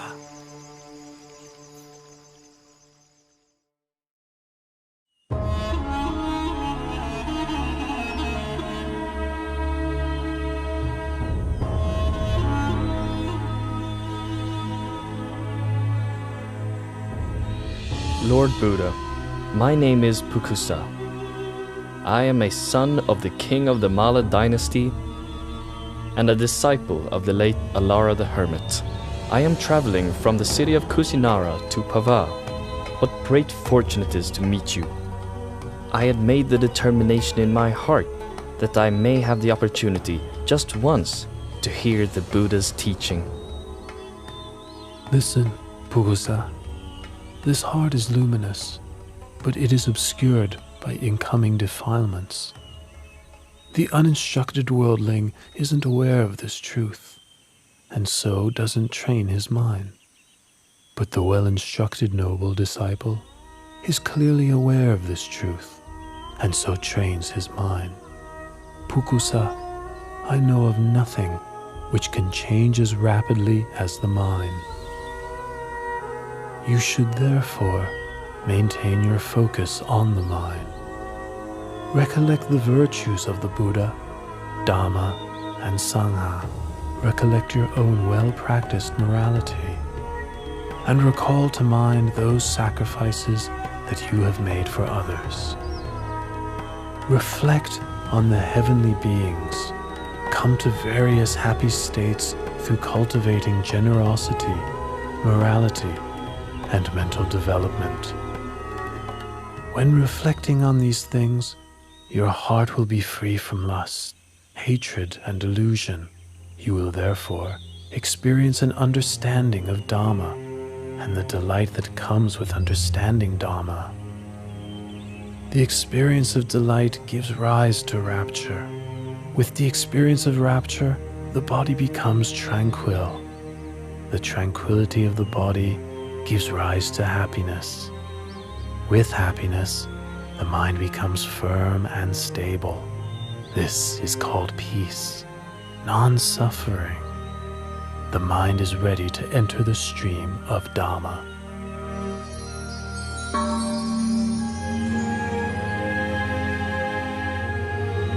These 2 pieces of Singivana cloth are very valuable. The cloth is fine, delicately woven with a golden glow like the coals of a warm fire. May I offer these cloths to you as a gesture of worship? Please accept them, Lord Buddha. Pukusa, I would like to accept just one of your cloths. The other, please offer to Venerable Ananda, my attendant.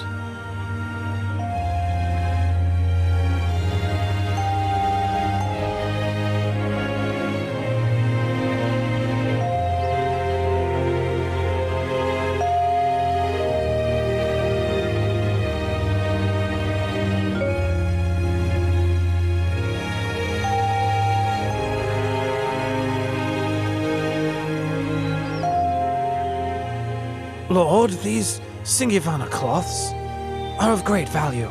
Please accept them both, and wear one as a lower robe and one as an upper robe.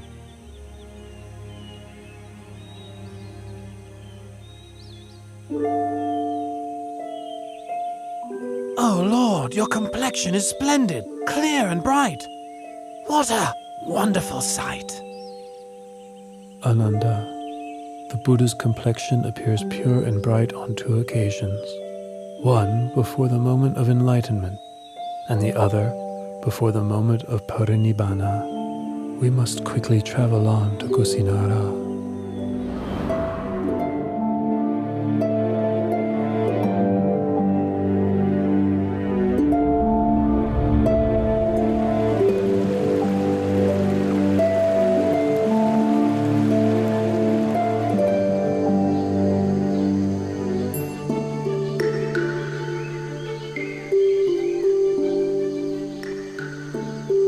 Junta gave me my last meal, but unless I make the matter clear, people may think that his alms food was the cause for my passing away.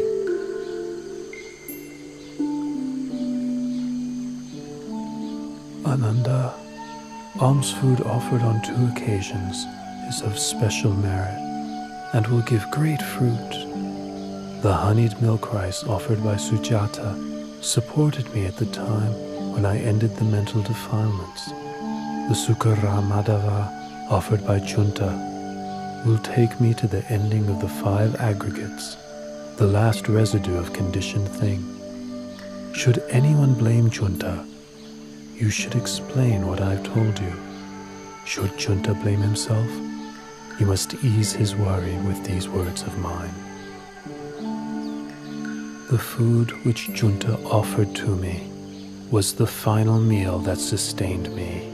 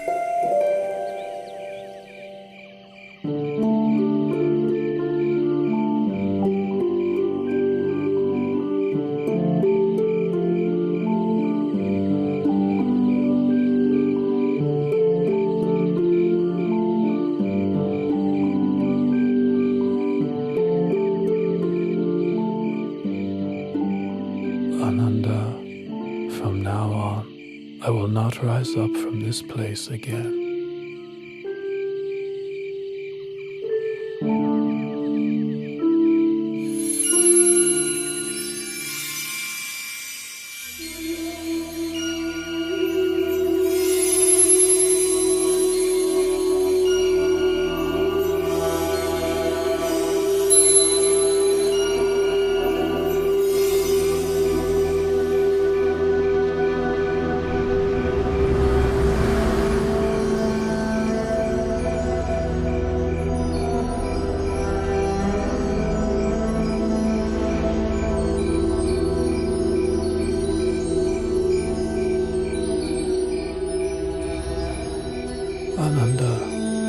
If in the future someone should offer material things of great value as tribute to me, no matter how great the value of such thing, such a tribute would not be the highest homage.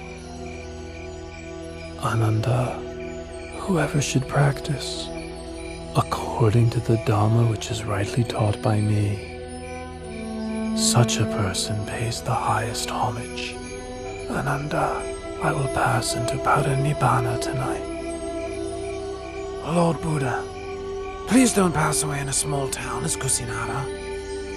Please travel on to a large city, such as Savatthi, Kosambi, or Varanasi. These cities have large numbers of noble, Brahmins, and householders who have great faith in you and the lessons you have given them. Ananda, do not fault Kusinara for being such a small town. In the past, it was a great capital city with tremendous wealth, abundant food, and many citizens. The sounds of singing and music were heard throughout the day and all night. Another thing, should I go to pass away elsewhere, Supada Paripajaka would not meet with me, and therefore would miss the opportunity to attain enlightenment. If I should attain to Parinibbana in another city, a great war would break out with squabbling over my bodily relics as the cause. Here in Kusinara lives Dona the Brahmin. He is capable of quelling such disputes. He will distribute the relics of my cremated body amongst the nobles who come here from many different cities. As a result, there will be no war. These are the reasons I have made the effort to reach Kusinara. In the past, great numbers of those with faith in the Dharma would travel from every direction to seek you out. listen to your teachings, and ask you questions. But from now on, all those people and myself will be deprived of the opportunity to see you and to have an audience with you. Ananda, there are 4 places which are apt for recollection of me. 1. Lumpini Park, where I was born. 2. Bodha Gaya in the state of Magadha, where I was enlightened. 3. The Deer Park at Isipatana, where I gave the first Dhamma teaching. And finally, the place of my Parinibbana Salavana Park in Kusinara, right here. Those who make pilgrimage to these 4 locations will experience disenchantment with the world and feel inspiration to follow in my footsteps. Lord Buddha, in this celibate life, one often encounters women. Some are mothers, sisters, and relatives of monks. Others are those with faith in the Triple Gem. How should a bhikkhu practice in relation to women? Ananda, a bhikkhu ought not to look at women at all. It is better this way. But if a bhikkhu must see women, how should he behave towards them? Ananda, if it's necessary to see women, they ought not to engage in conversation with them. It is better this way. If it is necessary to converse with women, how should a bhikkhu practice? In that case, a bhikkhu should have well-controlled mindfulness and sense restraint. He should have orderly speech and guard his mind from falling prey to lust or infatuation. The beautiful things of this world themselves are not sense desire, but the lust which arises in one's mind due to unwholesome intention. That is a person's sense desire. Once one has abandoned pleasure in unwholesome states, beautiful objects of this world still exist, but there is no way one can be harmed by them. Lord Buddha, after you have passed into Parinibbana, how should we treat your body? Use the method for treating the body of a wheel-turning monarch. Wrap the body in 500 layers of white cloth, lined with cotton wool. Then place it in a coffin with perfumed oil. Then place the coffin on a pyre of sandalwood. Once the body has been cremated, enshrine the relics in a stupa, which is to be built at a crossroads, so that people can pay their respects there for a long time to come.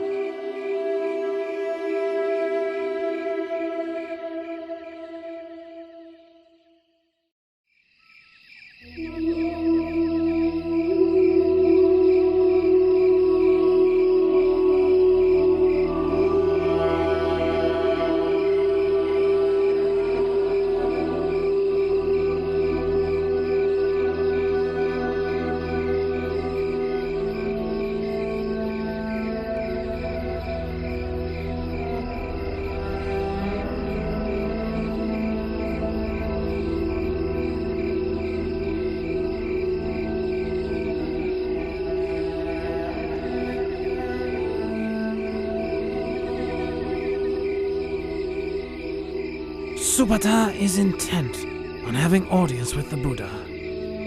Now each of the Malla dynasty kings have just finished approaching the Blessed One, who is sick.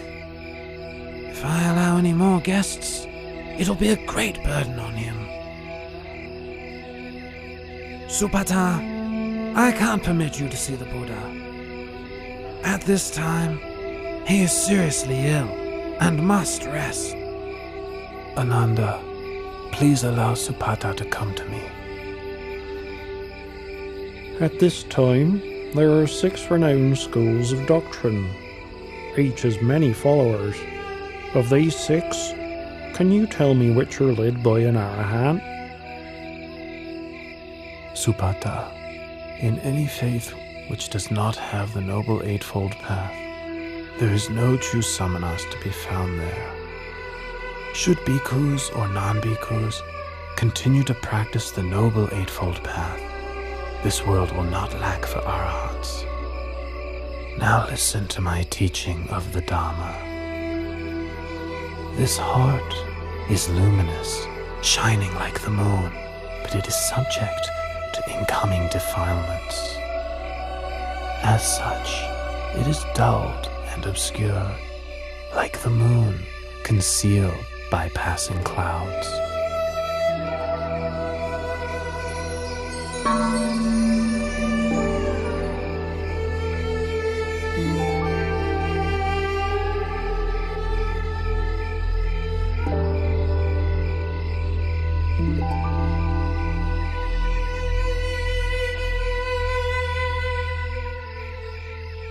Lord Buddha, teacher of the most excellent Dharma, you make right that which I've wrongly seen for so very long.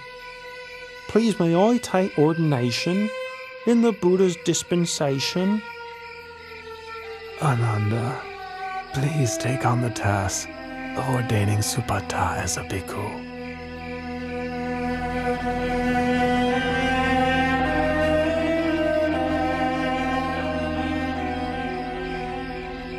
Supata, consider the hair of the head, hair of the body, nails, teeth, and skin, as well as all materiality and immateriality, according to the truth.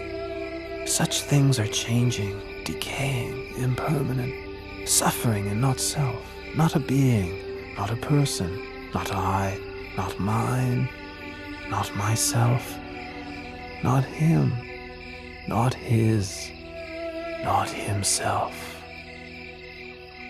Supata, your supports for the holy life will be alms food, simple robes to cover yourself, the base of a tree for lodging, and fermented urine for medicine, following the ways of nature.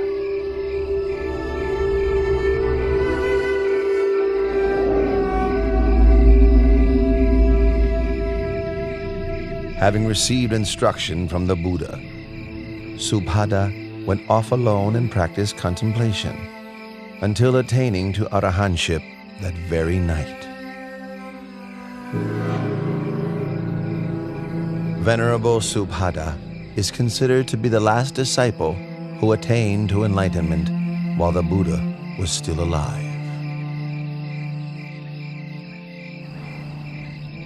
Loyal bhikkhus, when I have passed away, the 84,000 teaching of Dhamma Vinaya will be your teacher. Don't think to yourselves, now that the Buddha has passed away, we'll have no teacher. Truly the Dhamma which I have taught and the Vinaya which I have laid down will be your teacher in place of me. You must take the Dhamma Vinaya as your refuge. Don't take anything else as your refuge. Even I, the Tathagata, am only the one who points the way.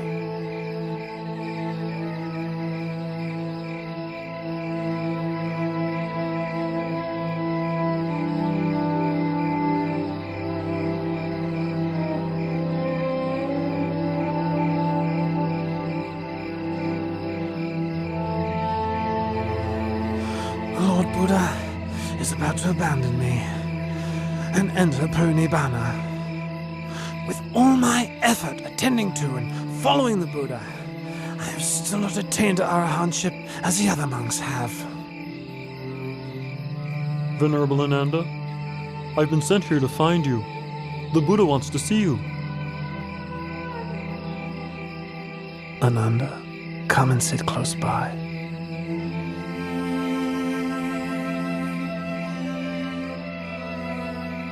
Ananda, don't be consumed by sorrow. It's natural for all conditioned things not to last. All that arises must decay, break apart, and pass away. You have traveled with and cared for me for a long time. Now you must make efforts towards your own liberation. In no long time, you will be fully enlightened.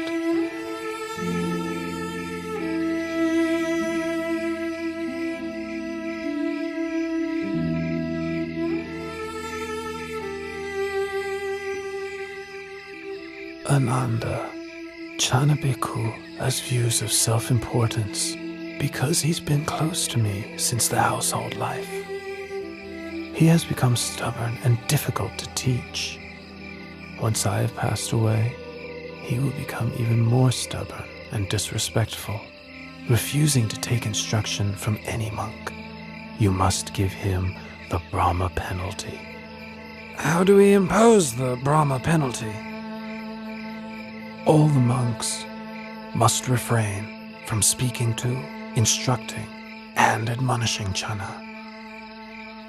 Having received this punishment, Chana will realize his fault and change his ways. Finally, he will attain to arahantship.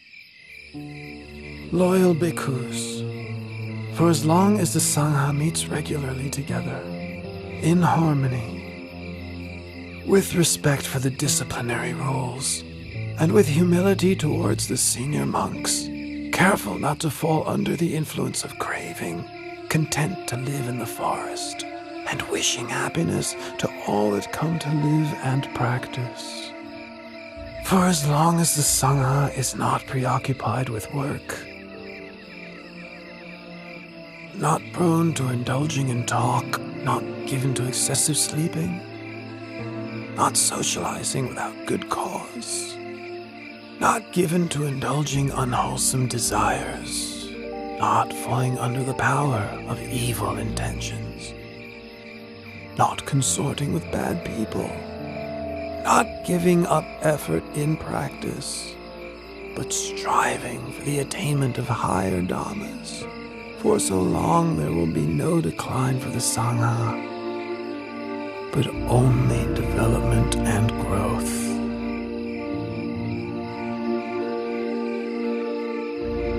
Bhikkhus, I remind you that all conditioned things are of the nature to decline and cease.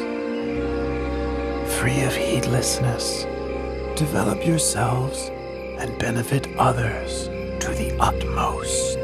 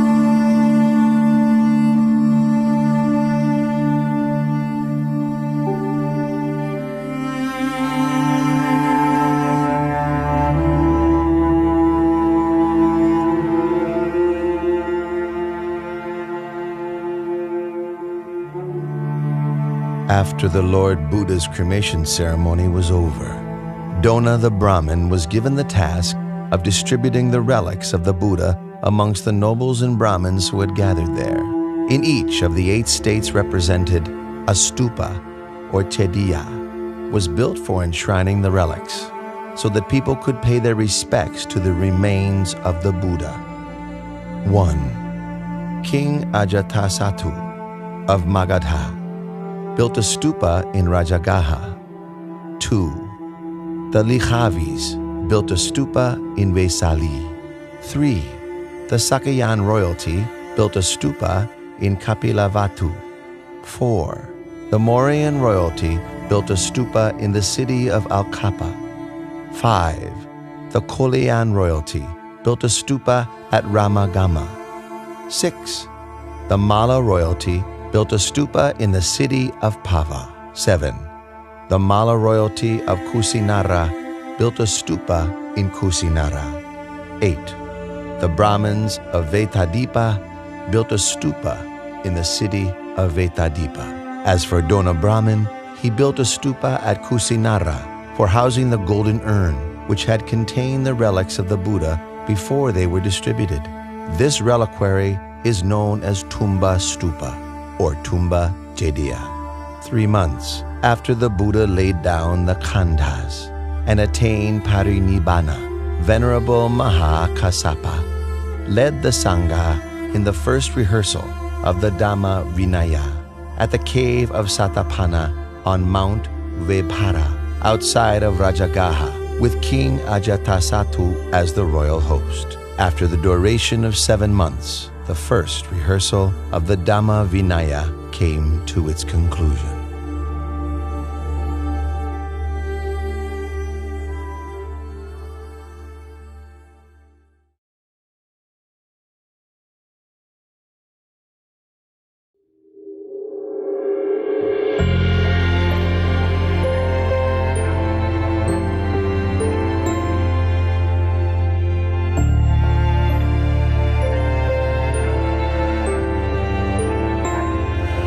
Araham